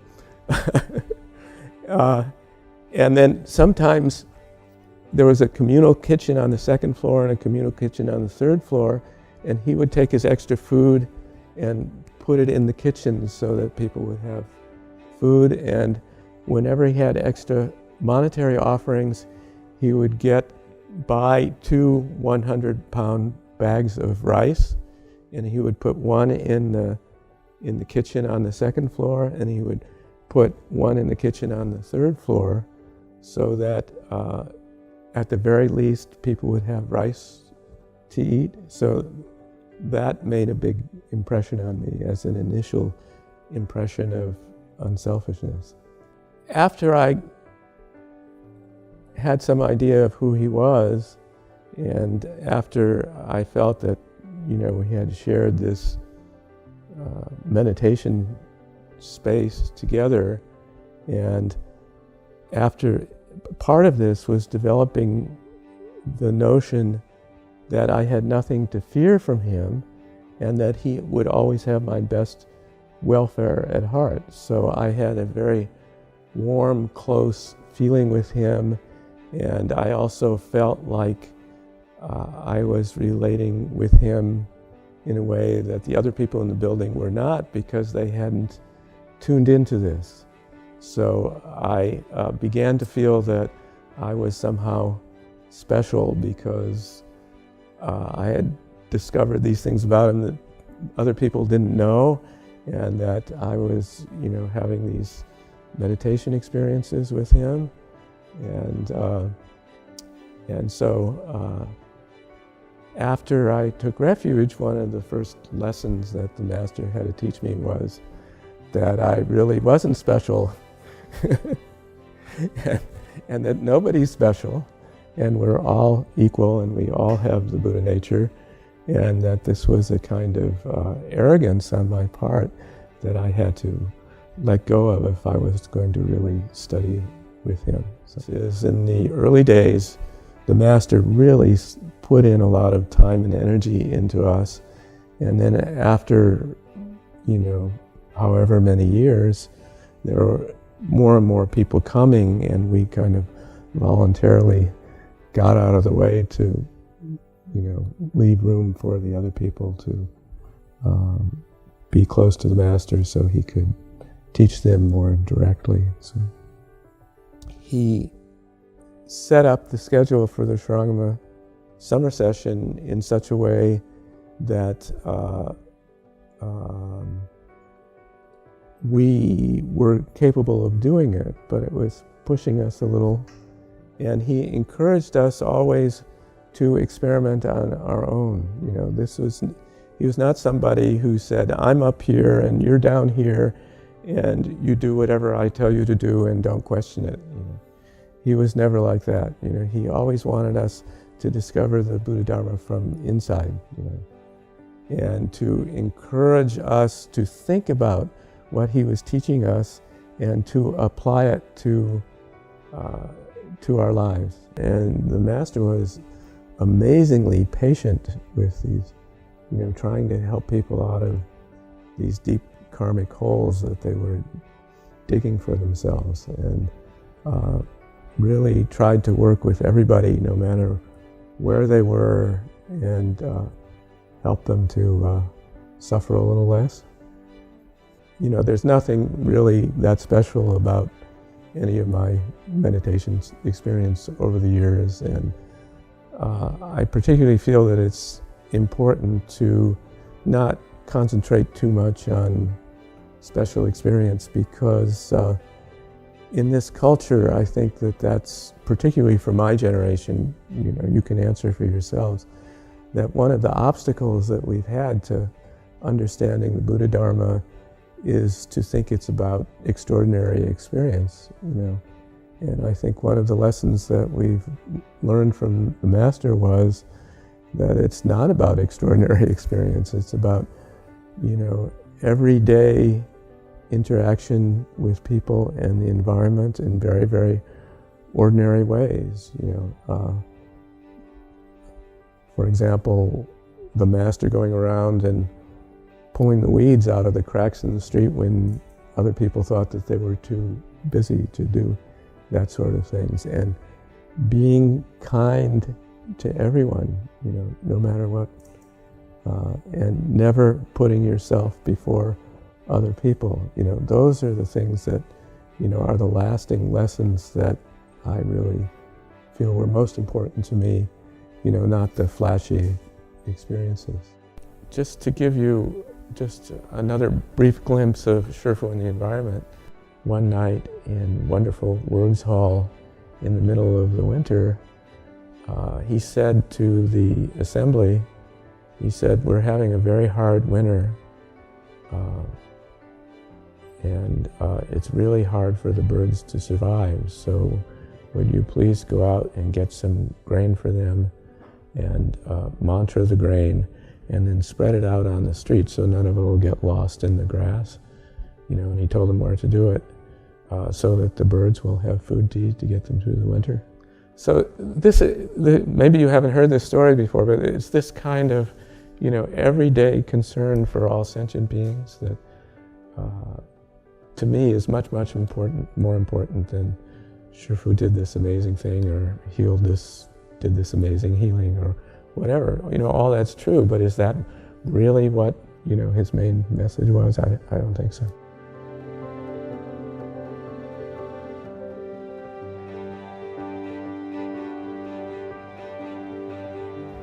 我所学的佛法，我有没有照着去做去？每一天呢，应该这样检讨自己，不要总去追求什么是神通，什么是妙用，怎么样我能得到佛法的利益？不要想着，你只要能天天改过自新，合乎佛法的事情，你就去做去；不合法的事情，就把它停止了。那么这样去做，由早晨到晚间，时时刻刻念兹在兹，要在这个地方用行住坐卧，都是检讨自己的错误。你能这样，与佛法一定会相应，一定会有所成就。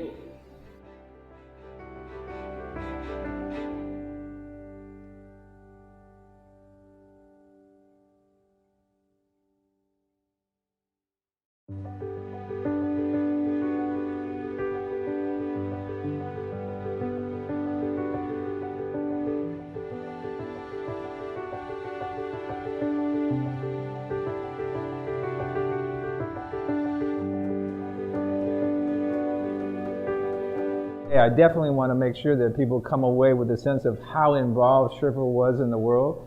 Somehow there's some sense that he was sitting up here meditating and not doing anything. That isn't actually what was happening. And he was extremely involved, had us very involved in national, state government. We didn't tell the story about Wilson's dinner. Yeah. Did you tell that? Right, no, didn't. You want to start on the Wilson dinner? Let's see here. Was that? Remember, he asked us to go to that dinner, the $2,000 apiece? Mm-hmm. And Wilson was behind by like 6 points. He was going to lose the governorship. This is. And so he was running for governor in Pete California. Wilson, governor of California. And he said, so Shifu said, you and me, we should go over there and talk to him. So I didn't know that what it was a dinner, a $2,000 a plate dinner with about 6 Silicon Valley billionaire people, remember? Fundraiser. So it was a fundraiser for and somebody gave Shifu the 2 tickets or something, for $2,000 each. So he told me to go over there. He told me to go over there and change Wilson's mind on supporting education. It was that, remember that proposition something he was going to defund? There was Proposition 64 or something. And it funded education for a certain percentage of the budget, and he had decided to defund. He decided to use the money for something else. Shifu said, "You got to tell him if he does that, he'll never get reelected. You got to tell him. You got to tell him that he's only got one chance to get reelected, and that's support education. Can you do that much?" He said, "Yeah, I should." So I remember we went over there, and so we're sitting there, and he just, the way these politicians do, they just talk. And they just keep talking. They don't stop. There's no place to build anything. Somebody asks them one question, and 2 hours later they stop and leave, you know. So he was going, I remember he was going on and on and on and on and on, and people were going, and finally I broke it, you know, and you were like almost like beside yourself. I said something like, I knew I had to break in the conversation. I said, Pete, I'm really surprised that you want to create a revolution and overthrow the country or something like that. And people spit food. It took a while for it to, it took about 10 seconds for all these business guys in Wilson to actually understand what I just said, and then place and I was kind of a little way in, a little wedge in, and I said, you understand by not supporting the public education system, you lose control over it, and supporting all these private schools, you're thinking of private schools, Catholic schools, and some Marin, but what about the inner city revolutionary schools that are going to get set up in the inner city too? And then you're not going to be able to have control over the agenda, so you'll actually end up supporting revolutionary schools that will overthrow the country, and that seems to be something that you seem to want to support. And his thinking processes was like, what? I said, I've been told to tell you, you can believe it or not, I've been told to tell you, and I know it's kind of crazy, but I've been told to tell you, you will not get reelected unless you support this education plan, and if you don't support it, you will lose, and you have nothing to run on. You don't have your Republican, you don't have the military to run on, you don't have anything else, you only have education to run on, and I've been told to tell you that if you don't do it, you won't get reelected, so you can believe it or not.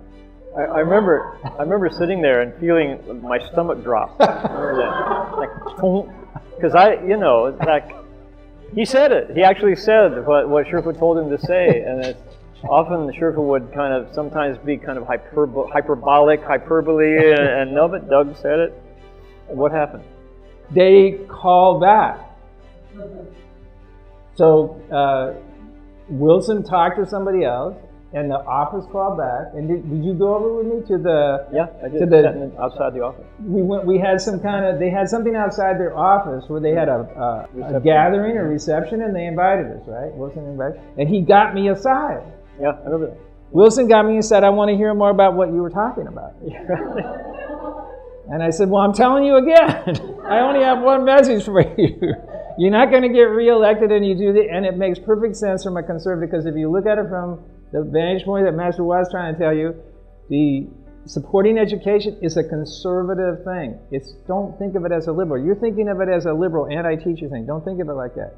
Think of it as a conservative thing of controlling the agenda of the virtue that students are getting. And if you don't support that, what else do you have to do? And so, in 3 weeks, from that, they funded the 20 in a classroom, that all classes under the 3rd grade would have no more than 20 kids per classroom.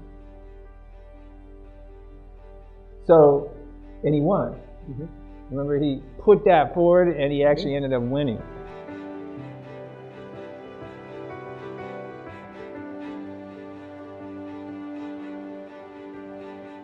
Now, the context for this is Master Hua was very much in the mold of the lofty monks of the past who, when asked, would advise the rulers towards virtue.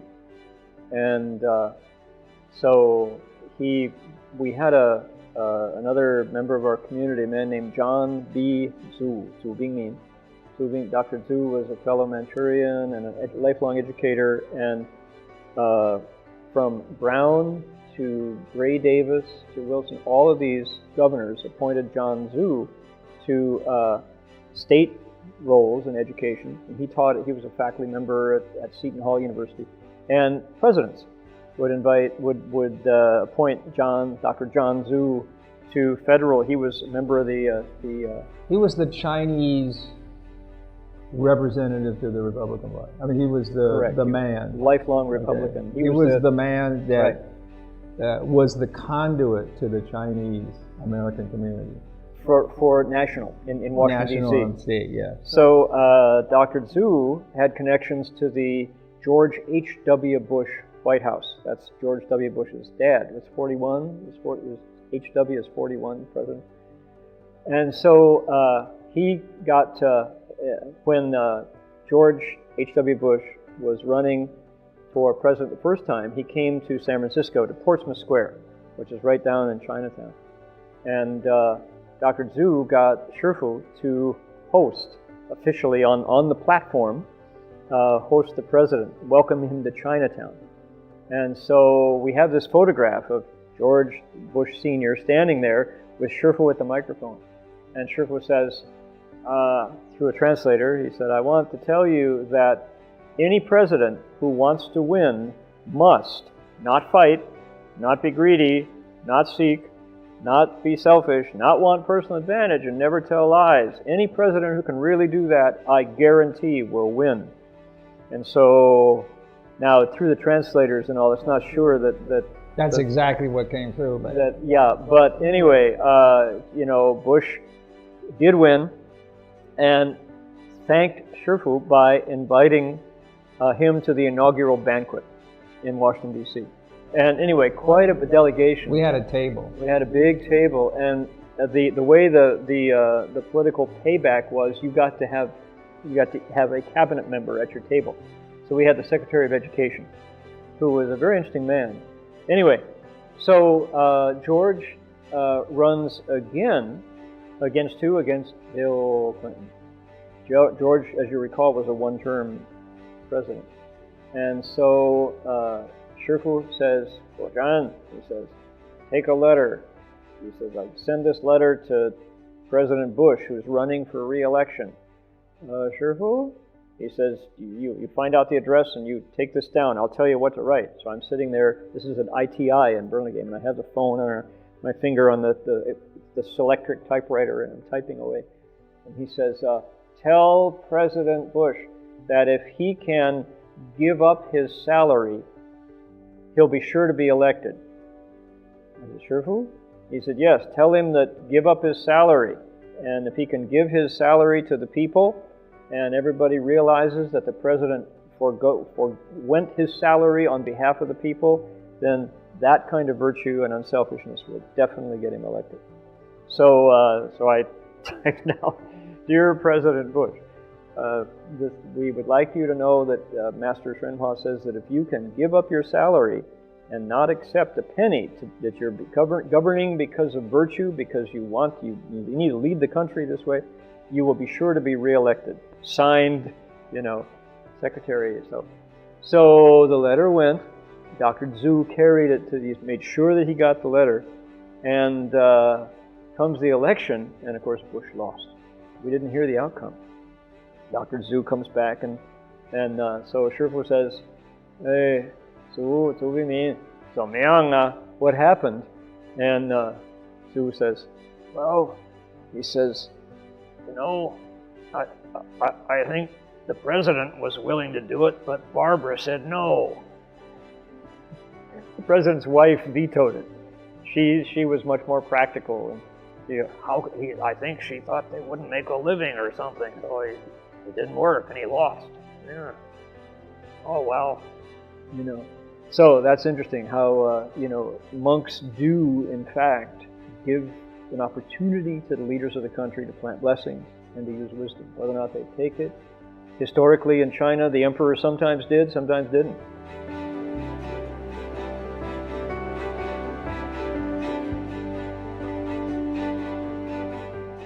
所以我在这个戊戌总统他竞选的时候，我说呀，这个美国是世界一个大国，这个大国俺们住在这个大国的领土上，俺们也有权利呀，帮助这一个大国令他选出一个既聪明又有智慧的总统。那么这个总统当他发政思人，爱护老百姓，能以不是单单为美国谋幸福，要为全世界的全人类来谋幸福。所以这一个总统一定要先不争不贪不求不自私不自利不达妄语，谁能这个样子，谁就是美国最好的最适当的人选能做总统。这是这个我对这个美国总统竞选的时候说的话。那么这个话也可以告诉全世界，哪一个国家是政府的当局者，这个有力量的人都能不争不贪不求不自私不自利不达妄语不欺骗老百姓。我不相信呢，有任何的那么愚痴的人他会反对这样的领袖，我不相信的。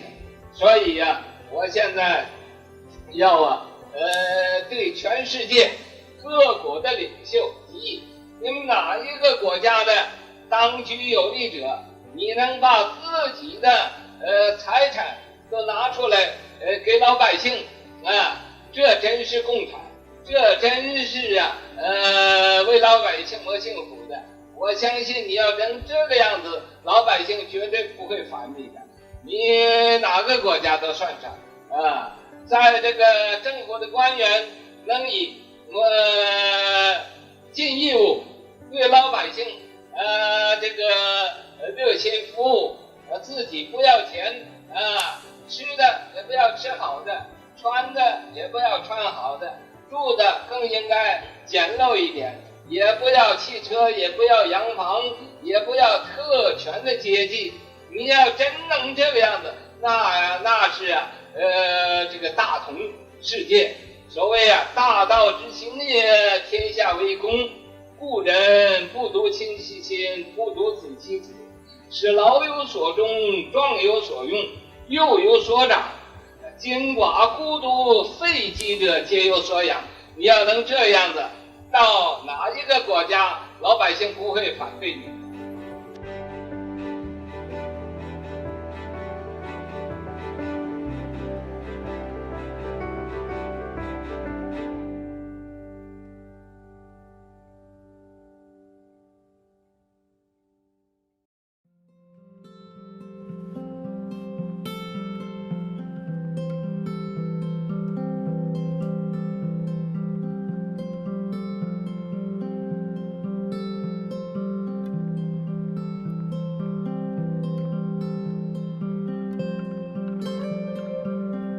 Time we were at CTTB, there was a teaching assistant who would go in early, and this was in No Words Hall usually, which is now where Shifa Sharira are, and Shila Sharira, would go in early and write the passage on the board, and then when we came in, that person was in charge of having us speak in 2 languages. We were supposed to speak in the language we didn't know as well first, and then follow with the language we knew well. And that person who was the teaching assistant would make sure we all said our thing. Our part as people coming in is we knew ahead of time what the passage was and we were supposed to memorize it. so that when we came in and we gave our talk, we didn't have to turn around and look at the board and what the passage said. We just knew it by heart. So one morning I got a call from my family. I was not close to my family after I became a nun, but one of them called me to tell me my father had had a major heart attack. So by that time, Shifu had younger people, younger monastics attending on him. And so whereas before I could just go and knock on the door of Kay and he would let me in, now you had to go through a young nun and get permission. I told her I would like to see Shifu. It was an emergency. My father had had a heart attack. And the morning passed. She didn't find me. So I went to the JGH Buddha Hall. And I was saying Guanyin's name.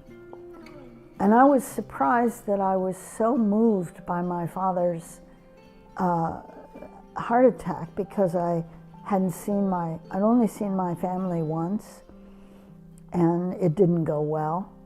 And I didn't have contact with him. I didn't write him letters or things like that. So I was very surprised at the depth of the emotion that came up with the idea that my father was dying.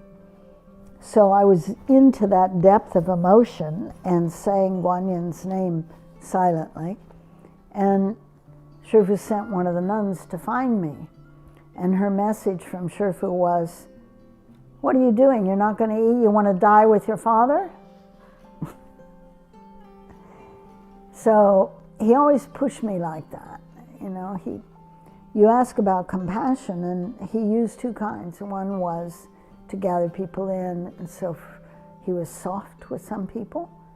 And then the other one was to admonish, and he was hard with people. And I was a person he was almost always hard with, because I'm a very stubborn person. So that kind of talk from him, you know, I would react to. So I thought, okay, for you, I'm gonna go to the class today, which was after lunch. And it was Nirvana Sutra, of all things. And there was a passage you had to memorize. So I memorized the passage and got ready so that I'd be able to present if needed. And I went. And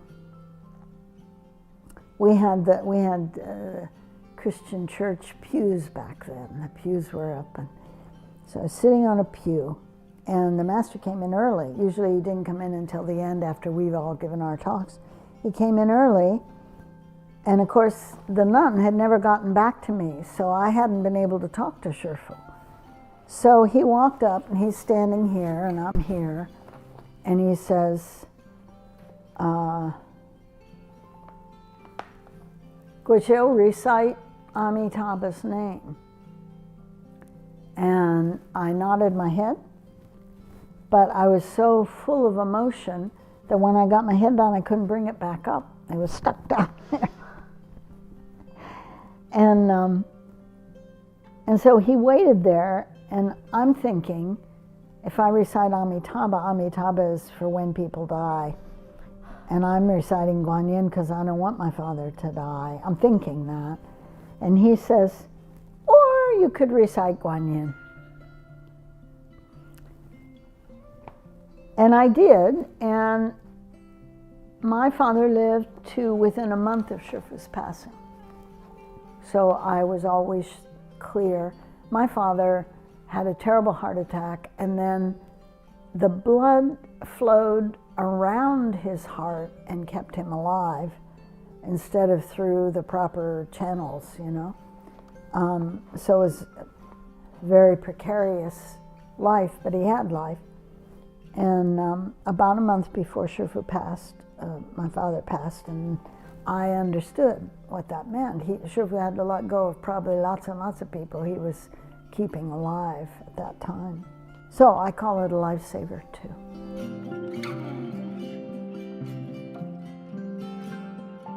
It's like when my mother died. Shifu helped her a lot, even though he barely knew her. or at least, you know, she barely knew him, I should say. But she got cancer, and the master called her before she even knew that she was terminally ill. He called her a couple of weeks on the phone. And they had only met once or twice. And he called her on the phone, and he had Hung Guan do the translation. And he talked to her for about a half hour, 45 minutes on the phone. And a week later, my mother says, you know, your teacher, Shifu, he called me. She was amazed that he was so kind. He said, told me not to worry, everything's going to be okay. And on, he was so gentle and kind. I said, really, Shifu? He said, yeah, because you never talked to him. I mean, she's only met him once or twice in a very short time. And yeah, he was so, and he went on, and Hung Guan, he translated for him, and they talked to me for a long time. She was just amazed. She goes, she was so kind, she kept saying. And then she found out a week or two later that she was terminally ill. And she didn't live much longer after that, you know. And then when she passed away, she used to come in my dream. I'd have a dream once a month. She would come to me in a dream. And we'd go out to a restaurant together. She'd buy me lunch in my dream. And she'd tell me everything's okay. The master came to me when I died, and he really helped me. So, and then she said, I really like, I'm really very happy, and she was very grateful to him. She says, I'm not in the heavens and I'm not in the hells. She says, everything's okay. I feel really good. It's like he's really helping me a lot. Then we'd do that like once a month. She'd take me out to another restaurant, and we'd have lunch together and see how things are. Then after a few months, she stopped, no more. Then I went to Shifu and told her that I had these dreams, and Shifu says, yeah, she went off to rebirth. I learned one thing though, that he used to tell me this, that he only cares about making people Buddhas, waking them up to their Buddha nature. He didn't care about anything else, nothing. He's not attached to anything. He didn't care what it is. He'd only use it for expedience to wake people up. He didn't care who they were. He didn't care if you're a monk or a nun, a monk, layman, laywomen, dog or cat. He wanted to wake all living beings up. He just focused on making, he says, there's only one reason I'm on the earth is to make Buddhas. I'm only here to make Buddhas. I have no other interest.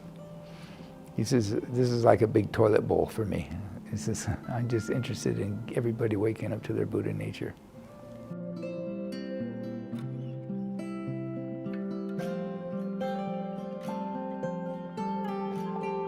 我希望把你们每一个人的罪业都消除去了，甚至于不能消除啊，把你们的罪业都布施给我，我要这个罪业，等我这个罪业堆得像须弥山那么高，你们的罪业都消得像那个平地一样。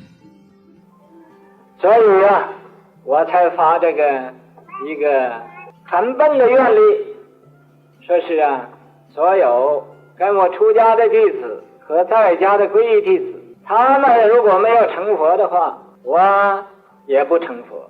那么皈依我的人，他们做蚂蚁，我也跟着做蚂蚁；他们做蚊虫，我也跟着去做蚊虫去；他们堕地狱，我也跟着堕地狱去；他们变恶鬼，我也跟着做恶鬼。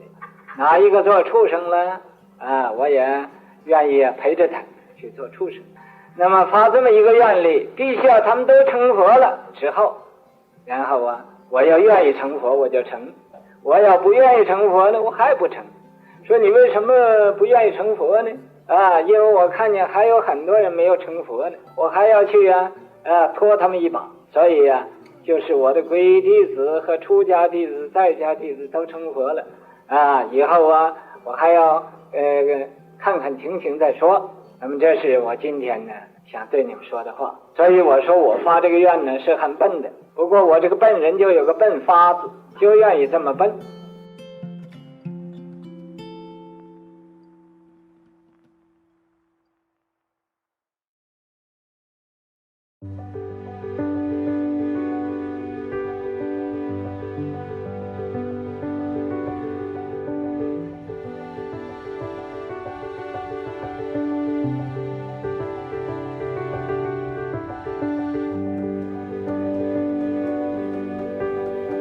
there were two monks, the first two monks who did 3 steps, 1 bow. They went from San Francisco to Seattle. We had just bought some new property in Seattle for a temple. So they bowed 3 steps, 1 bow. And when they got to Seattle, Shifu declared we were going to have a World Peace Day to celebrate this, and this completion of the bowing. It was going to be a 3-day event. So basically it was a little session. We would have ceremonies and meditation and recitation, but we didn't have enough space for everybody, so we held it in a park in Seattle, public park. My father had cancer, and I was reciting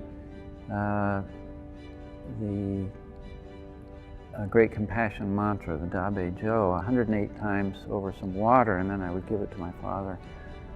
And then Shifu announced, so I'd been doing this for quite a while, and my father's cancer had gone away. So Shifu announced that we were going to have this World Peace Gathering in Seattle. One night I was reciting my mantras in front of Guanyin, and I had this thought, oh, I'll just go with Shifu. I really want to go up to Seattle. And then I thought, oh, I can't leave the temple. I have to do my mantras over this particular water, and then I have to give it to my father so he can drink the water. So the next morning, when Shifu came to the temple, and he said, Gogoi, you could go to Seattle with me. And I said, oh, I can't, Shifu. I have to recite the Dabe Jo for my father and give him this water. He said, the Dharma pervades everywhere. There's no place where it doesn't dwell. So if you have a sincere mind and a sincere heart, it doesn't matter where you are. I have disciples all over the world, and I'm constantly with them. And if you are doing this Dharma door, you too should know that you can do it wherever you are. So that was a kind of a beautiful moment for me, and affirmed that dharmas really aren't fixed, that the Buddha Dharma is indescribable and infinite, and this idea of universally pervasive. And this theme, so we got on the airplane the day before. We didn't have computers. We couldn't just check the weather in Seattle or see what the traffic was on the highway. But somebody found out that it had been raining in Seattle, and it was a big storm. It was due to, Seattle gets a lot of water during the year. And so it was a big winter storm, and it was supposed to be raining for the next 3 or 4 weeks, just solid rain. And so somebody mentioned this to Shifu. He said, oh, don't worry about that, I'll take care of that. So everybody else drove up to Seattle, and I flew with Shifu on the plane. And we got to Seattle, and I was looking out the window. For a 10-mile radius, there was a perfect circle over Seattle where the clouds, there was no clouds. It was just, you know, like somebody had taken a compass and drawn a circle 10 miles in diameter. There was no rain. We got to the airport, it was raining. We got into Seattle, and there was no rain. It was sunny, skies were clear. The grass we were holding the ceremonies on were all dry. And I don't know what the newspapers said about this, but we had our ceremonies and our world peace gathering. We got back on the plane and the circle just disappeared as we left. And I don't think anybody else got to see this.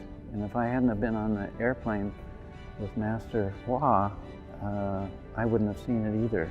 Because if you're in the park, in this area where we were staying, then it just seemed like the clouds had sort of parted and it wasn't raining. But from the sky, you could see this very definite circle. It was 很奇怪. Very, very strange.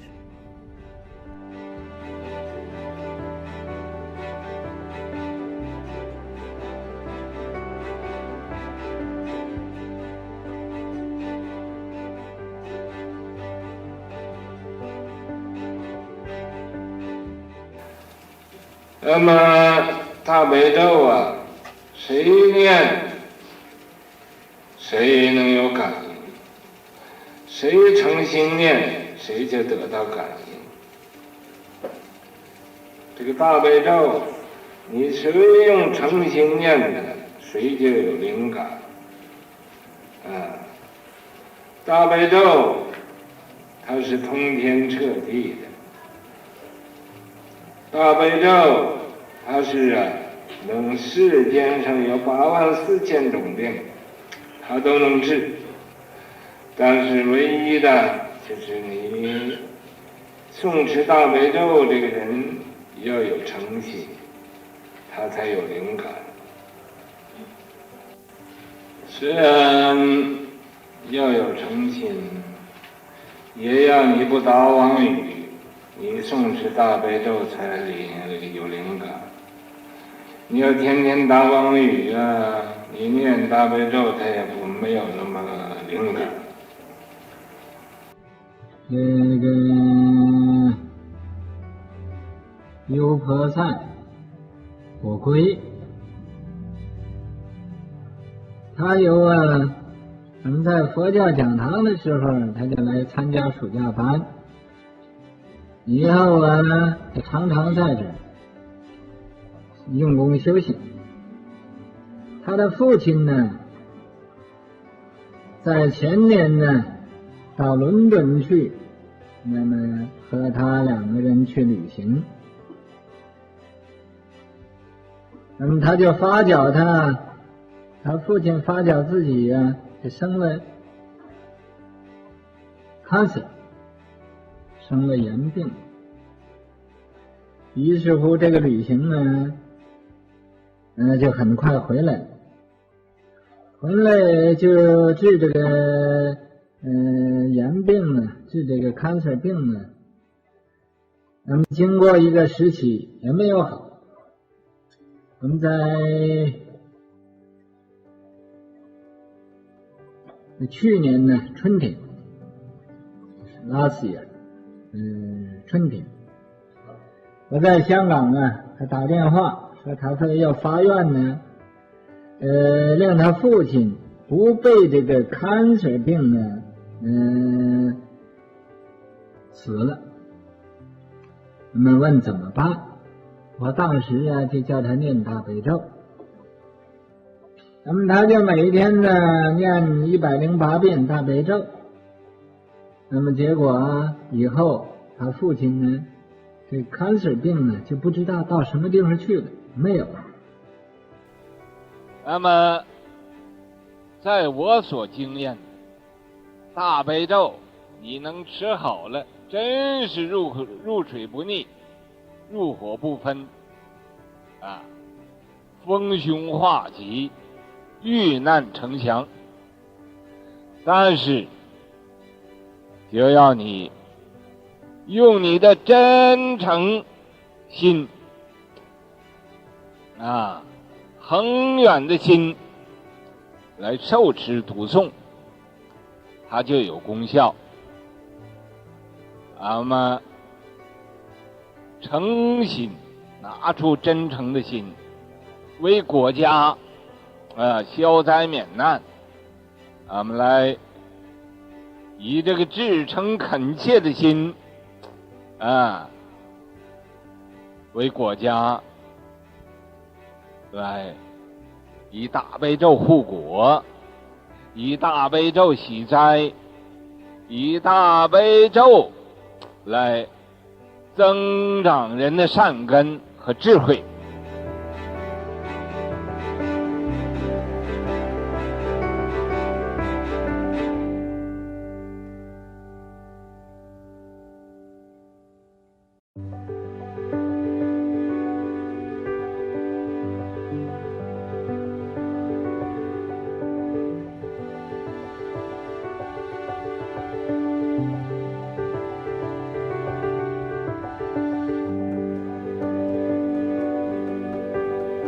But one time I had a lot of false thinking. This is after we bought Wanfa-Cheng when we were living there. I said, it's really expensive driving back and forth to Gold Mountain. I think what I'll do is buy a motorcycle. It will save a lot of gas. And my mother had was holding extra money for me that I had before when I was working. And I told Shifu that I could go buy a motorcycle and get really cheap gas that way. Don't waste so much gas driving back and forth to go, because I used to commute back and forth to Gold Mountain a lot to do different kinds of business.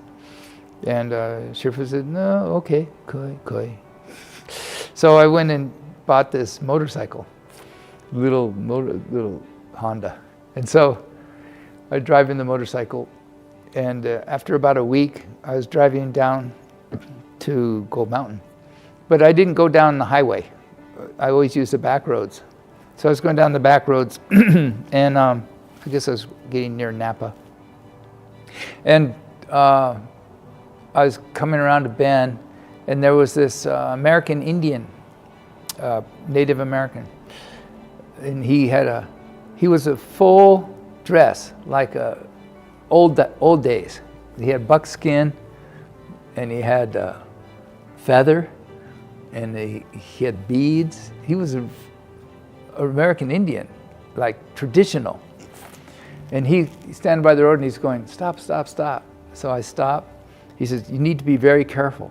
Around that bend, you can't see it, but there's oil on the road. And if you go around there, you're gonna for sure slide. Oh, I'm sorry. Yeah, thank you very much. I thanked him. So I was very careful, and there was this big thing of oil there. So then when I got back to Wanfa-Cheng, I told Shifu the whole story. I said there was this American, and Shifu said, you don't even recognize Guan Yin? What's the matter with you? He goes, I don't know, Shifu. Then I think a few days after that, he says, you should get rid of that motorcycle because you're going to get in an accident. Guan Yin's too busy. See, he doesn't have time to watch over you all the time. So you need to get rid of that thing, or if you get in a crash, it'll really make Buddhism look bad. So I sold the motorcycle for more than I bought it for. 念观世音菩萨，拜观世音菩萨，观世音菩萨来现身见你，你又不认识观世音菩萨，所以让众生啊，就是很苦恼。千处祈求千处应。这观世音菩萨，你不是一个地方求他来救一个地方，你就有千处万处百千万处，有多少人求他，他就随心满愿去帮忙你这么多的众生令你离苦得乐。所以每一个人都应该常常的念南无观世音菩萨，念念勿生疑。你这个念的时候千万不要生疑心，不要说这念有什么用呢？这念观世音菩萨，这岂不是没有什么意思？天天念那观世音菩萨，观世音菩萨你就生出疑心。最要紧的就不要生疑心，念念勿生疑。你就一念之中也不应该生怀疑心，要生信心，念念无生疑。观世音净圣，观世音菩萨这个清净的圣者，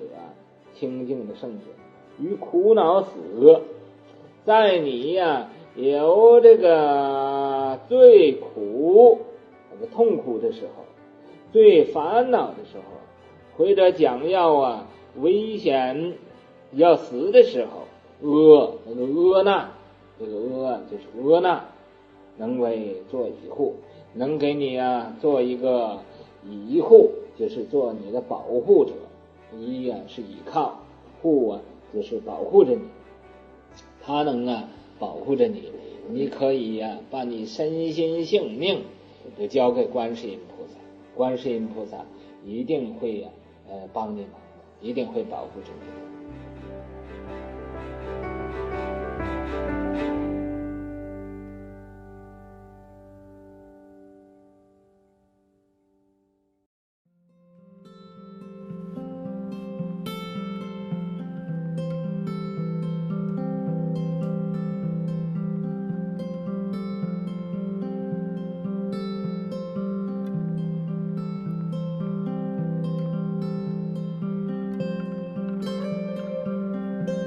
I have other notes, but I wanted to go to what Shifu said about those of us who made vows. I talked about that the other night in the lecture. I don't think you two were there.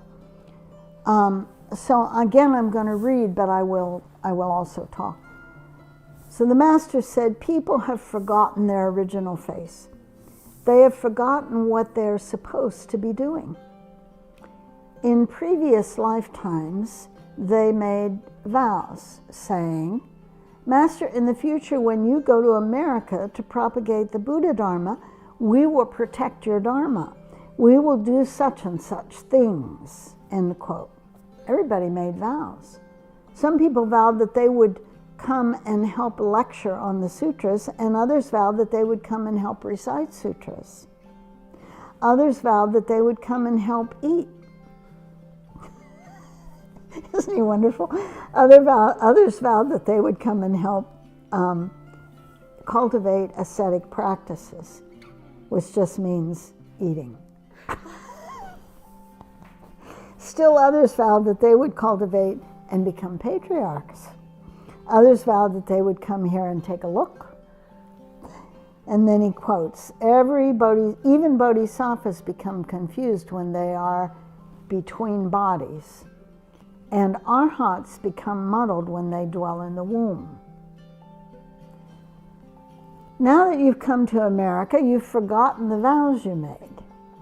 You don't remember all the promises you made in the past. Your teacher said, when we get there, it won't work because I won't know English, end quote. And you said, never mind, don't worry. We'll go there first and we'll all know English. It won't be a problem if the Master doesn't know English. We will already have been there with English as our native tongue, end quote. Take a look. To a greater or lesser degree, many of you who have come to study Buddhism have the looks of Asian people. Maybe you can resemble the Asians, or maybe your ears resemble the Asians, or your nose, or your eyes, or maybe you have Asian-looking eyes, but American irises, or maybe your irises are Asian-colored. Maybe some of you look thoroughly Asian. In other words, it's not just Westerners he's talking about. Isn't that strange? All of you are strange creatures. I brought this up because San Francisco is an international place where Buddhists come and go from all over the world. Buddhists come here from various countries, and you must recognize them for who they are. You should understand the situation in their countries as well as their behavior outside of their own countries. If you don't understand these things, you may go astray. Therefore, I hope you will emulate their good points, but avoid learning their shortcomings. Base yourselves on the three great principles. Freezing, we do not scheme. Starving, we do not beg. Dying of poverty, we ask for nothing. According with conditions, we do not change. Not changing, we accord with conditions. We adhere to our three great principles. So here to me, yes, it's certification that some of us who have blue eyes came on vows, but it's also certification that there are Asians who followed Shifu and remained Asians and came on vows. And that's one of the few places you see it. Mostly when this starts, the Asians all figure, they're not included. But he says very clearly here that they are. He used to tell me he told me one time that in the past lives I was with him, and I made a commitment to come to the West to help him out when he came here. That's what he told me. He says that you were Chinese in past lives. And I said, Shifu, I don't remember. He said, I know you don't remember, but I remember. So it's not a question of whether or not we're going to meet Shifu again. It's only a matter of when I'm going to meet him again, in the flesh. I mean, he's around all the time anyway.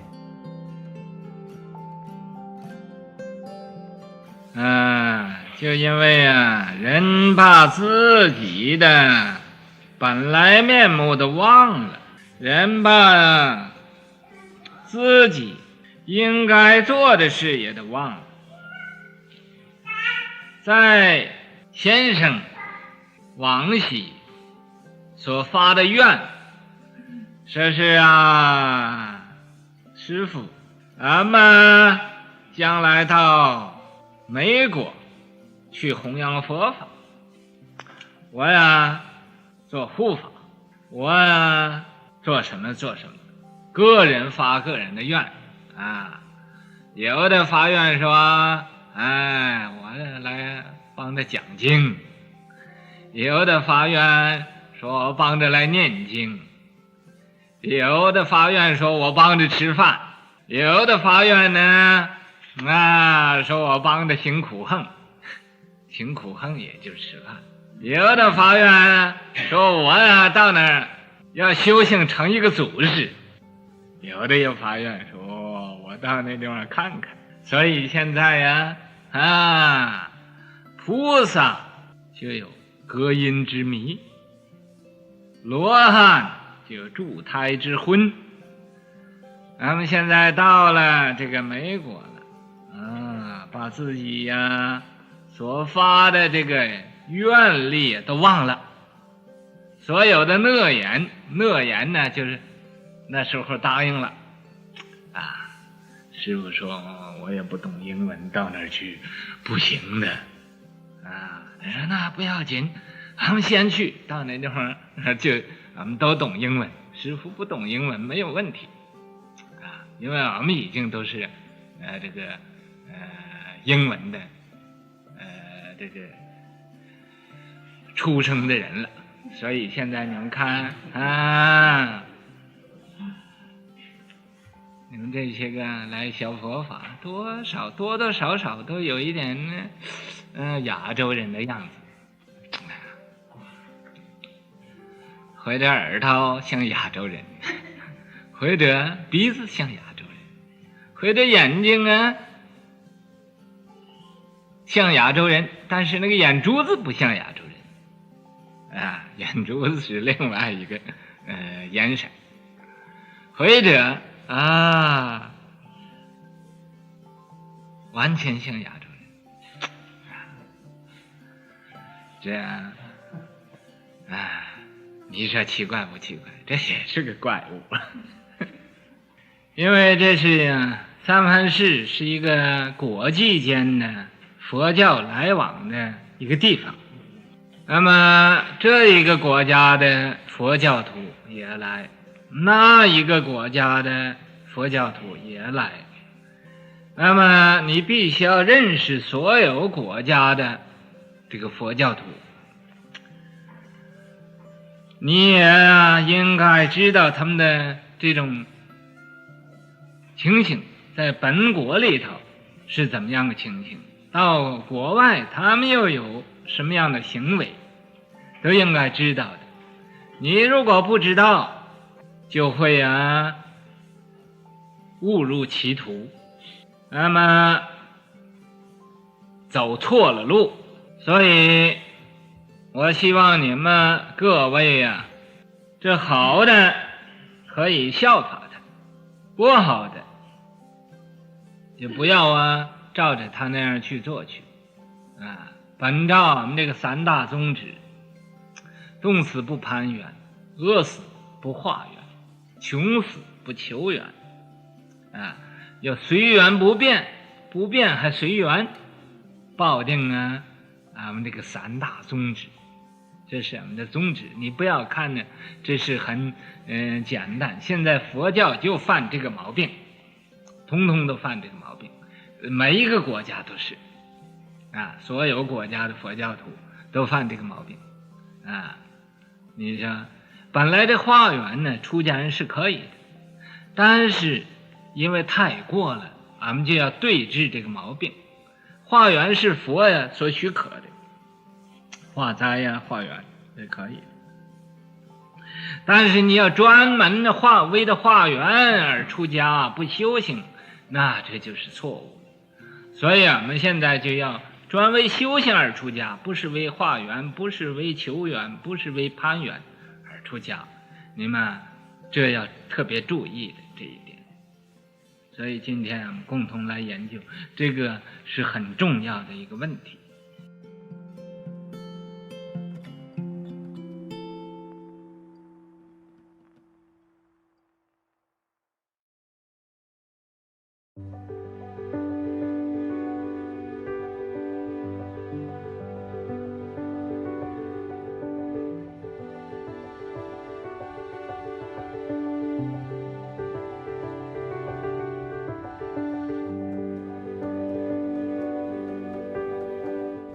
My favorite story is about David Fox, who was then Dharma Master Hung Chien, who was the first American to become a bhikshu.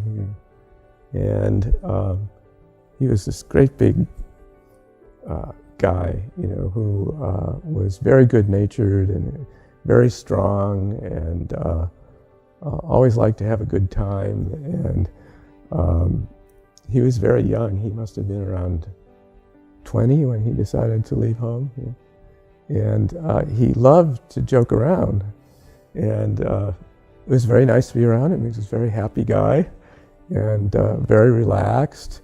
And the master told him, well, if you're going to be a monk, you can't go ha all the time, you have to have some serious demeanor. And so he would, whenever he started joking around or laughing or even smiling, sometimes the master would publicly come down on him and say, what are you doing? What kind of monk are you? And then what I remember is one Sunday, very often we'd have potluck lunches on Sunday at the monastery, and then afterwards the master would lecture on sutras and tell us stories. And so that Sunday, it was very shortly after David Fox had left home and was Hung Chien. He was sitting up there in full lotus next to the master while the master was talking. I think it was after the lecture. And he was telling us all these really funny stories, I don't know whether this comes through for you, but the master was also the funniest person I have ever met in my entire life. He could be really amazingly humorous, and so he'd tell us these stories, and one after another, and we were all just sort of cracking up, laughing, and restraining ourselves from rolling on the floor, and David Hung Chien was sitting there still in full lotus, trying really hard. I'm not going to laugh. I'm not going to laugh. I'm not going to laugh. And then finally he couldn't take it anymore, and he broke out laughing. And the master said, What are you doing? What are you laughing at?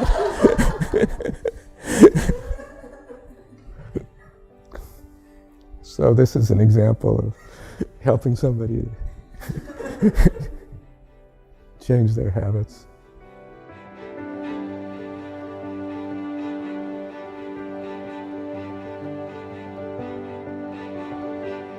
3000为一，八忘四横气横。这3000为一从什么地方来呢？从这个行住坐卧这四大为一。行也是啊，有为一；坐也有为一；站也有为一；卧也有为一。我常常讲，我说行入风，立入松，坐入中，卧入弓。行路啊，好像写风一样。这个风啊，就是无印，无印，像风雨的风。这个风啊，并不是飓风的风，也不是啊那个狂风的风啊，好像走路像跑似的。那虽然不是飓风，变成狂风，狂风暴雨，狂风这很大的风，不是那个。那清风徐来，水波不兴。那个清风呢，很慢的风啊，清风徐来，水波不兴。那个水海上呢，没有波浪，这有风是有风，但是那个水没有波浪，这种风。立入松，立呢像一棵松树似的，很直的。以后要改变你这个不要这么样子。啊，缩脖子，罗锅啊，一点也没有精神的样子，都好像睡不醒觉似的。要挺起胸膛这样子，直挺，不要弯着腰走路，低着头，不要低着头，总要仰着头。低着头啊，你总看呢，看地下，看地狱啊，不要低着头，这仰着头。太阳的也不对，你这样也不对，人家这样，这叫这为一，四大为一之中的。你立着啊，走路啊，也不要东张西望，不要看看前面，看看后边，不要东张西望。你东张西望的，那个警察一看，东西，这个人一定是想要偷东西，看这个有没有人，他一定想要不知撬谁的门啊，注意不要这样。立入松，立那个地方像一棵松树似的，直的，直的，没有弯的啊。立，坐入中，坐这个地方就像一个钟似的。你们看见没有？这个博古我看了好多次，坐那里坐得很好，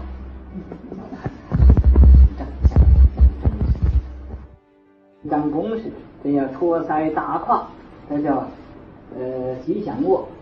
托腮这样啊，搭胯，这个手啊搭在这个地方，腿弯曲一点呢，就好像一张弓似的，就是卧入弓，就像射箭那个弓箭的弓啊，像一张弓似的。这是四大为一，行住坐卧四大为一。在这四大为一之中，每一个为一有250条，行有250条，坐有250条，卧有250条，立有250条，行住坐卧都有250条。这个详细的分析呀，这个详细每一种有250种这么多，你看啊，不是那么简单的。那么这250四个250合起来是多少？是1000了。4个250，合起来是1000。这1000呢，再加上过去1000，现在1000，未来1000，这就3000为一。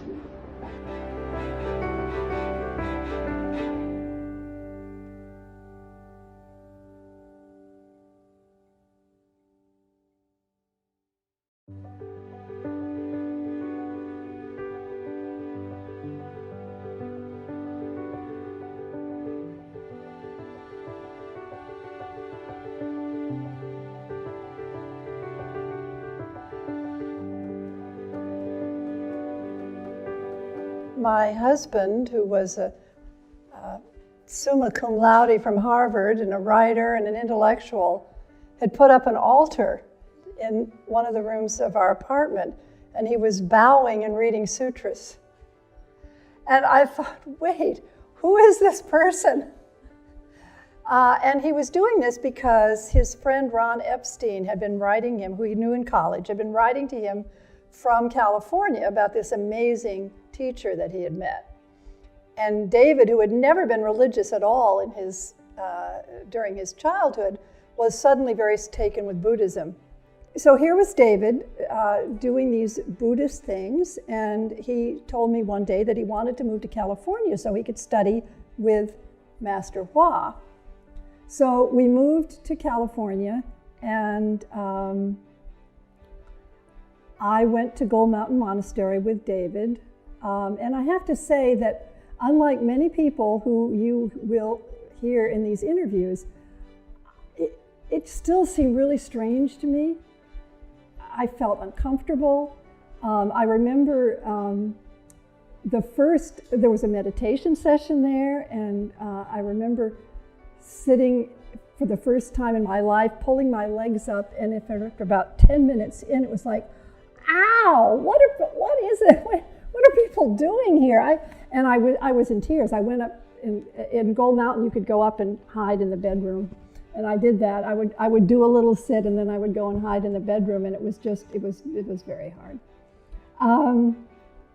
But it meant a lot to David, and I could see that people were very sincere. And so for me, what happened gradually was that I began to practice, and I saw that I could see changes in myself. I should go back and say that we became vegetarian before we moved to California, and that what David has told you about that. And after being a vegetarian for about 3 or 4 months, we both noticed that it had changed us. And it had changed us in the sense that we were much less angry. And that we had not, nobody had sort of told us that if you become a vegetarian, you will actually, your emotions will change. So that was interesting. Also, when we became vegetarians, we stopped killing things, which was interesting because we lived in New York City with an apartment full of cockroaches. And I had always been very afraid of spiders, just horrified, really terribly frightened of spiders. After having been vegetarian for a few months, and after having become deliberate about not killing anything on purpose, I found that I can't say spiders are my favorites anymore. I won't say that, but I no longer had that visceral aversion and fear. They were just other creatures that weren't my favorites, but I could be in the world with them, and it was that was very noticeable to me. So I'd had those 2 experiences. And one other experience that I'd had before we moved west, I was visiting my parents, my father and stepmother. My father, they were both heavy drinkers. And one night, my father got falling down drunk. I'd never seen him that drunk, and it was very upsetting to me. And I went to bed, and I couldn't sleep, and my feet were like blocks of ice. I could not warm them up. I tried rubbing them. I bundled blankets around them. They were like blocks of ice, and I thought, I'm never going to get to sleep. If I'd had a tranquilizer available to me, I would have taken it, but I didn't have one because I was so upset about my father and the whole thing. And I remember David saying that people recited the name of Amitabha Buddha, that this was a practice. And I thought, well, I have nothing else to do. I'm going to start. So I started Namo Amitofo, Namo Amitofo, really not expecting anything. It was just, but I was desperate. And after about 10 or 15 minutes, my whole body got warm, my feet warmed up. And I was like, wow, that's pretty interesting. So that was a thing. And I remember years later asking Shifu, do you have to asking him on behalf of people I knew, not on myself, because by then I was convinced. But I said, could I tell somebody else to recite Guanyin or Amitabha if they don't believe, if they don't have faith? And he said, first comes the practice, then comes the faith. And that just made so much sense to me. So, my whole experience with Buddhism from the beginning was, you got to show me, because it's not something that I didn't, the path came through my husband, not through me. And what I found was that unlike in the Christianity that I'd been brought up with, which had never felt comfortable to me, I didn't really understand prayer. When people talked about it, I didn't have any kind of relationship with God. It didn't make sense to me. But I found that the Buddhist practice of keeping precepts, of trying to live a consciously virtuous life to the extent that it was possible, it just worked.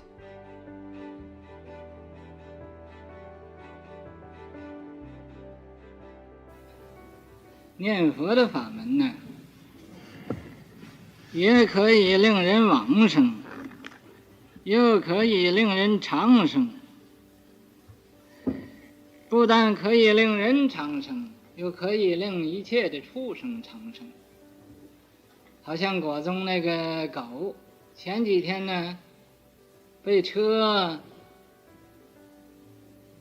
accident，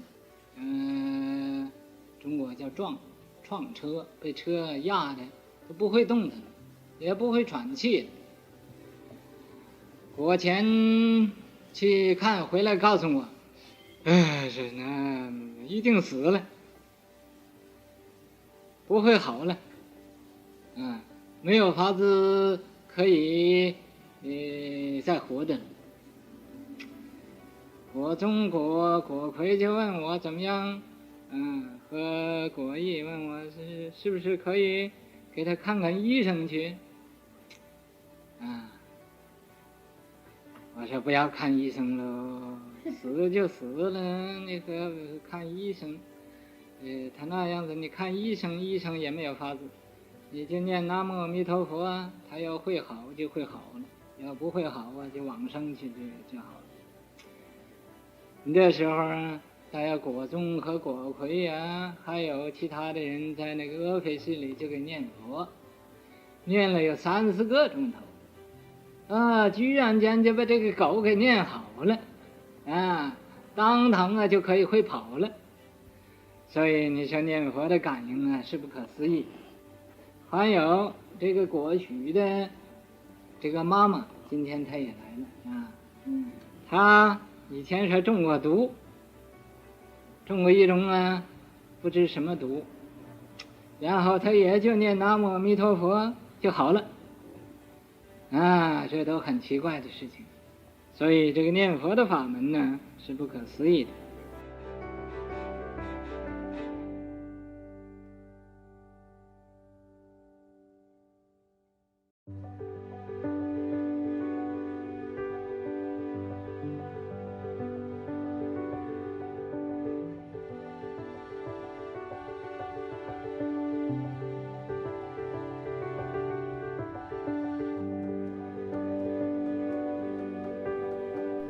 Well, I think the teaching at that time and the teaching up to when he left, I would say pretty much dovetail. The things that I found most important were, number one, ahimsa, or non-harming. It seemed to really resonate with me that living lightly on the land and trying not to harm the environment, certainly trying not to harm other people or other creatures, not harming ourselves. That seemed a strong message that he gave. Maybe that's because that was the 60s and people were doing a lot of self-destructive things, so that might have been part of it. And then patience was another one that he taught us early on. And it has to do with forgiving ourselves and being tolerant of other people. It has to do with trying to find our habits discover them in ourselves and the particular afflictions we have, the particular emotions and so forth, and then trying to work on those, but being able to forgive yourself if you didn't get rid of a habit all at once and you had relapses. As I've said before, many people left because they couldn't forgive themselves, because they saw, they felt that if they couldn't do it perfectly, then they couldn't do it at all. We have to understand that we're Buddhists and we're bonding in a certain kind of community, but we're all just people, and we all have shortcomings, and we all have different things about us. So sometimes my difficulty and your difficulty rub together, and we have a very unhappy and unpleasant situation. And somehow you have to figure out, if you're going to stay on in the community, and especially in the monastic Sangha, you have to figure out, what do I do about that? How do I manage to be in a community with people that rub me the wrong way? What do I do? And if you really want to stay, you figure out lots of ways to handle that.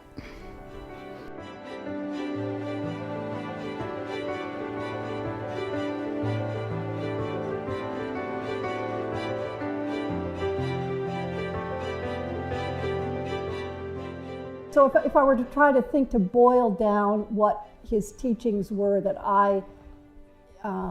that spoke to me, one of them was patience. So being patient. Another one was don't get angry, which is not an easy one.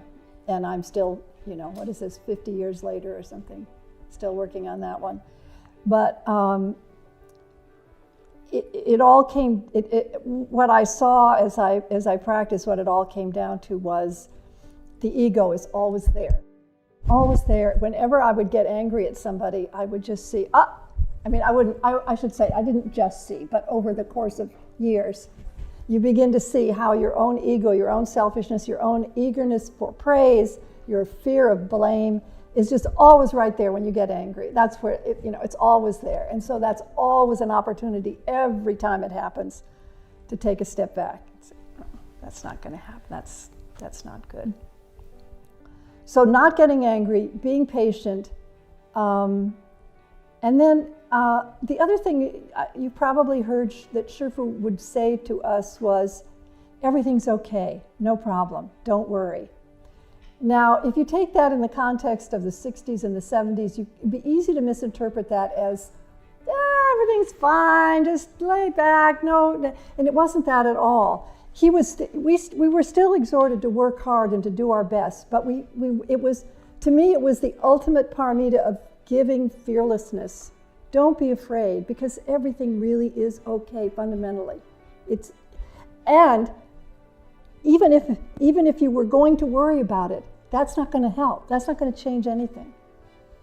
So that, to me, that's a profound teaching that I remember. I tell myself when things are hard, and I tell it to other people too. Everything's okay. We still have to do our best. We still have to work hard. And yes, things will be difficult. And yes, we are just ordinary people. Even those of us living at the city of 10,000 Buddhas, even people who have known Shifu for many years, we're still ordinary people.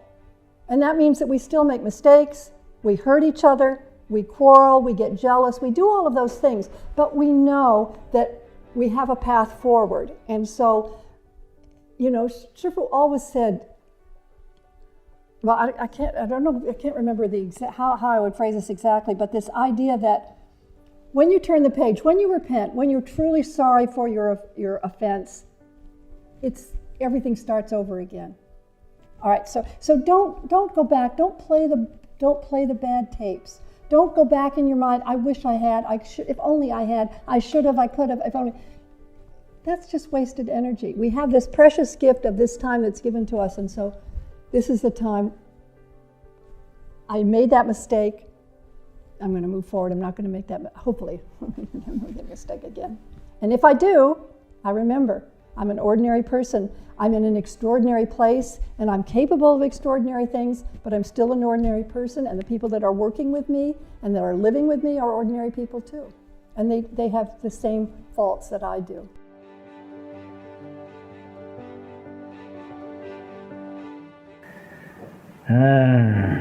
无论做什么事情，你要放不下都是麻烦，你要放得下就不麻烦了。怎么叫放得下呢？就是我常常对你们讲的，行 OK， no problem， 就是这个。你要能这么样子，你也是变成妙人了。你听听呢，也就越听越妙了。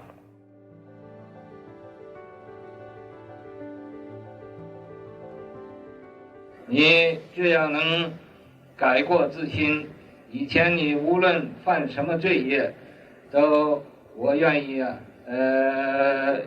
承担过来，我愿意替你们担负这个罪，因为以前你们不懂，你们造了罪业是不明白，没有学佛法，以后你们皈依佛法了之后，再不要造罪业了。你们大家以前所造的罪业我是绝对这个罪业都算我的。为什么呢？因为我没有教化明白你们。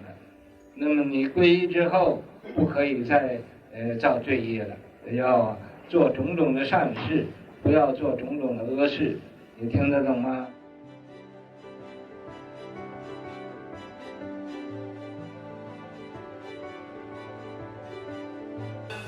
我学会一句英文，这句英文呢，就是怎么样呢 ？I'm okay, no problem， 就是一切事情怎么样都好，你骂我也好，打我也好，杀我也好，怎么而言对我是认账的，所以一切的人对我有什么不礼貌，我都是回光返照。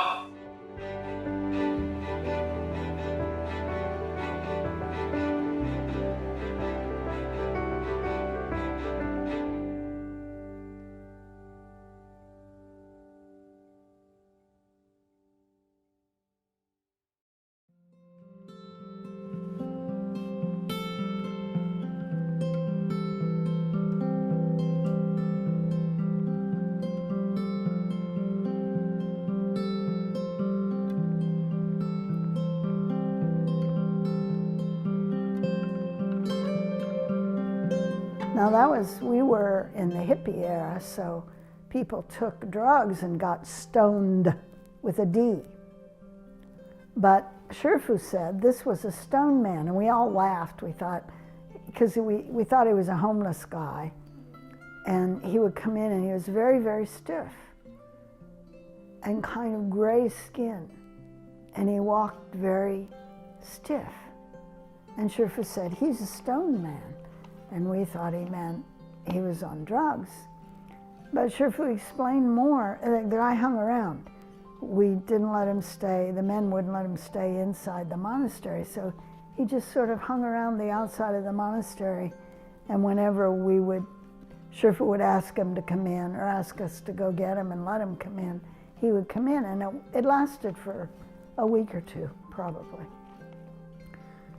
But he said, Shifu explained to us that he was actually a stone man, that he'd come down from the mountains, and he was a rock who had, enough cultivation or whatever to be able to appear in human form. And he came to be saved by Shifu. And that's the end of that story. He just disappeared one day. And I'm sure Shifu probably took him as a disciple.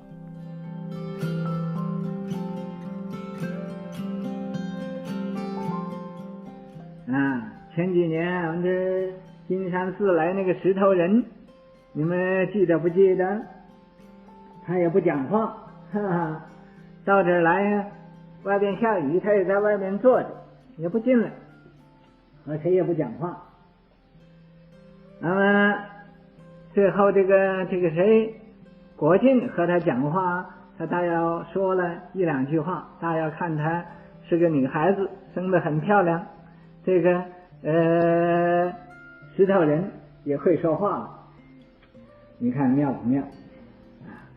那么结果我去问他，他对我讲话，我问他你干什么来的？你干什么在这儿？他说来找我来了。我说你找我干什么？这你是不是你在旁边听着来的？听着没听着？国靖啊？哎，我说你找我干什么？他说求法。我说你求什么法？我也没有什么法，你我无法可求啊，你求什么法？啊，他说那你有以后我就叫他进来了，他也很听话的。在他身上我一检查，这个身上什么也没有，就有一块这个好像木炭似的。我说你要这么一个东西干什么？他说 cave worm， 说这取暖cave worm。那么到这来了那时候他们就被圈到上面一个房里头把它放到里边，他在这呢也不吃也不喝也不大便也不小便，那么过了一个时期就没有了就没有了。你看奇怪不奇怪的？所以你每一个人，你不要以为他是个人，这个他就是一个山上的石头或者海里头的沙子修炼成了，到这来想听法了。所以我们今天晚间不知有没有石头和沙子到这来听法了，大要没有。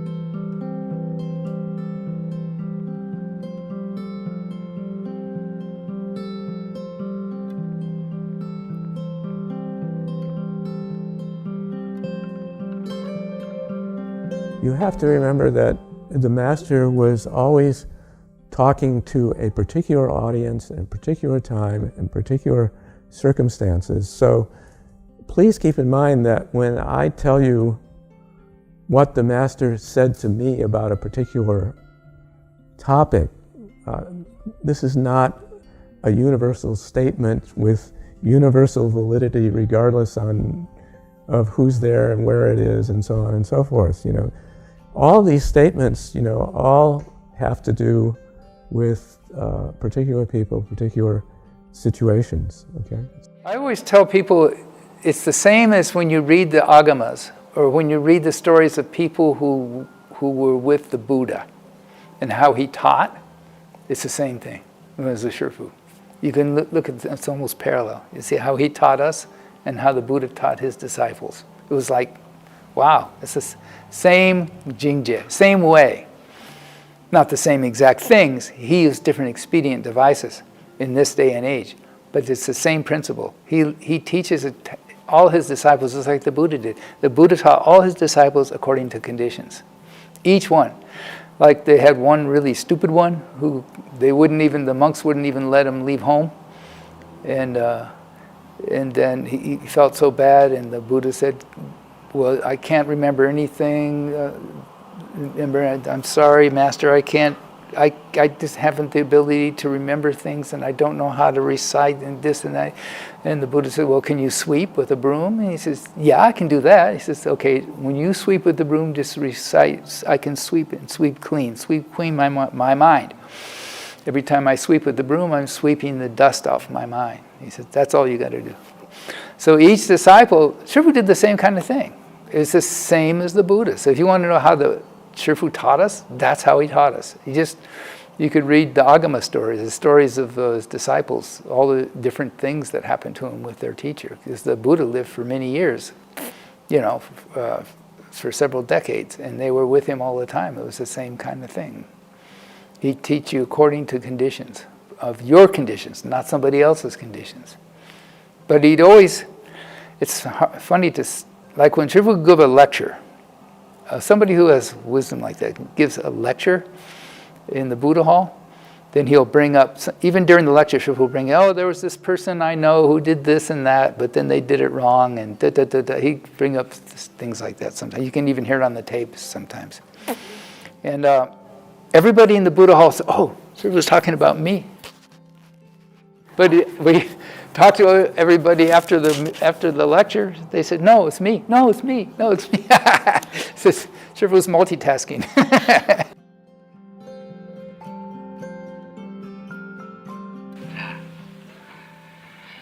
那么又有人生了一种怀疑心，是什么？哎，我打这个妄想，你怎么知道呢？那你可以打这个妄想，你就不可以我知道？因为我和你一样的，你打妄想，哎，我这个电波也就动了。 啊，就好像那个雷达似的。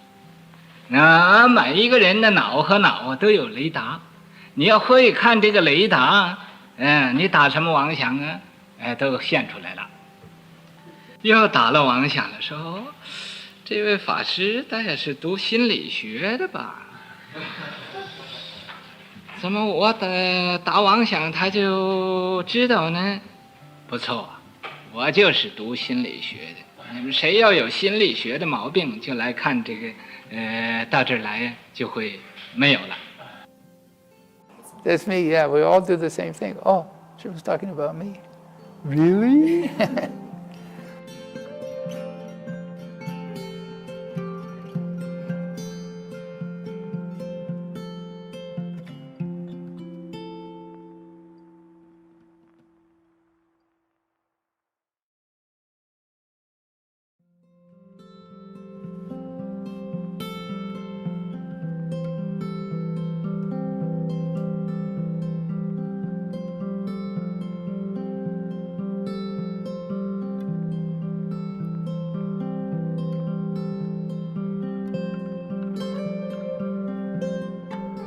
Let me say first that the Master often told us that there wasn't a single one of his disciples who really understood what he was doing.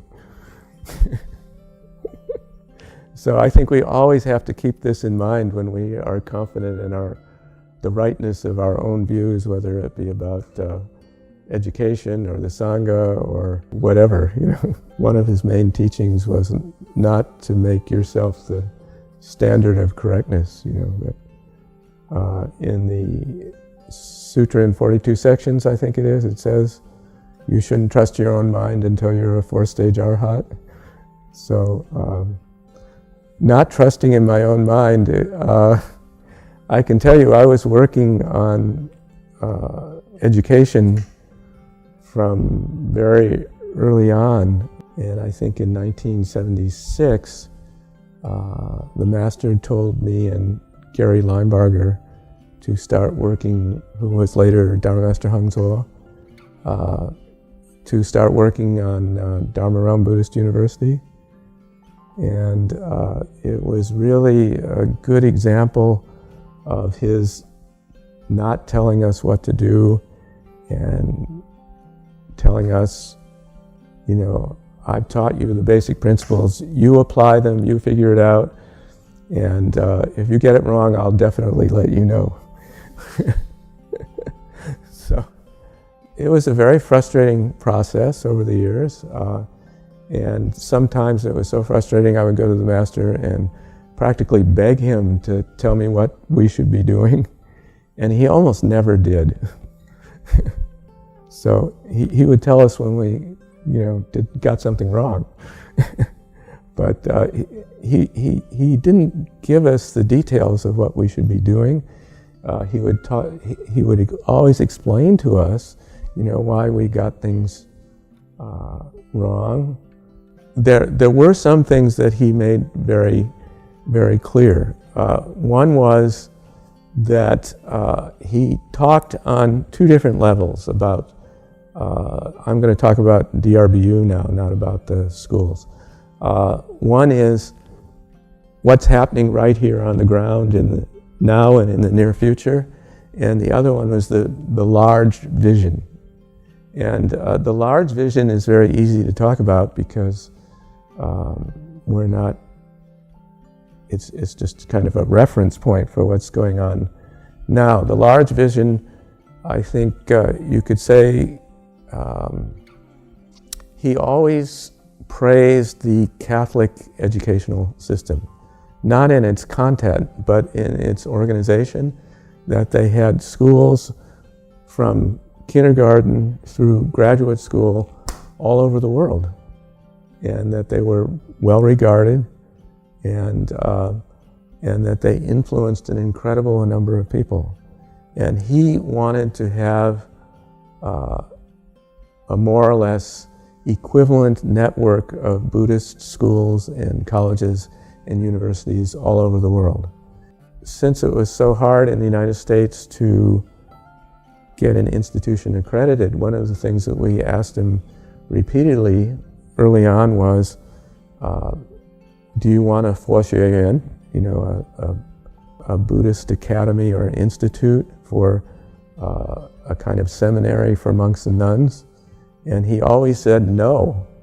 That's not what he wanted. He wanted a complete liberal arts institution, a full university model, and he wanted it set up in a way that it could also accommodate, the academic training of the Sangha, And he never, that I heard, said that he wanted a separate Sangha education apart from the Dharma-Ram Buddhist University. Now, of course, there are certain things that are part of Sangha education that are not appropriate for the university, like studying the Vinaya and so on. And of course, he wanted the Sangha to go ahead and do that. But since I was not a left-home person, I was not part of the discussions, if there were any, about how he wanted those kinds of things to be handled.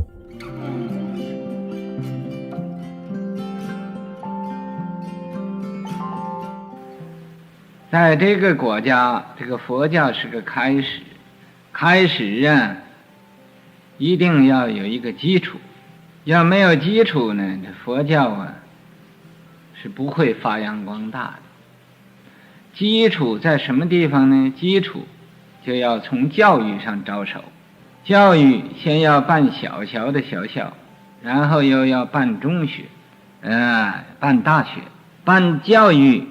然后教育出来人才，可以翻译经典，可以讲经说法，不要像中国那个佛教那种制度啊，就是单单上早晚殿，做完了早晚功课，这个出家人就一点事情也没有，什么事情做了，所以结果也没有什么成就。 乃至于现在呀，这亚洲的佛教都没有了，这就因为没有从根本上入手，没有从教育上入手，所以我们要从这个教育上入手，要把这个基础立起。这个现在在美国这发扬佛教，不是说哪一个国家的，就是世界的一种世界性的。 将来你们各位都要到世界去，各处去弘扬佛法的。那么现在，所以要造就这个人才。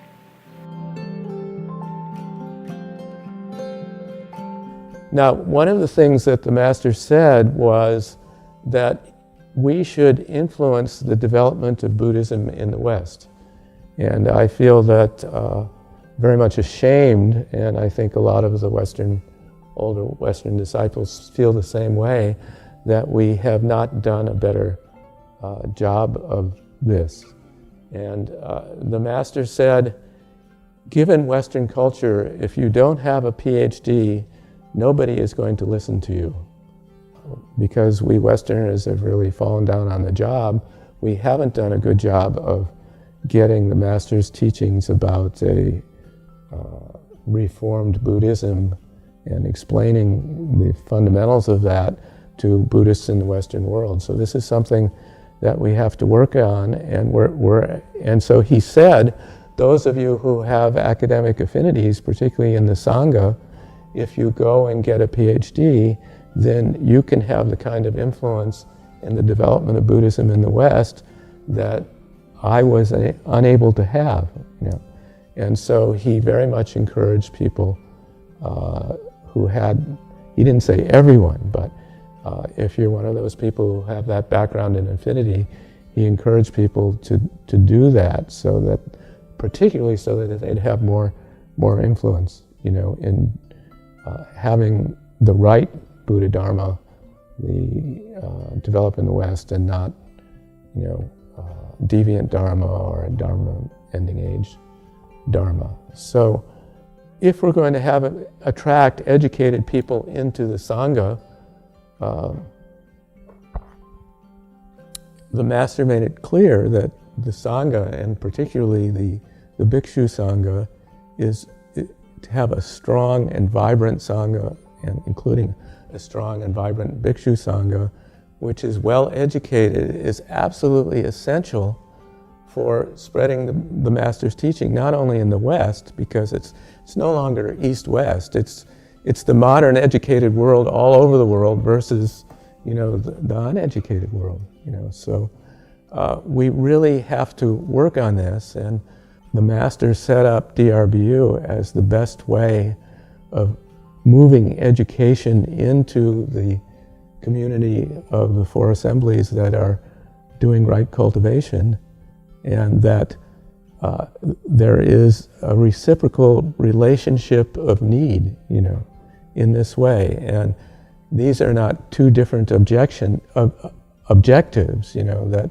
the objectives of DRBU and the objectives of the rest of the cultivating community in CTTB and DRBA, according to the Master's vision, as I see it, are completely interdependent and in a very harmonious way, and are not at all in opposition to one another, if one takes a bigger view. So I hope we can all encourage people to understand this and to take a bigger view about this.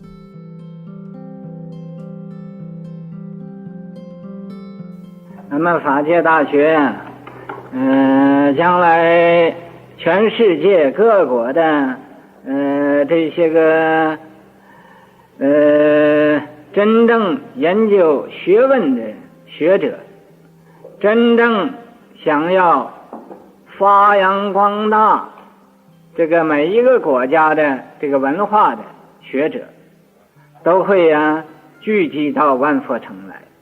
万佛城呢，是全世界的这个宝贝聚会的地方，各国的国宝都会飞到万佛城来。你们要不信的话，20年以后你们就知道我这个话是绝对应验的。30年之后那更明白了。那么因为现在全世界只有万佛城，这是真正想把这个人生的真理发明出来，想把每一个人的应该做的事情自己认识了它，也就是唤醒所有的这个迷梦的人，在这个世界上赶快觉悟了，不要那么大的贪心，那么多的嗔心，那样没有穷尽的痴心来在这个世界上打滚滚，转来转去的。要认识自己本来的这个宝贵的自性，返本还原，返迷归脚，舍邪归正，这是万佛城的宗旨。我相信门内有君子，门外君子制。万佛城是万佛所聚会的一个地方，那么也就是世界所有的有智慧的人聚会的地方。我常常说，我说万佛城这儿啊，无论哪一类的人到这儿都是英雄有用武之地了。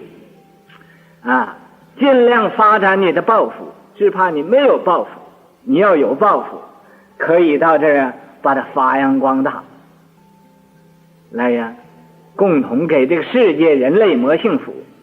这是我们万佛城的宗旨。我们在万佛城的人，人人应该努力维护这个道场，不要想法子和这个旁门左道那个样子，想破坏这个道场。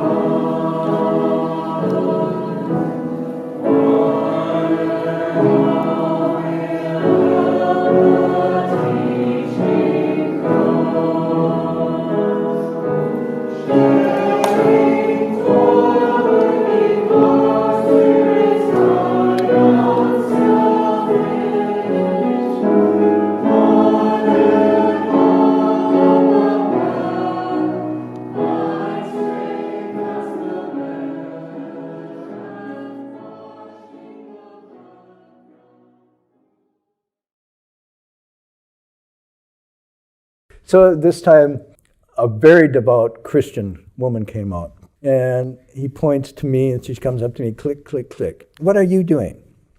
So I say, we're Buddhist monks on a pilgrimage from mine. Oh, she says, what a waste of time. And she says, and there's my house up there, that nice with the view of the ocean. Jesus gave me that. And she said, what did the Buddha give you?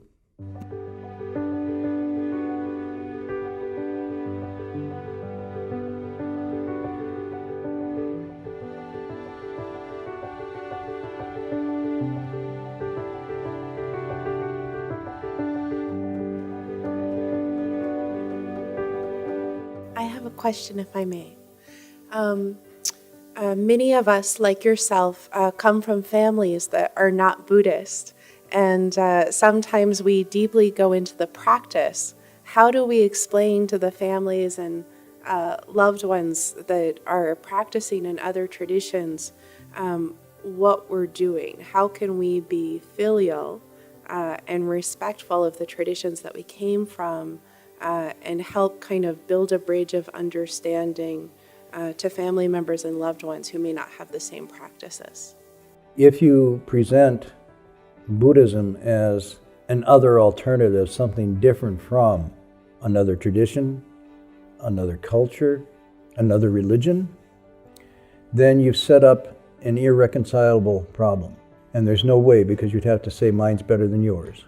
Or you'd even have to say, I'm going to this, which by itself indicates that mine's better than yours. Because why would you go to it if it wasn't better? Which then could be read as a rejection, an alienation from what somebody else believes.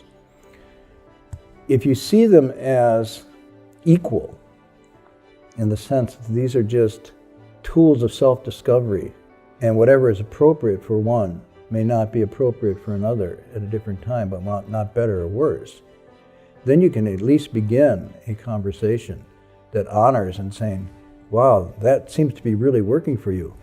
Super. It's not working for me. Here the other day, he's putting hot sauce on his jiaozi. I'm saying, well, that's a perfect good way to ruin a jiaozi, is putting on hot sauce. And so it's like, that's the other religion, the hot sauce. You eat the jiaozi the way I eat it.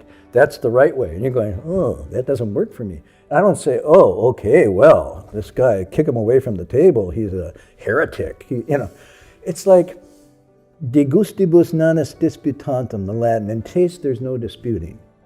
Okay? And the same thing is taste. Religion is medicine. Okay? It's food. And if it tastes good to you, try telling a child, this is good for you. I've tried that. It comes right back out again. And not only that, they'll start throwing it at you. So why force feed anybody with food or medicine? Basically, we don't need any religion whatsoever if we're true to ourselves. But because we get lost and confused and we get a little twisted out of shape, we need orthodontists, orthopedic surgeons, and whatnot. So if you take this approach, and by that I mean you're not judgmental. So you can't wear this righteousness on your sleeve. I am a Buddhist. Ta-da! Oh, really? Come on. It depends on how you wear this. For most people, if they see genuinely that you're opening it up and becoming true to yourself and whatnot, whatever you're doing, they can relax a little. But if you're righteous, it already indicates that you haven't owned this. You're taking it on as an identity or a style or as a way of fighting or whatever. So you got to totally be true in what you're doing. At least with parents, that goes a long way because they know you. They know you when they try to put that first foot in what you do. So they know if you're really being true to yourself, they'll back off a little bit. The next thing is you don't try to convert anybody because that's just another form of fighting. And it's like saying my food is better, so you don't go down that road. But I think ultimately you have to drop the big B and get down to Buddhism as a way of knowing, a way of discovering, a way of reflecting and thinking things over deeply, rather than a belief system that's better or worse and externally, oriented in that way. So that would be the first approach I take to it. And we don't do a very good job of that. Obviously, the world is filled with people who are killing and fighting each other in the name of their religions. So either the founders of those religions were really screwed up, or we misinterpreted what that message was. And we turned something that's meant to be a raft into a battleship. And clearly there's no basis for that. That being said, I think you'd have to redefine what you're doing this is the study of the mind in all its states. What I'm looking into is where do all religions come from? Not what particular religion is better or worse. Because, honestly, most people would recognize what's better or worse depends on the person. Because people have their own things that they just figure out and they steer by. Even with children, you can't. What is a children going to be? You can't make the child be something. There's a seed, you can create the water, the light, and whatnot, and they'll blossom into whatever they're going to be. You try to micromanage and control. See, a lot of this fighting comes from controlling. And controlling comes from feelings of inadequacy and insecurity. And so I want to convince you, I want to convert you, because then I'll feel like I'm more. No. So you got to watch out for that. But you're asking the question, where did all the religions come from? Where did all the different cultures come from? They come from the mind. Oh, if they come from the mind, then you're looking into the mind. And so rather than having a religion, you have a way of inquiring, a way of reflecting, a way of getting to know yourself. And you could even say, this religion helped me to a certain point, but at this point, I needed to go further and deeper. So it's not a rejection, it's actually, I'm building on it. So I could say to somebody, I didn't reject my Catholicism. It took me to this point of which I'm grateful. But I still had questions that couldn't be answered. And so I'm pursuing those. And I don't have any choice but to pursue them. And so it's not a rejection of something else. But I'll tell you a story that's really good in this life, at least philosophically good. I don't know if, when we were on the Bowing pilgrimage, Hung Sure didn't talk, I talked. And at first I thought that's going to be cool. But then I got all Megan type questions. And it's like, oh man, these are really tough. And, people would come out and ask these questions, and I never know what to say, and I go, babble, babble, babble, blah, blah, blah, and they go, oh, that was pretty good. Then a week later, Master Hua would come out and say, so what's up, Oh, people, what kind of questions? I said, they ask these questions, what did you say? And I go, babble, babble, blah, blah, and he'd go, oh, jeez. And he'd give a one-line answer. You go, why didn't I think of that? That's such a good answer. Because he not only answered the question, but he answered the heart of the questioner. Like somebody said, hey, you're a left-home person. Why did you leave home? Why did you renounce everything and become a monk? And Master Hua would say, if you can tell me why you can't, I'll tell you why I did. And I was like, whoa. So he turned around and said, well, because being a monk is such and such. He's saying, what you're actually saying is, why can't you? So this time, a very devout Christian woman came out.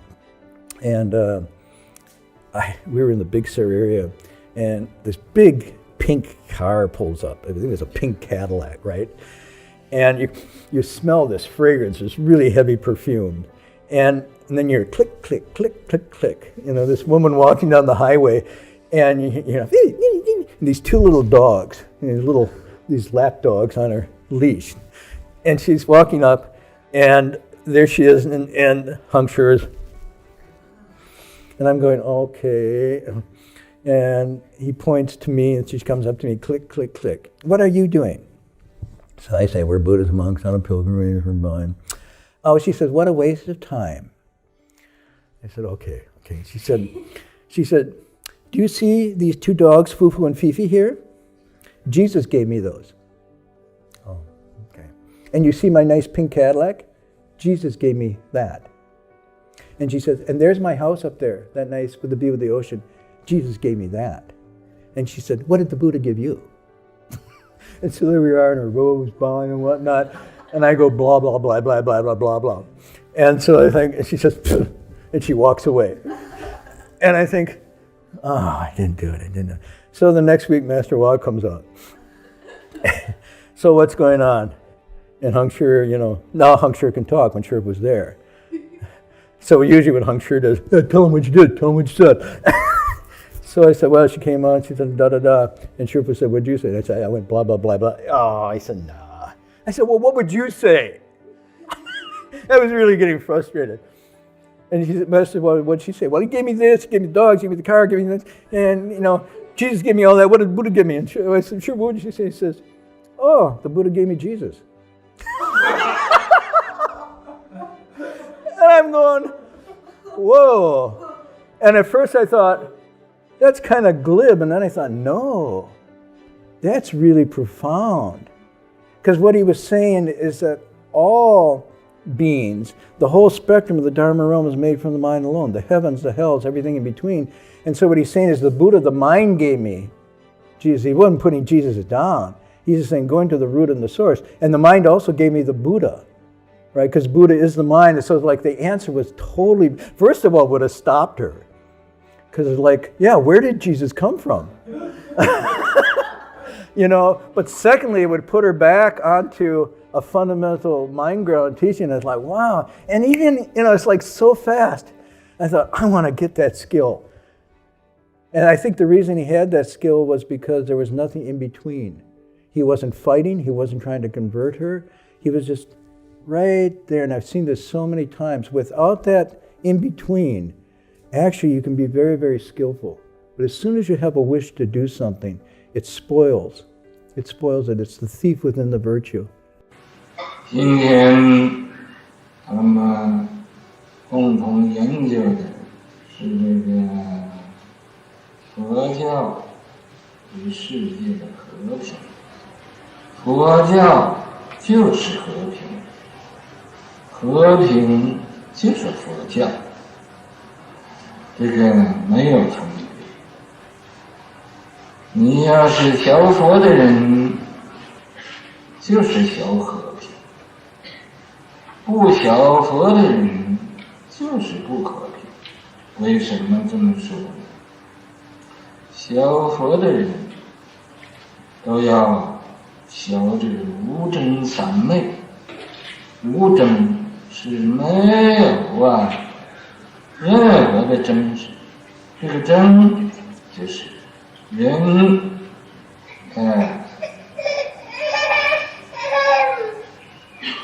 这不要的，俺们要，不合人真；人家要的，俺们不要，这是不合人真。这个真啊，为什么有这个真字？这个真字是从什么地方来的？是从人的心里。因为一争啊，就没有和平。你要不争，就是和平。你和平，就是没有一切的斗争；不和平，就是斗争。在佛住世的时候，是正法坚固；佛入涅槃之后，是相法坚固。那么到了这个末法时代，只是斗争坚固的时候。所以才说，争是胜负心，与道相违背。一争呢，就和这个修道就相违背，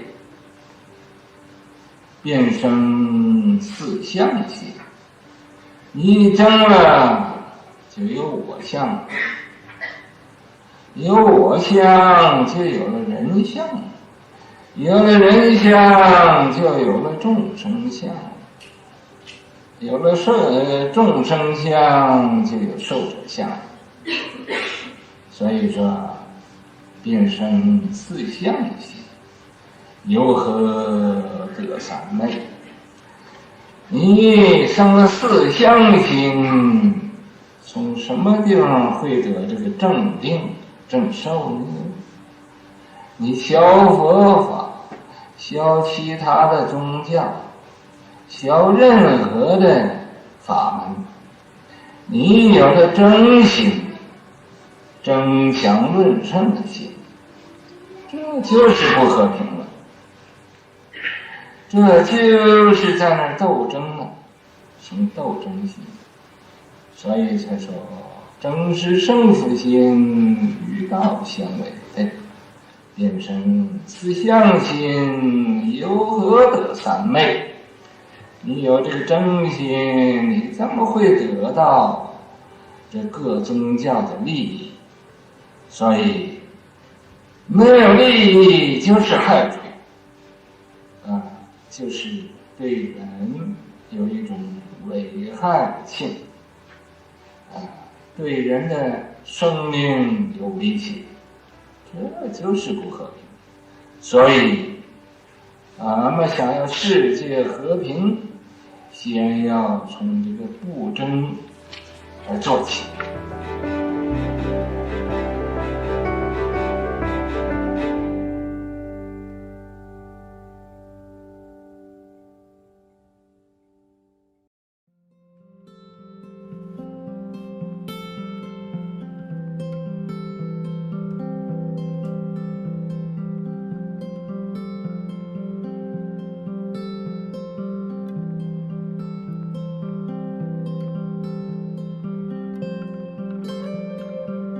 I had a experience on the ship where I was working out. See, on the ship, my job was a AB, able-bodied seaman. It's called an AB.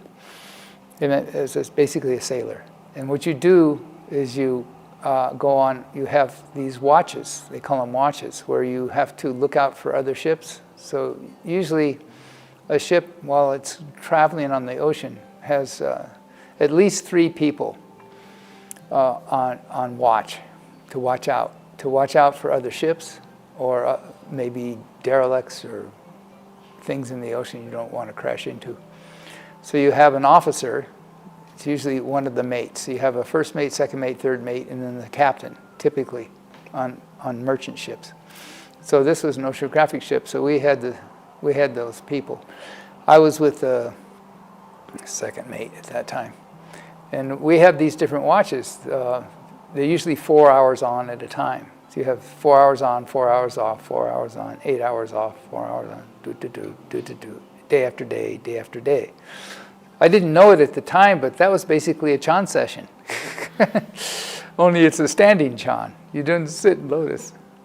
I didn't know anything about Chan. I didn't know anything about that. But I started working on a meditation topic spontaneously. I was wondering, who am I? Where did I come from? How did I get here? How did we end up in this universe as humans? That kind of thing. And there was nothing to do on watch. You're not allowed to read. You're not allowed to listen to the radio. You're not allowed to watch TV. You can't do anything. You have to just stand there and watch the ocean. So that's like meditation. Only we didn't get to sit. I mean, we didn't know how to sit anyway. We're just sailors. But we'd stand. And we'd stand either out on the bridge, wing of the bridge, or out on the very bow of the ship. And so day after day, week after week, month after month, we do 4 hours on, 4 hours off, 8 hours on, day after day. And they shift around the clock. So this particular watch I was on was the 12 to 4, I believe. Or either that or was the 8 to 12. I can't remember. I think it was 8 to 12, actually. Anyway, around 10 or 11, I keep thinking, where did I come from? How did I get here? Keep working on that. And pretty soon my mind started going like, you know how when you fill the water in the sink, when you pull the plug and the water goes, well, that's what my mind was doing. It felt like that. It's going around in a circle with the same question. Then it became, and then it just stopped. My mind just stopped. I don't know how to describe it properly, but it's like no thought, just stopped. But still, the ocean was there, the ship was there, the sky, the stars were up, it was at night. Everything was there, but no thought, just pure consciousness to see the universe as it really is.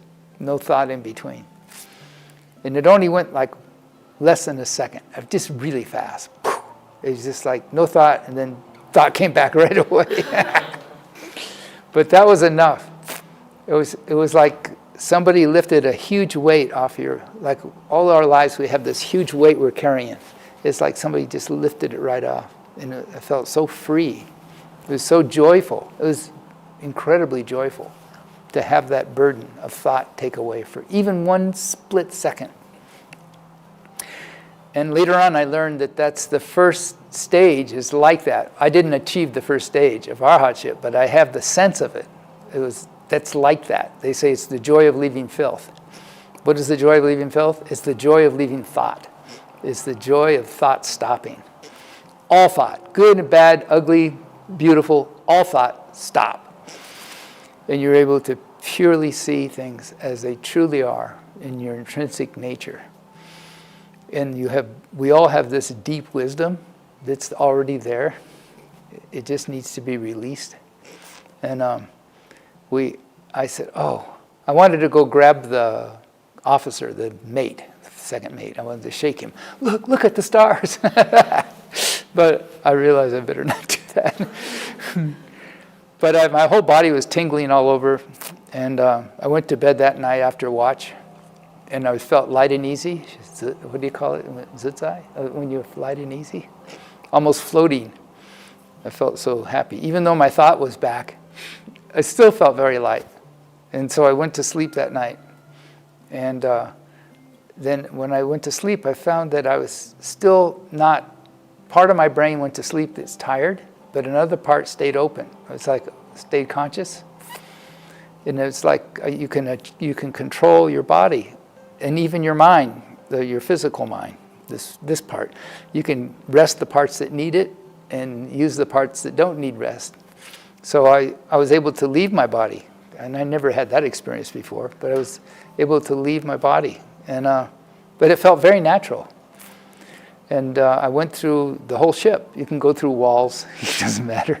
You can go anywhere you want. And Shifu used to tell us, you can go anywhere in the space of a thought. And that's basically what was going on. I could go to any part of the ship. I can go to the engine room, go on the bridge, go into the mess, the dining room. They call it a mess hall. I can go to the kitchen. I can go anywhere. So I went around, saw all these people talking and moving and doing their thing. We had about, I guess we had around 60 people aboard. So then I come back to your body. and I was having these kind of experiences. But they slowly closed up over a period of about 3 days, 3 or 4 days. For 3 days, this kind of... Yeah, this kind of light, easy state. But my mind was still thinking. My false thinking was still there. It didn't stop. It wasn't true samadhi. True samadhi, you can stop your mind and just be in pure samadhi. It's like Shifu could do that and not have any thought for like as long as you want. But I couldn't do that. And but I didn't know what this was. I didn't know who to talk to about it. I couldn't talk to the captain. What am I going to do? Tell them my state? They wouldn't. They'd laugh at me. So, and who am I going to talk to? A priest? They won't know. So I didn't know. Felt very panicky. And then I could feel my mind going back to its old way again. And I felt very depressed because I'm losing that wonderful light and easy feeling. And I was I've never been depressed in my life. I'm not the kind of person that gets depressed. But that time I could barely stand up. And then we went into Palma de Mallorca, which is a Spanish port. They're islands off of Spain. A very big tourist area. But it's a very old place. And the Spanish people, the Spaniards, they love to sell leather goods. Leather coats, leather pants, leather, belts, everything leather. And when we went ashore there to take a day off, basically took a day off, I smell all this leather and it's really terrible because I realized that's the skin of living beings. They're basically wearing the skin of sentient beings. And I didn't ever experience that before. I said, oh, this is just like why don't we just wear human skin? This is the difference. And then it felt, oh, this is terrible. So I walked around a little bit, and then I saw this very, very old church, Christian church. It must have been over 1,000 years old. They're a very old place, Europe. So I went there, and went into the church, and it's just beautiful, because all the people in there were old people. They were reciting. Basically, they were reciting they were doing Hail Mary, it's called, the Hail Mary prayer. It's a prayer. But it's similar to reciting Guanyin. And they have done that their whole lives. And you can see they're cultivators. These people were cultivators. They were cultivating a pure Dharma. In their sense, it's as if we were reciting Guanyin. And they had stilled the whole jingje, the whole feeling of the place was beautifully quiet. You can feel it, sense it. Shifu used to like to go into churches. He says they have that kind of purity. And not this, similar to a Buddha hall, where everybody practices the Dharma of recitation. In their case, it's a prayer. Hail Mary, full of grace, the Lord is with thee. They say over and over again. Because I used to be a Catholic. I know these prayers. So I sat in the back and just felt, it's like an island, safety. It's like a safety island in a sea of leather. So I said, I really need to find what this state is. How come I had this state? I knew I couldn't talk to a psychologist. They wouldn't help me. And I couldn't talk to, I didn't know who to talk to. I couldn't talk to a priest. They don't have this kind of state. I know. I grew up in, I went to St. Augustine's Monastery in school. I know these kind of people. They're not like that. They don't have that kind of samadhi. I said, I want to talk to somebody. I need to find a teacher. I didn't know at the time I needed to find a teacher, but I need to find somebody to help me.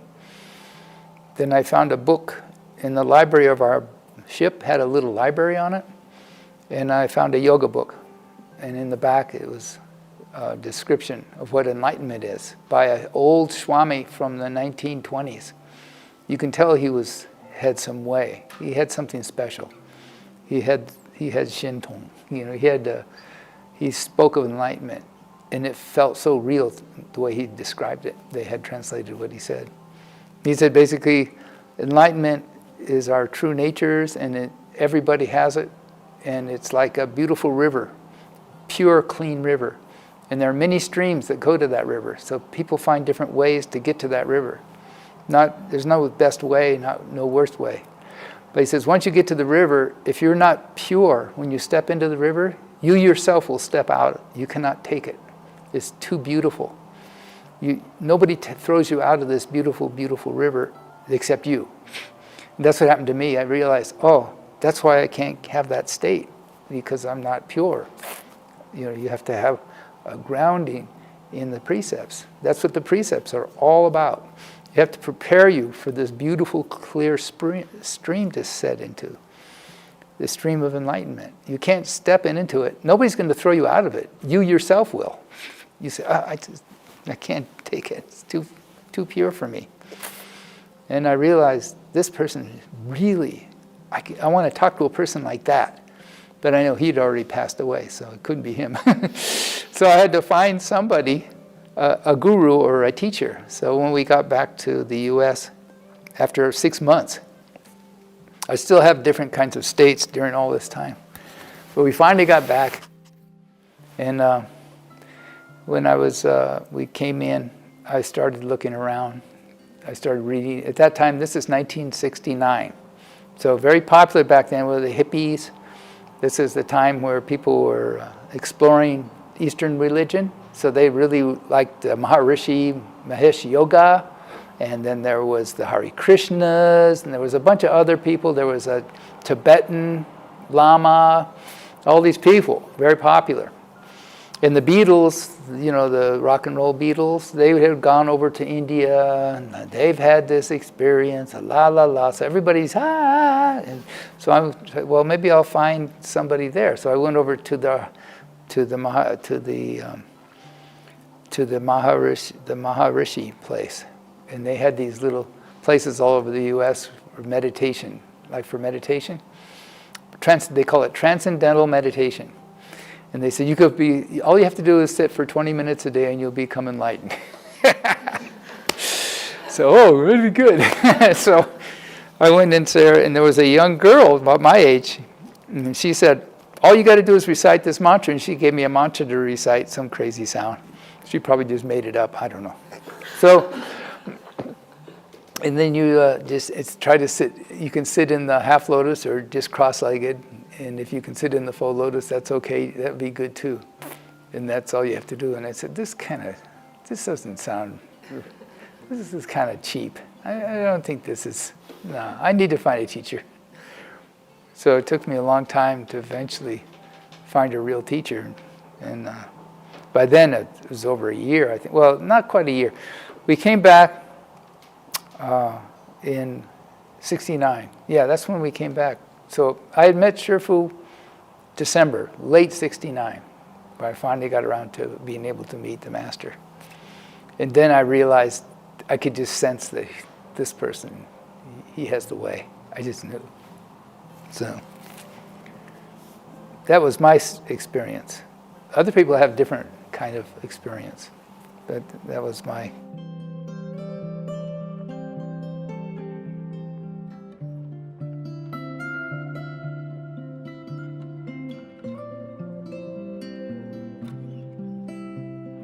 这禅有初禅，有二禅，有三禅，有四禅。这个初禅的境界，先呢得到一种清安的境界。这种清安呢，就觉得身上啊很舒服的，很自在的，很呢受用的。这种舒服自在，这叫法喜。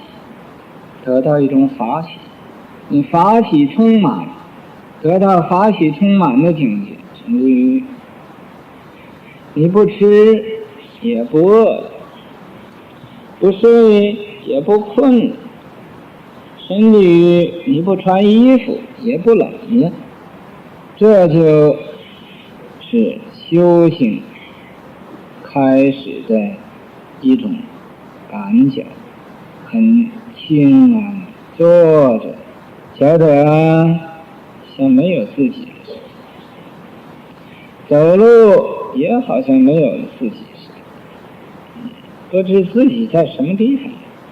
那么，在这清安的境界开始以后就会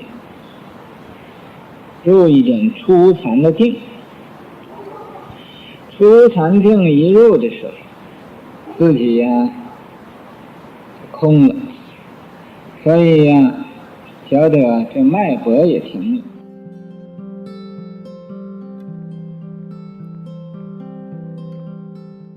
这打坐觉得非常自在，自在自在真自在哦，难以言形容，说不出来那么自在了啊！你要得到这种自在呀，你把什么都忘了。你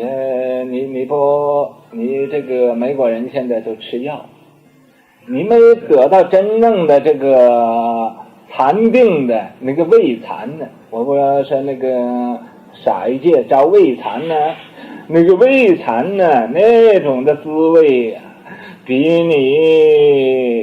任何的情形都快乐啊，比你呀男女结婚也快乐，比你这个吃任何的麻醉品呢，什么药也快乐，那种的境界简直这是说不出。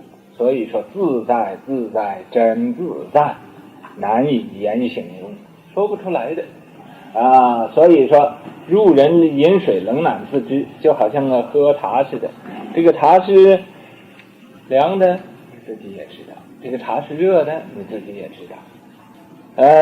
一定这个境界一定要过来人才明白。怎么叫过来人呢？从这个路上走过来的啊，你一说他知道你这是到一个什么阶段上了，到一个什么程度上了啊。那么修禅只要你有一点诚心，谁都可以得到的。那么那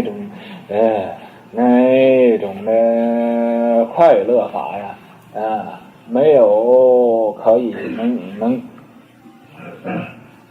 和他比的。所以这叫离生喜乐地，离开烦恼将要离开烦恼，得到这快乐了。这是这个定的一种。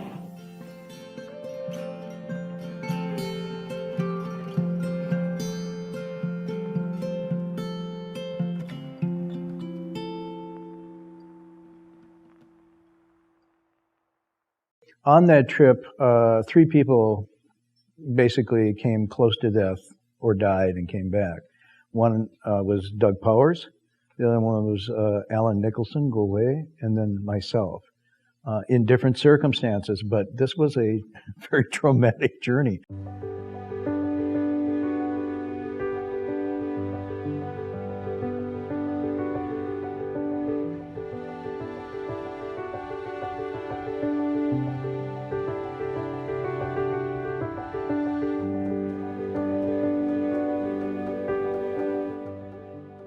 I think this was 1978 or 9. I went on two tours of Asia with Shifu. These tours were lots of fun. They were, you came back from these tours and you were a different person. You're lean and energetic, and it was like training for a thoroughbred horse race or something, or a triathlon. You went like a fat blob and you came back like a Olympic athlete, both in your cultivation, your body was just so full of energy and light. So it was nice to be able to spend that kind of intimate time with Shifu. And it wasn't easy. It was a lot of hard work, because you were always on the move. You had to make sure, all the people in the delegation were in the right place at the right time. The lecture hall was set up properly for him. Take care of all the little details. So in terms of practice and cultivation during these times, Shifu said, you have to be really extra special careful about this time when you're traveling with me, because it's a different part of the world. People have different ideas about who we are. This is kind of revolutionary. We're going to places where people have been practicing the kind of Buddhism that they practice, and we're going to go tell them that's not quite right, that that's cultural religion, it's not Buddhism. You know, his whole mission in this worldly body was to bring alive the proper Dharma, and in part of the bringing this forth, you have to expose the improper Dharma. Many times he would, you know, from the high seat, he would always say, you know, you have to follow the 5 precepts, you can't drink. Oftentimes there would be Sangha that would be smoking and drinking, and it was just very common. For example, in Thailand, they take Buddhism very seriously, but on the other hand, it's you know, it's like a job. You have to become a monk for 2 years instead of going into the military for the boys. Learn their ceremonies, and they'd all go out for a smoke break, and yet this was Buddhism in Thailand.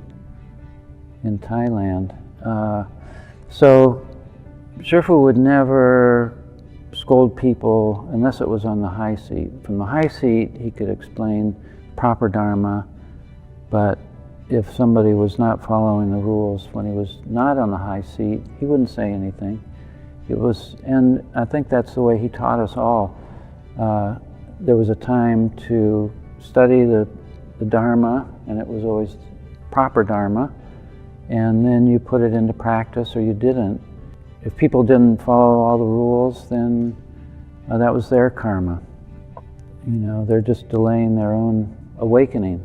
You know, lots of the host would provide us with attendants and drivers and people to take us around and take care of all the little business things, and they wouldn't follow the rules. And I several times pointed this out to Shifu, and he said, you can't say anything to these people. They're our hosts, and they're doing what they think is the right thing, and we can just talk about the Dharma when we lecture the Dharma, and the rest of the time we're their guests, and you can't be telling our guests that they're going to hell or whatever.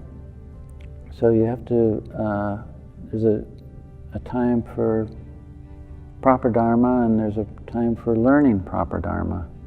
And it's not for other people to judge us, and it's not for us to judge other people. If other people are not following the rules, that's their problem, it's not our problem. So on tour in Malaysia, Shifu said many people will be testing us. This is a test. When we go to these foreign countries, not only are we propagating the proper Dharma, and this is our test for them, they're going to be testing us with the Dharmas that they have. So we all have to be very careful, and one good way to do this is to invoke the aid of our Dharma protectors, and to do that you need to recite mantras and recite the name of the Buddha. So one very powerful mantra is, it's called the heart of the Shurangama mantra. And it's not very long, it's pretty easy to memorize, it's only a few lines. So he said, if everybody in my entourage here recites that, then that will help reduce accidents and calamities, and especially before you eat or drink anything. Don't drink any tea without doing this. So one time he said, okay, we're going over to so-and-so's temple. He's invited us to come and have tea with him. It's okay if you drink the tea, but make sure you recite this mantra before you go. I don't know what happened, but because I'm so dense, I forgot to recite the mantra. And so when we got back to where we were staying, the temple we were staying at, I felt unusually tired. And so I went to sleep, and the next morning it was time to get up. I couldn't move.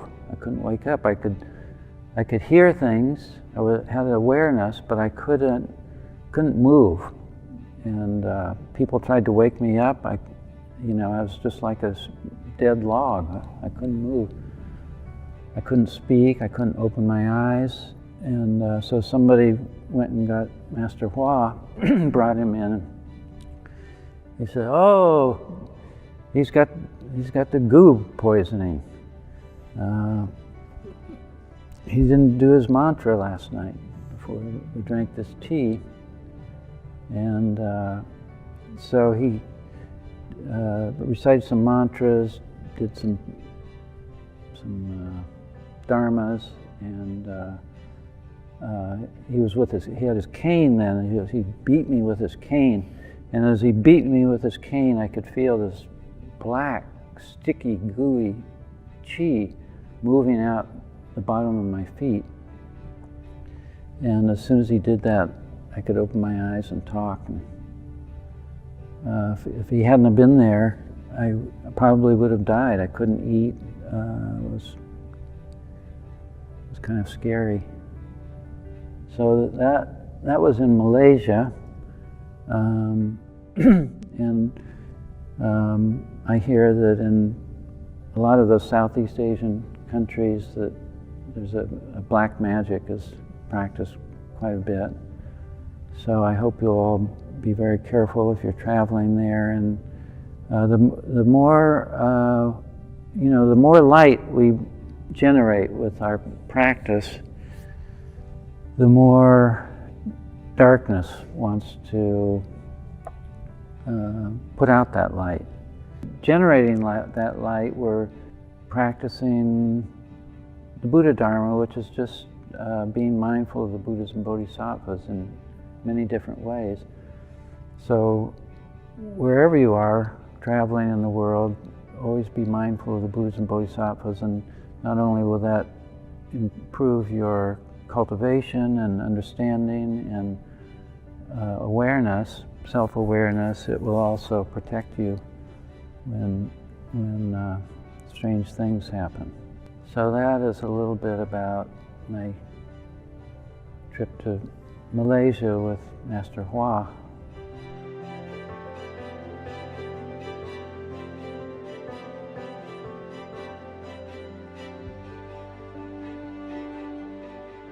我今天先要提出来，俺们说需要研究的一部经典，这一部经典就是佛教的一个照妖镜，佛教一个降魔杵，佛教一个斩魔剑什么经呢？就是楞严经。这个楞严经啊，是开智慧的楞严，但是这一部经现在受到世界各国的人的歧视，受到各国学者的歧视怎么样说呢？他们都说这一部经是假的，不是真的为什么他们要说这一部经是假的？俺们还要研究这一部经呢？这个有它的价值，有它的值得研究的地方。这一部经就是说出来所有旁门外道这种邪知邪见，这种不合乎佛法的这种知见，都给他们说得清清楚楚。所以说这一部经就是照妖宝镜，就是降魔杵，就是斩魔剑。那么俺们把这一部经人人都明白了，所以天魔外道自然就都没有了，这个世界战争也会平息了所有一切人类都再得到安宁了。所以这一部经是最要紧的。但是你们应该知道这个是不容易的因为现在所有的小者他自己的毛病不会去他又想要有隐喻嘛，又想要成佛又想要抽烟喝酒嘛，他又想要要在佛教里做一个有地位的人，所以呢，这个一些个学者现在对出家人很看不起的，说是出家人都没有什么知识，这是我所经验的在这个越南或者不会有这样的情形，在美国这个情形可多得很这个普菲萨也懂得佛法了，那个普菲萨也开了悟了。究竟我曾经问过他们，我说你们开的是什么悟？是不是一个牛悟？是不是一个狗悟？你们开畜生悟了我这么骂他们。那么这样的他们也没有话讲这个所以俺们应该研究楞严经，大家共同努力把这个楞严经研究明白了这是最要紧的。为什么要研究楞严经？楞严经在末法的时候，它最先末楞严经这一部经最先没有了怎么样没有的？就是被这些个小者批评连出家人都不相信了，说人家某某教授都说他是假的嘛，我们还学他干什么完了没有了，这是头一个没有的。所以头一个没有的，我们出家人，我们佛教徒一定保护他，不叫他没有。我们有一天楞严经妖魔鬼怪就都藏起来这个楞严经没有了，那些天魔外道就都出现了。所以这一点每一个人应该要知道的。在中国里有一个智者大师，他一生就听见楞严经这个名字，就向印度拜了18年，希望见这一部经，但是始终他没有见着。所以这个事情也是他一生的很遗憾的一件事。那么俺们现在遇到这一部经，俺们应该令这个经大放光明，照耀法界。这个呢，咱们所有的人在这个世间上千奇百怪，什么事情都有所谓天地之大，四海之广，无奇不有。可是总括起来，咱们人呢要存一种正心正心修身齐家治国平天下。咱们心正了他什么旁门外道不会有办法的。所以被人呢落杠头，这种情形就是你心里先不正当了，先不正当才能把被这个邪来扰乱。你要是心正所谓邪不胜正，他什么杠头也没有什么灵验的。尤其我方才提议你们各位研究楞严经，读诵楞严咒，你们要能会诵楞严咒，这什么杠头也都没有功效了都会没有用的。那个楞严咒就是能破一切魔的罗网，能破一切旁门外道的这种法术，那个其中那个力量是不可思议的。如果你们想不受这个杠头的所扰乱，就读诵楞严咒这个楞严咒是我方才不讲过了，你谁读能诚心的读诵，就有84000金刚藏菩萨来拥护你。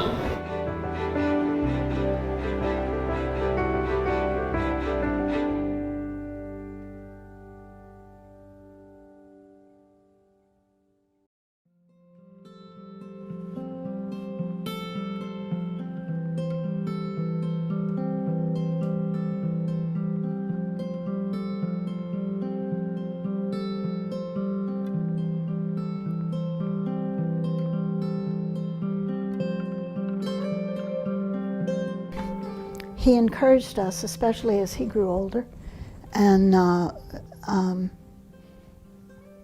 he encouraged those of us who had been around a long time to go and get our degrees. He didn't do that in the beginning. So Dr. Verhoeven went and got his degree, and Reverend Hung Sure got his degree. And I was another of that era, and he asked me to get mine, to get a PhD. Well, I had a PhD from DRBU. The degree I got was a legitimate PhD at the time, and then later the capacity for giving the PhD was taken away from us, and we could only give the masters. So the master told me to go get another one. I didn't do that. I have to say it's really good that Dr. Verhoeven did. It's really good that Reverend Hung Sure did, and I suppose I should have. It's one of the places where I didn't listen to the master so much. But I want to say that his whole being here with us was an education. In other words, we had a lot of classes under him, and we also had the sutras every day, at least once a day, maybe 2 or 3 times a day. And he never stopped doing that. For all the years we were with him, every day he would teach the sutras. And he would encourage us to look at the commentaries and the text ahead of time, and sometimes he would call on us to give the explanations. So there was that. And the classes he had, many classes, for instance, learning matched couplets, was something we Westerners had no concept of. And he took us through learning Chinese matching couplets, and we became very excited about it. It was one of the most interesting classes we had. So even though we didn't, a lot of us in the beginning, he didn't encourage us to go out to universities, he was giving us a strong education, not just in the sutras, but in things that would help us. For instance, when we became teachers, when we taught in the schools. He also advocated education because he didn't get much, had 2.5 years of formal education, set up a school, free school for people in his home when he was about 18, and educated many people who would never have gotten it otherwise because they couldn't afford it. And he would say over and over again that the youth of today are the leaders of tomorrow, and that education was absolutely the most important thing, that they needed to have a broad-based understanding of what the world was like. And so his education was, controversial. He would bring in someone for the weekend and introduce us and say, okay, this person is going to do something for you.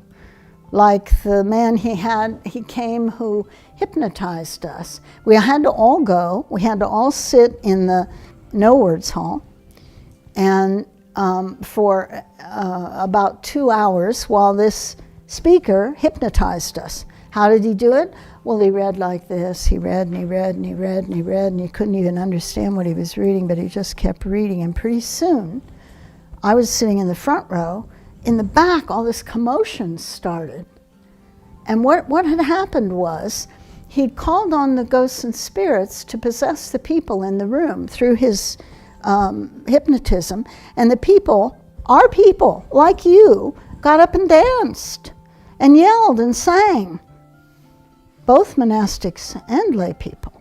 And went on and on and on. And then finally, you don't have to put this in. You're scared.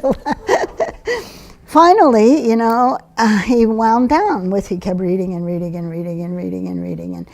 And he kept winding down, and he didn't stop. And we couldn't figure out why, because it got all quiet again. I never turned around, but I heard what was going on back there. And it got all quiet, but he didn't stop. And finally, one of his attendants came up and told him something, and then he stopped. And what had happened is we had someone with a disease similar to Parkinson's disease in the room, and that person always shook. And so he didn't know that person always shook, and he figured there was one ghost who was not leaving that person, so he waited and waited until finally it became clear that that was an illness and that wasn't a ghost. So, And then we're supposed to, then we have a countdown, you know, and we go for a debriefing. And he said, well, what did you think? And either we were totally taken in by it or we weren't. And that was an education in itself. He educated us in ways that we wouldn't have gotten if he didn't bring in people to stimulate us. We were very cloistered, and we wouldn't have gotten it. So I remember the time he brought in a black magic guy, and he wouldn't tell us ahead of time whether the person was legitimate or not, and he'd wait to see what we all had to say. And so we got an education. We listened to everybody say what they thought, and then we would know a lot more than we knew before we started. So his education here to us in the monasteries and here at the City of 10,000 Buddhas was very diverse, and you could even say controversial. And we probably wouldn't have gotten that in universities. What we got was special.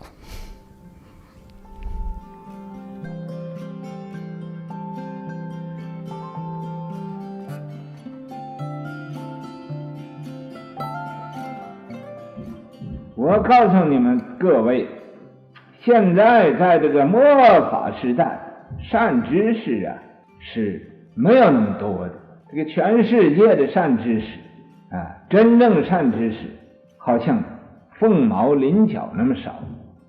所有的有名的善知识不一定是个善知识啊，那没有名的善知识你还不认识他是善知识，所以你就像一个苍蝇似的，东飞一头找善知识，西飞一头找善知识啊，知识啊东西南北各处飞，去碰壁去，碰那个墙去，碰那个玻璃窗去，究竟你能不能找着善知识，这是很大的一个问题啊。真正善知识他不会呀自高身价，说自己呀有什么样了不起，或者呀自己是什么佛化身，什么菩萨化身啊，凡是他自己公开表露他是什么佛化身，什么菩萨化身，这都是天魔外道，在这儿啊游吓人心。他知道你这个人呢不是为的法，而只是啊为的贪心啊，来呀想要得到什么利益啊，想要得到什么好处，实际上这正是啊投到那个魔王的那个眷属里头去了。那么你要是有善根，自然而然的时节因缘会遇到善知识，会指示你那么遇到善知识，你要认识这个善知识，真正的善知识没有贪心，没有争心，无所求于人，不自私不自利。要能这样，那他就构成一个善知识；不能这样，那都是天魔外道的一个眷属，在那儿就是叫你颠颠倒倒，叫你没有真正智慧，没有真正把握我今天呢我说这话你们切记要注意的你不要就因为你有那个贪心，所以就遇不着真正善知识。你要想遇到真正善知识，就要没有贪心，那才能遇到真正善知识求法是要有诚心，念兹在兹，我要求一个善知识来指导我，不是我贪图的到那地方那个某某是有神通，某某又是什么菩萨化身，什么佛化身，他就是佛化身、菩萨化身，他没有法子来帮助你呀开悟的，要你自己呀用功修行，才能得到这个真实的受用。所以这一点，你要认不清楚这一点，那你永远也在佛教里也是做一个魔王的眷属，不是真正佛教徒。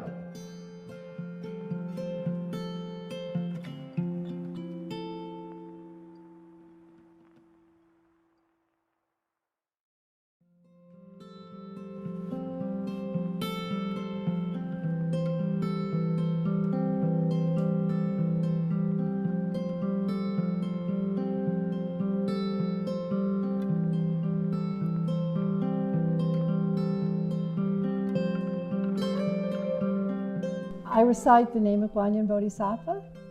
I've done that for many years. And I find that it only gets more powerful the more you do it. I've learned that a lot of the time when I thought I was being productive with my mind by what I was actually doing was fretting, worrying, regretting, dreading, rehearsing, unnecessary planning. In other words, I was using that very valuable mental muscle that I have in my brain to do a lot of things that it didn't need to do, and it really needed a rest. And that rest is provided by taking the time to recite the name of Guanyin. And now I've done it for so many years that I find that, whenever I have a minute, or when I'm driving, or I'm in the dentist chair, well, that's especially a good time to do it, but that it just naturally, it just comes, that's what I do. And what I find is that it's an amazing source of equanimity and balance and perspective and patience. And I guess the patience thing is kind of it's a circle, because it takes patience to do it, but when you do it, you become more patient. I told this story in the Buddha Hall one night when I gave a talk. I'll just tell this as just an experience that I had when I was at Dominican, and I was running a teacher education program. And sometimes I had student teachers who were not doing well out in the schools. And sometimes it was so bad that we got to the point where we were going to have to basically tell them that they could not continue in the program because they just weren't going to be teachers. And that was obviously that was a difficult conversation to have.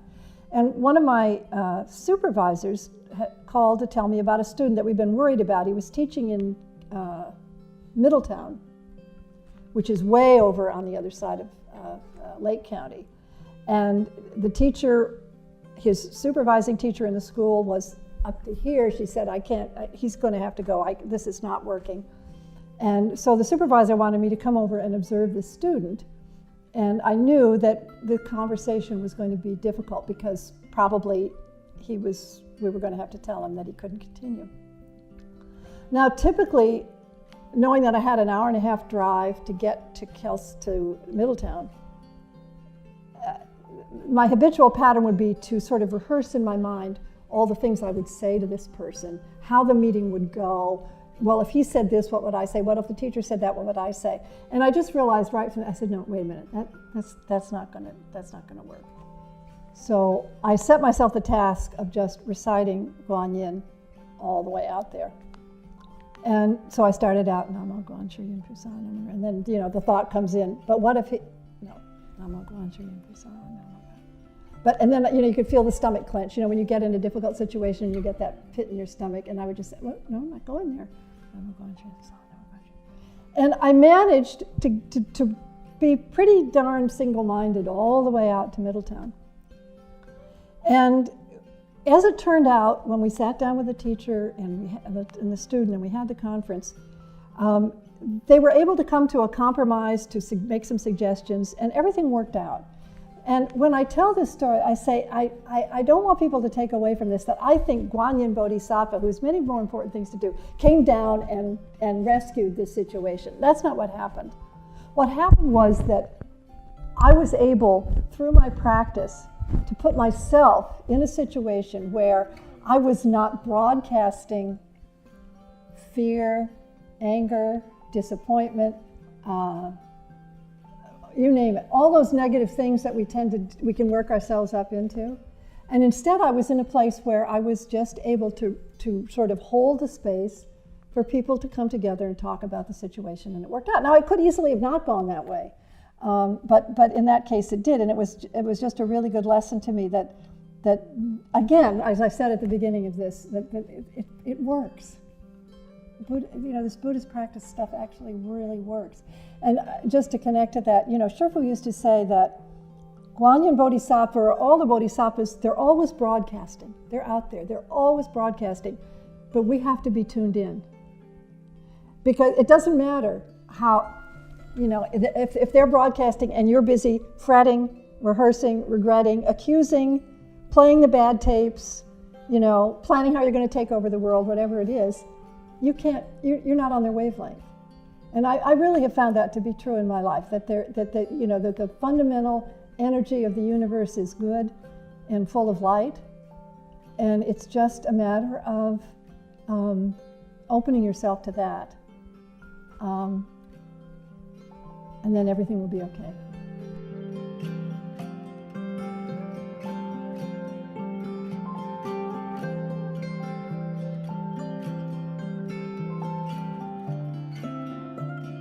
你念南无观世音菩萨，你念观世音菩萨，观世音菩萨也念你，彼此互念，也就好像你想你的亲戚，你亲戚也就想你。俺们和观世音菩萨是无量劫以来这个法眷属，法亲。所以俺们想俺们这个亲戚，亲兄弟，俺们兄弟这哥哥在那也去想弟弟，俺们就是观世音菩萨的弟弟，观世音菩萨就是俺们的哥哥。俺们说观世音菩萨怎么会是俺们的哥哥？那俺不是太高攀了吗？不是。观世音菩萨不但拿俺们当弟弟，拿所有的一切众生都当他的弟弟。要不然的时候，他为什么要寻声救苦呢？他为什么要所有的众生有什么困难，他就帮助呢？他就看一切众生是他的手足一样，是他的骨肉，所以他才这样不怕一切的困苦艰难，而来救度俺们在这个娑婆世界这个苦众生。俺们叫一声观世音菩萨里边包含就是哥哥。观世音菩萨就叫一声俺们这个未来的菩萨，未来的佛小弟弟。你要能这样看，念观世音菩萨更应该诚心，更应该亲切念的，就像念我们自己的兄弟一样。你要知道尼洛克，你看呢和观音菩萨的看法不同。观音菩萨是看里边，你是看外边。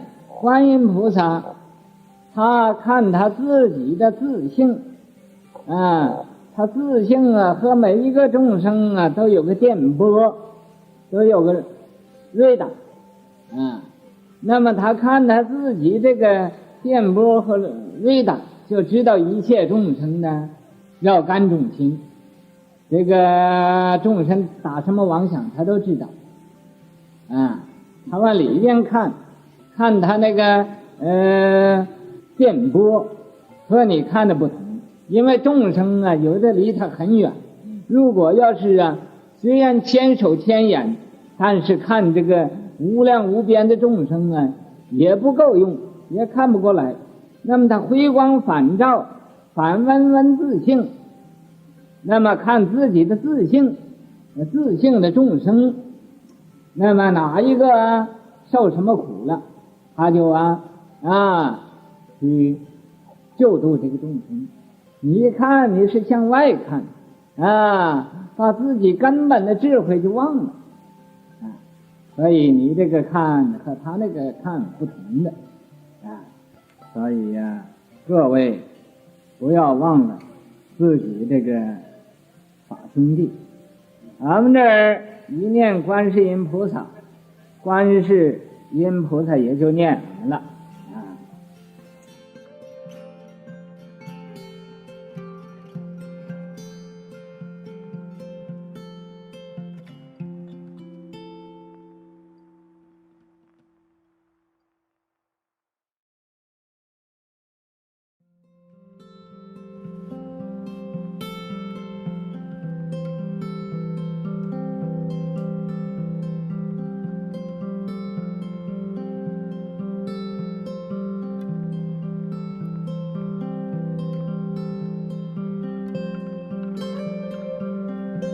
And he said, you're in a new country, you're in a new people, and you have to understand the thought ways of these people. Why would you learn English? Because you can't talk to living beings at their level of understanding unless you know not just their language, but the ideas and feelings and psychology under that language. So he'd say to us right away, everybody who knows Chinese has to learn English. Everybody that knows English has to learn Chinese, because this Dharma is going to be going back to India and China. And the unlikelihood is you guys will be bringing it back, just as it came there. And so you have to be versed. So the whole reason behind the educational system was to expand your understanding of the deep ground from which different living beings would come, so you could speak that language in a way that communicated to them. And we're just beginning that. I don't think, our translations are just bridging into other languages, but he wanted the whole Tripitaka to be translated in every major language of the world. And he wanted us to be able to be versed in that, to be able to go out and share, not to propagate or convert, but to make this available. When I first came in at the morning recitation at Goldmount Monastery, we'd stop for 5 minutes, and whoever was the Wano at that time would read from the Platform Sutra. We'd get little bits and pieces every day, and then you'd spend the day letting that sort of sink in and sit. And then Master Hua at one point saying, this text has everything in it you need to know to be a Buddhist. Moreover, it has everything you need to know to be a Buddha. And I thought, whoa. And we found it on the highway to be really a true companion. It's very direct, it's very straight. And if you wanted to get close to what Master Hua's sound was, his actual voice, his method and his teaching, it's in that text. It's very, very direct and straightforward. So that was it. But there was a request that came because they were going to republish it in China, in mainland China. Oh, right. And they wanted to get a new version, and there was a window to do it within. And somebody said, if we don't take it on, it won't get done. And so I just had the impulse to take it on and begin that project. And then the new translation then was used by them to be put into a 3-text single volume of the Tao Te Ching, I think, the Lunyu, the Confucian Analects, and then Six Patriarch Sutra. And then they're going to do a separate one with Chinese and English interface.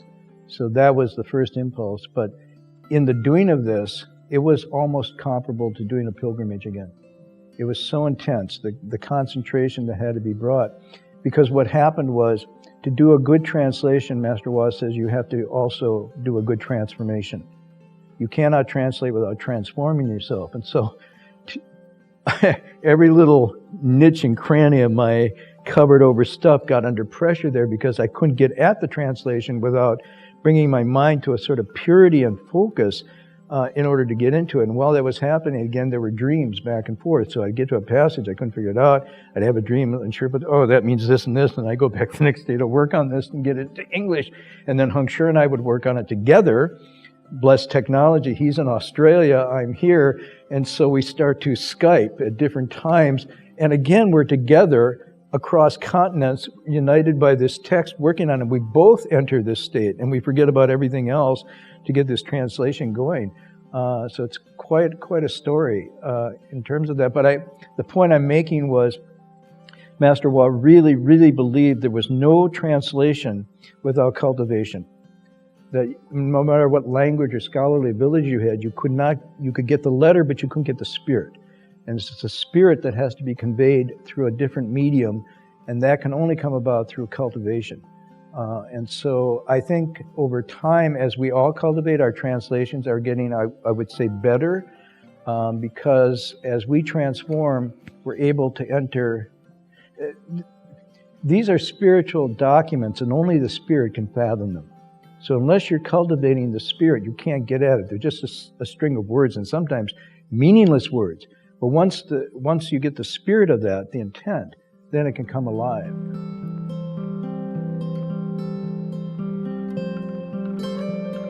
一切的经典都是教人修行的一个法载。那么这种法载呀，有佛说的，有菩萨说的，有祖师说的，也有阿罗汉说的，也有化人说的，也有天人说的。所以这个经典是一样的，其中这个义理是不同的。在所有的佛经都是从印度翻译成中文，流通到每一个国家去。那么从印度翻译成中文，可是中国所有的佛经都是属于翻译本，只有六祖坛经是中国人所说出来的，而没有翻译。中国人是谁说的呢？就是六祖大师他所说的。六祖大师本来是一位不认字的能人，以后因为听金刚经应无所住而生其心，有所感悟，那么前去到黄梅亲近五祖弘忍大师，弘忍大师传给他以心印心的妙法，向上一招。那么六祖大师继承心印法门来接续佛祖的慧命，而说这个六祖坛经。这一部经是祖师所说的，那么现在把它翻译成英文本，这是佛的心印法门，来永远传流到西方社会里边，也就是希望西方的人读诵这一部经典，研究这一部经典，每一位都能成佛，每一位都能成菩萨，每一位也都能成作为祖师。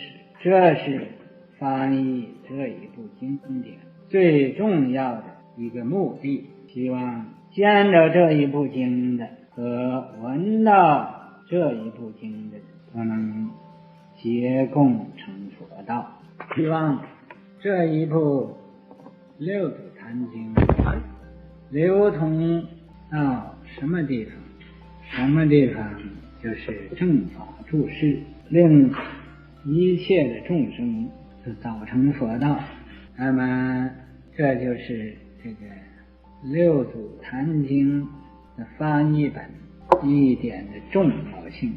要是很详细说，就是这一部经就是宝所，这一部经就是佛的真身，这一部经也就是众生的慈悲父、慈悲母，这一部经能生出来无量无边的佛，能生出来无量无边的菩萨，能生出无量无边的祖师。那么西方人见到这一部经就同成佛道，也早证菩提。简单所说的作为本经前边的一个序文。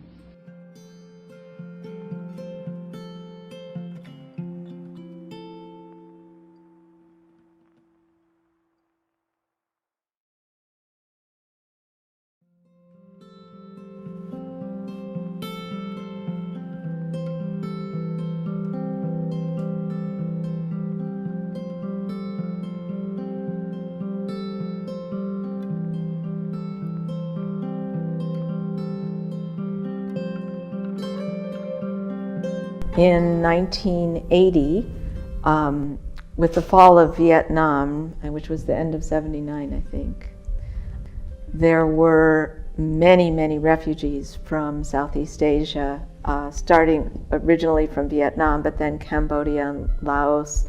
We even had some refugees from Hungary, if I remember correctly. And all of the organizations that helped these refugees were Christian.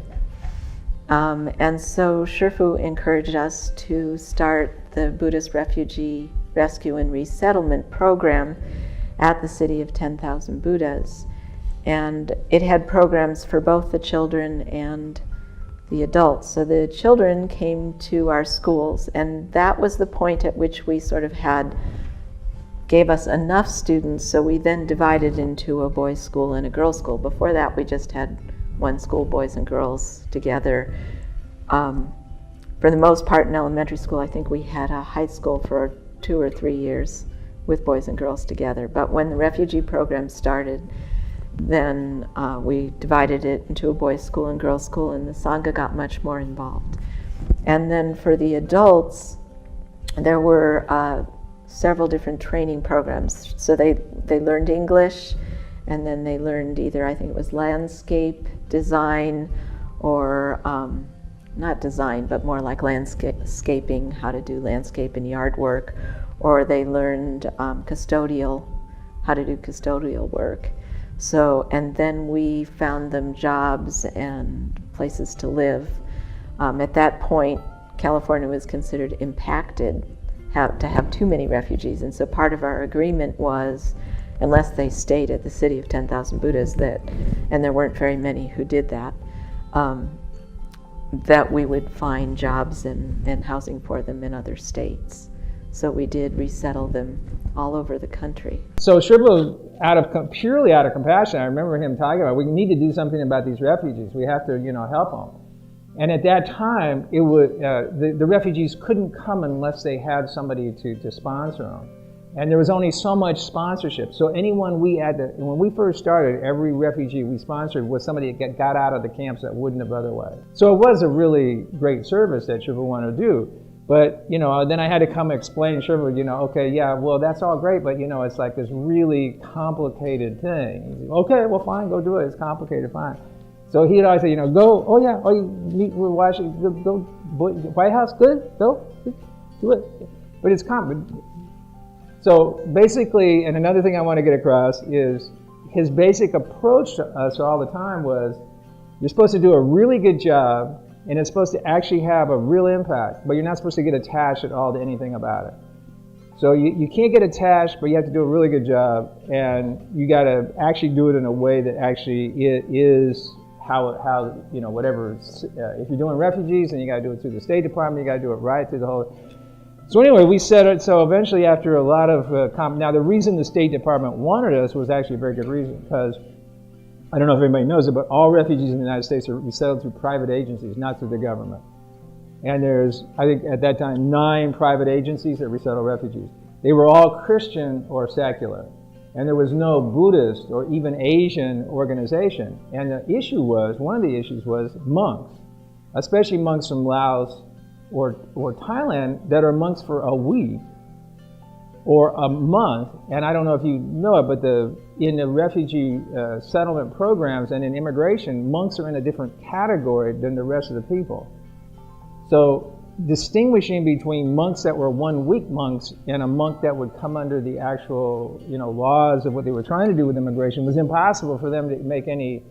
Plus, there was most of the refugees coming were Buddhists, from Cambodia, Laos, and there was no contact with the Buddhist thing at all. So they saw us as an opportunity to have some being in touch with the Buddhist community and the Asian community, and since most of the refugees were coming from there.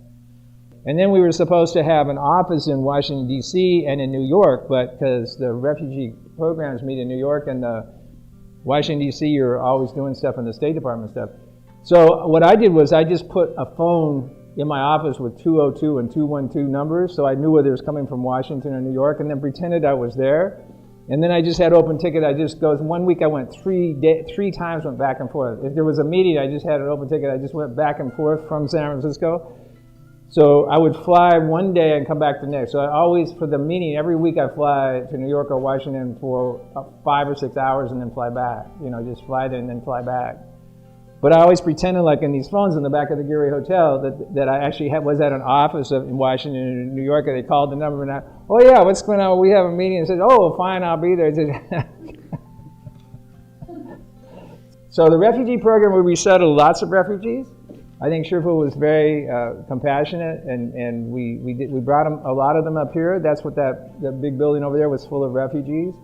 And then we sent them out to different places from there after we'd done training and so forth. And I don't know, what, 4 or 5 years we've had in that refugee program, and it went pretty well. So that was again running something for Shifu's trip. So he had all these things that had to be managed, and so I and a couple other people were just sort of like, I was in charge of just sort of managing all these ridiculous things and just kind of traveling around and taking care of stuff and stuff. And then Shifu would all the time, yeah, how's it going? Yeah, okay, Shifu. I remember one time I said, Shifu, I don't have even one thought between one thought and another. I don't have any space between one thought and another. He said, really good. You can't have any false thoughts. He says you should have no space between one thought and another. So this trip to Malaysia is really interesting. It was also at this time that we encountered the Vietnamese boat people who were trying to come off of Vietnam onto the shores of Malaysia and were being turned back to sea, many of them drowning because the country wasn't accepting at that time. And that's when Master Hua just almost, I could see the tears in his eyes and saying, can't let this happen. We have this big place at the city of 10,000 Buddhas. We're going to make room and invite these refugees to come here. And that's how we started the Rescue and Refugee Center here. Again, I saw the compassion, the immediate compassion on the spot to gather these people in. Some of them are still here.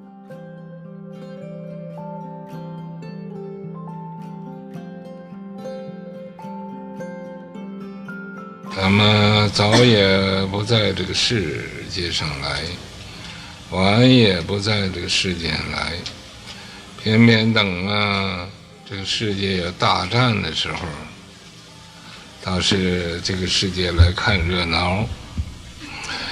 这个热闹一看呢，看得魂飞魄散，看得有的尸骨无存，俺们每天在这儿还是照常的吃喝玩乐，吃饭穿衣服睡觉，还过得很觉得自在的。这是没有正式临到头上，俺们恐怕忧愁也都会忧愁死。咱们大家应该反省，这些战争从什么地方来的呢？就是我们心里的戾气造成的。我们心里没有祥和之气，就是产生战争了。咱们这个我怎么说，教育是真正的国防呢？你就有原子弹、氢气弹、死光这些个武器都是害人的，都是硬碰硬的，都是以毒攻毒的，并没有一个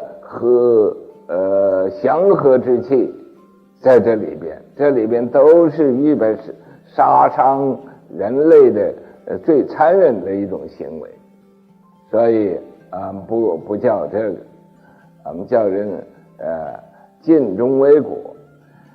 为国，你想尽忠爱护自己的国家，你也要爱护其他的国家。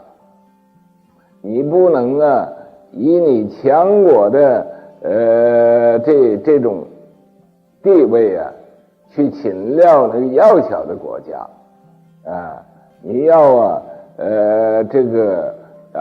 爱护自己的国，也要爱护其他人的国。那么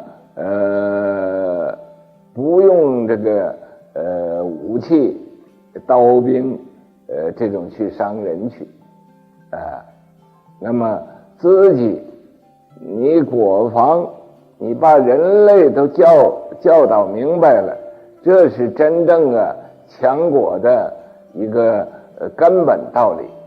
可是世界人呢，都是把这一点忽略了，只知道造飞机大炮怎么样去侵略人家。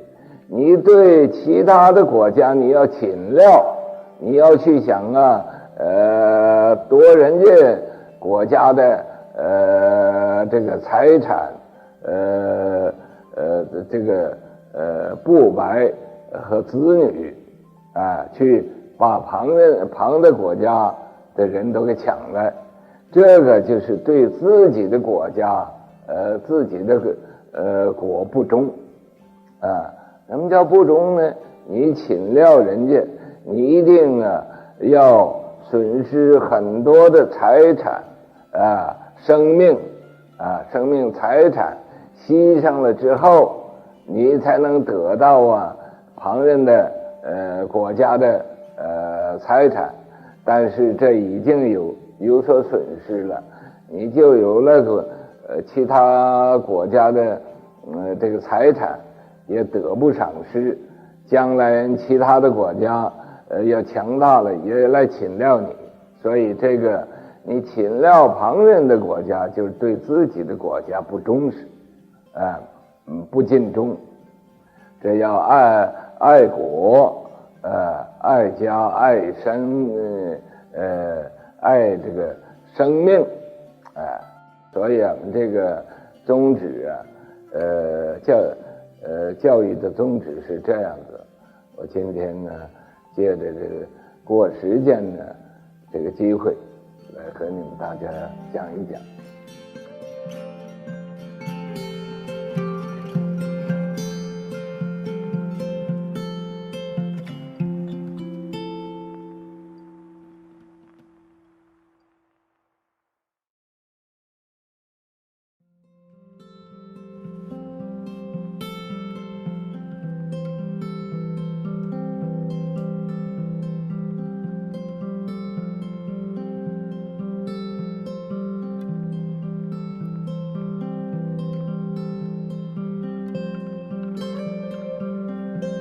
Well, Chinese is, to me, absolutely the most wonderful language in the world. I don't know why I feel that way, but I do, and I did from the beginning. It was fascinating. I'm a visual person, so I like what the characters look like and what they mean as pictograms, and the fact that just as we write in English, which to me is very boring when you write English or Sanskrit without the character. If you have the Sanskrit it's beautiful. If you just have the romanizations, it's such a loss. So, and I learned by the master, you know, he has a very formal voice when he lectures the sutras, and when he first speaks, he speaks very slowly, Ru Shi Wa Wan, and take a long time to read the passage. So I began to realize shortly after I came, I could follow. So my finger followed like a little kid, you know, the Ru, and then the Shi, and then the Wa, and the One, and I could do some of it. And then the next step in that was, I began to recognize some of the simpler characters. Even when he wasn't reading them, I could find them on the page. And the impetus was he wouldn't speak to us in English. And when he'd lecture about 20 minutes, and then there would be a translation. And during that 20 minutes, he had a great sense of humor, so people would be laughing all the time. And then the translation would come, Alan will support me in this, and it'd be 5 minutes long and nothing funny.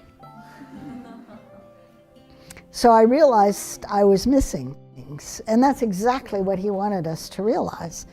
You know, he'd sit there and talk in Chinese, and you'd be dying to know, because if you met someone like Shifu, he was so wise that, you know, I remember one time a guy came in and talked Mandarin from off the street. He was a businessman, a very nice person, but a businessman, and his Mandarin compared to Shifu's Mandarin, I suddenly realized, oh, Mandarin doesn't always sound like it does when Shifu speaks it. It can be just plain old business or whatever. And I realized then how fortunate we were to be able to hear the level of eloquence that the master put into speaking the language, even just casually talking to us. So for me, again, wanting to know the language was primary, and I didn't want anything with the romanization. I wanted to learn the characters and their meanings. How did he teach it? He had, even back at the Buddhist lecture hall, he had the men and women who knew Chinese, who were our translators for the sutras, give reviews the next morning. So we'd come in about 7:30 or 8 from a bus ride, and we'd sit down, and that person would have taken Shifu's lecture from the night before, picked out the important technical terms or idioms or difficult passages, and we would go over those, and we were also allowed to ask questions, so we could supplement whatever he had prepared. So we were getting a good review all along. Most of it we were self-taught and self-motivated in the beginning. Unless there were people who had come in from, some of the people who came in the first session were language experts and had degrees in language. And that was very fortunate for those of us who didn't. But for instance, in my case, I was self-motivated. I would spend a lot of time looking at the characters, learning to write the characters, and learning as much as I could in Chinese about what was going on.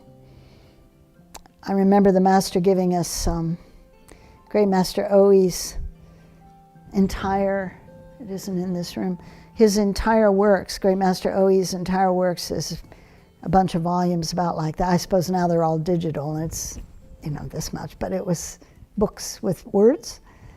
And I didn't know anything. That was back at the Buddhist lecture hall. And I thought, whenever will I be able to do that? But I did. I learned classical commentaries, primarily Tang Dynasty, and they differed. You know, Ming, Song would have different language than Tang, and I did mostly Tang because that was the golden age and there were some good commentators. But I was self-motivated, and I think some of the others who got deeply into the language were. I just kept looking, kept trying to figure it out.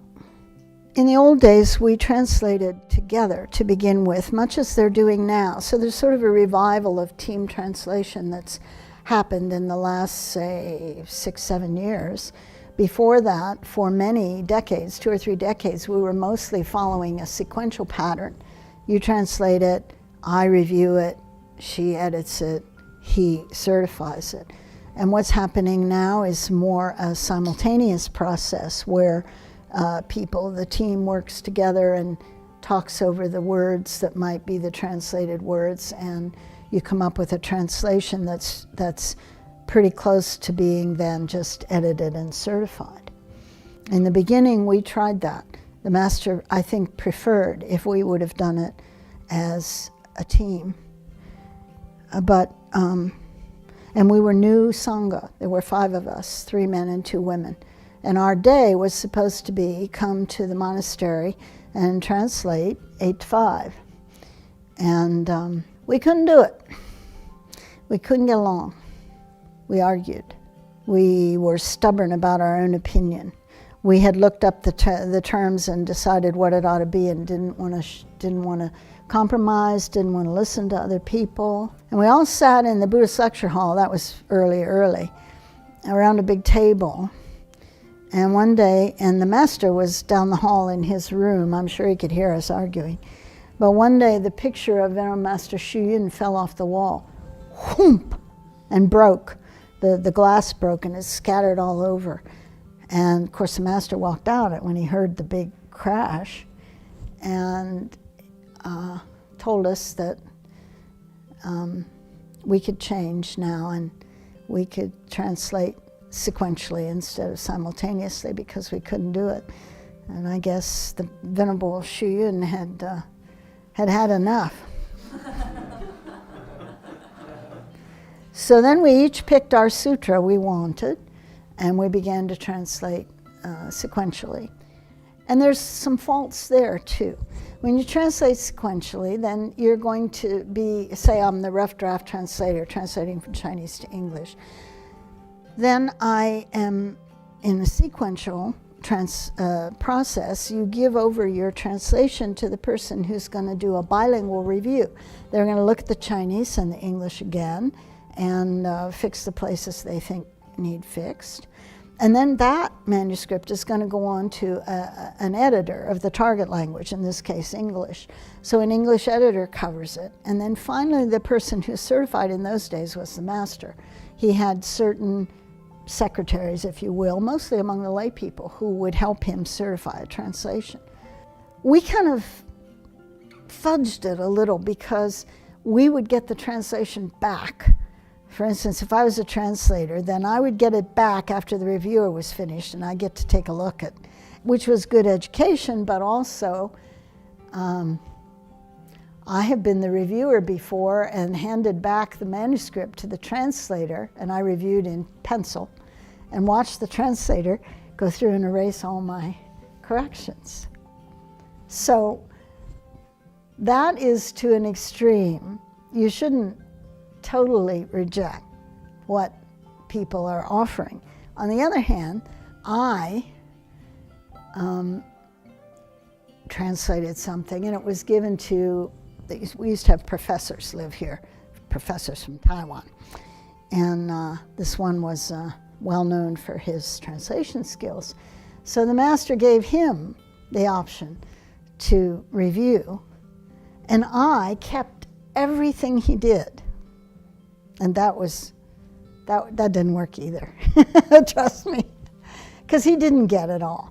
And I had gotten it in many cases, and so the translation got changed in ways that were regrettable later. So there had to be a balance between, I only want to use the words I used in my translation, I'm going to erase all of yours if you comment on me. 2, okay, I'm a humble translator, you can change my translation any way you want. They're both extreme. There has to be a middle ground where we accept and compromise. And I think maybe in simultaneous translating where everybody's working together, that may happen more easily. He gave us some rules to follow. He said we shouldn't be attached to our own translation, that we shouldn't assume our translation was the best one. We shouldn't obstruct other people from translating or getting published their translations because they might not be as good as ours, or at least we thought so. We shouldn't be translating in order to get name or fame. We should ask knowledgeable people in Buddhism. He said sages, elders, to certify our translations so that when they were finally published, they could be trusted. They were as close as possible to rendering whatever language we were using into the target language that came out. And he would then have us edit those so the target language was fluid and communicable. He set up 4 committees, and we never hired people. None of BTTS is paid. These days, sometimes we send out for certain tasks to be done, mostly formatting and publishing. But the hardcore translation, bilingual review, English or whatever target language editing, and finally certification are done by people who are entirely volunteer.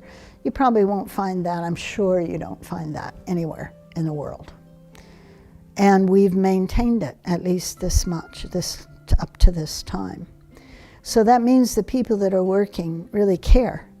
They're taking their time and energy to turn a text from one language into another.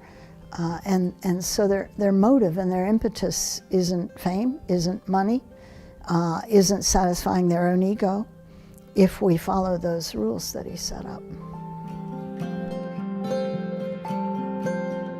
今天呢，这我也不怕泄露天机，泄露天机呀，这也就泄露了。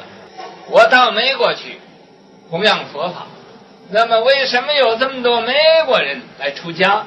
我实实在在的告诉你，美国这些个出家人不是现在出家的，这是在过去呀，在汉朝的时候就出家了，在隋晋这个每一代呀都有出家的。那么在这个唐朝的时候也最多，好像唐玄奘翻译经典那时候，这一般人呢也都在那儿参加这个一场的工作的。那么有唐朝、宋朝、元朝、唐宋元明清，每一个朝代里头都有这些个出家的人，都是以前在中国做过出家人并且多数是做过我的徒弟。我老老实实告诉你你们信不信，那就随你们了那么当时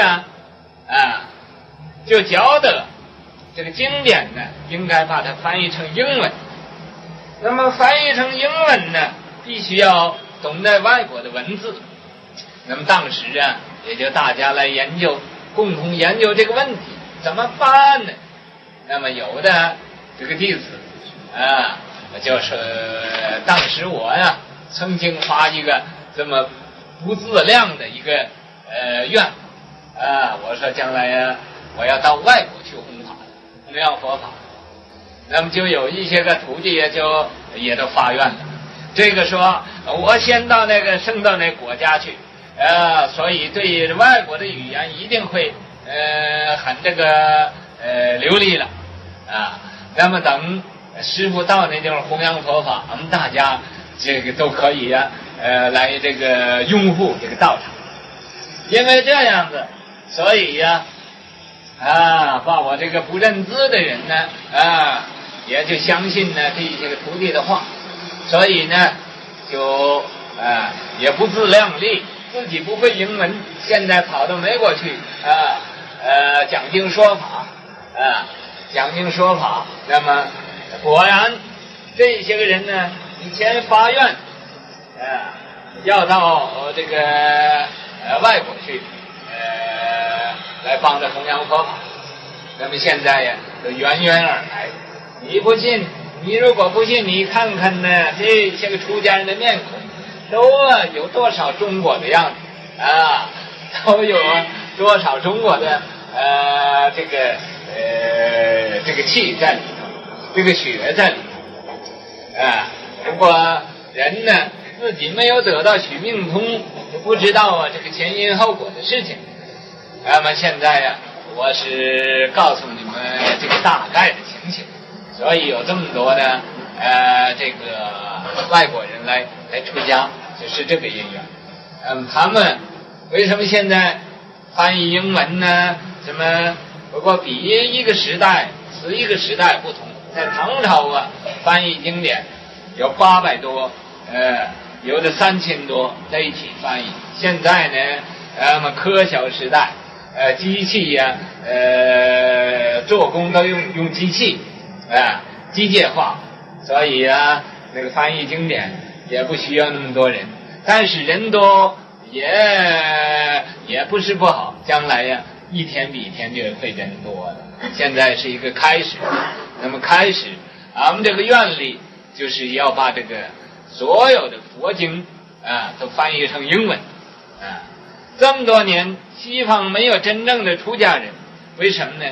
就因为佛经没有翻译成英文，没有翻译成英文，西方人就不容易明白佛法这是一个最大的问题。现在呢不是说用原子弹呢掉到那个人口稠密的地方去解决这个问题。现在我们就用这个佛经把它放到那个人口稠密的地方，解决这个现在当前这个危险的问题。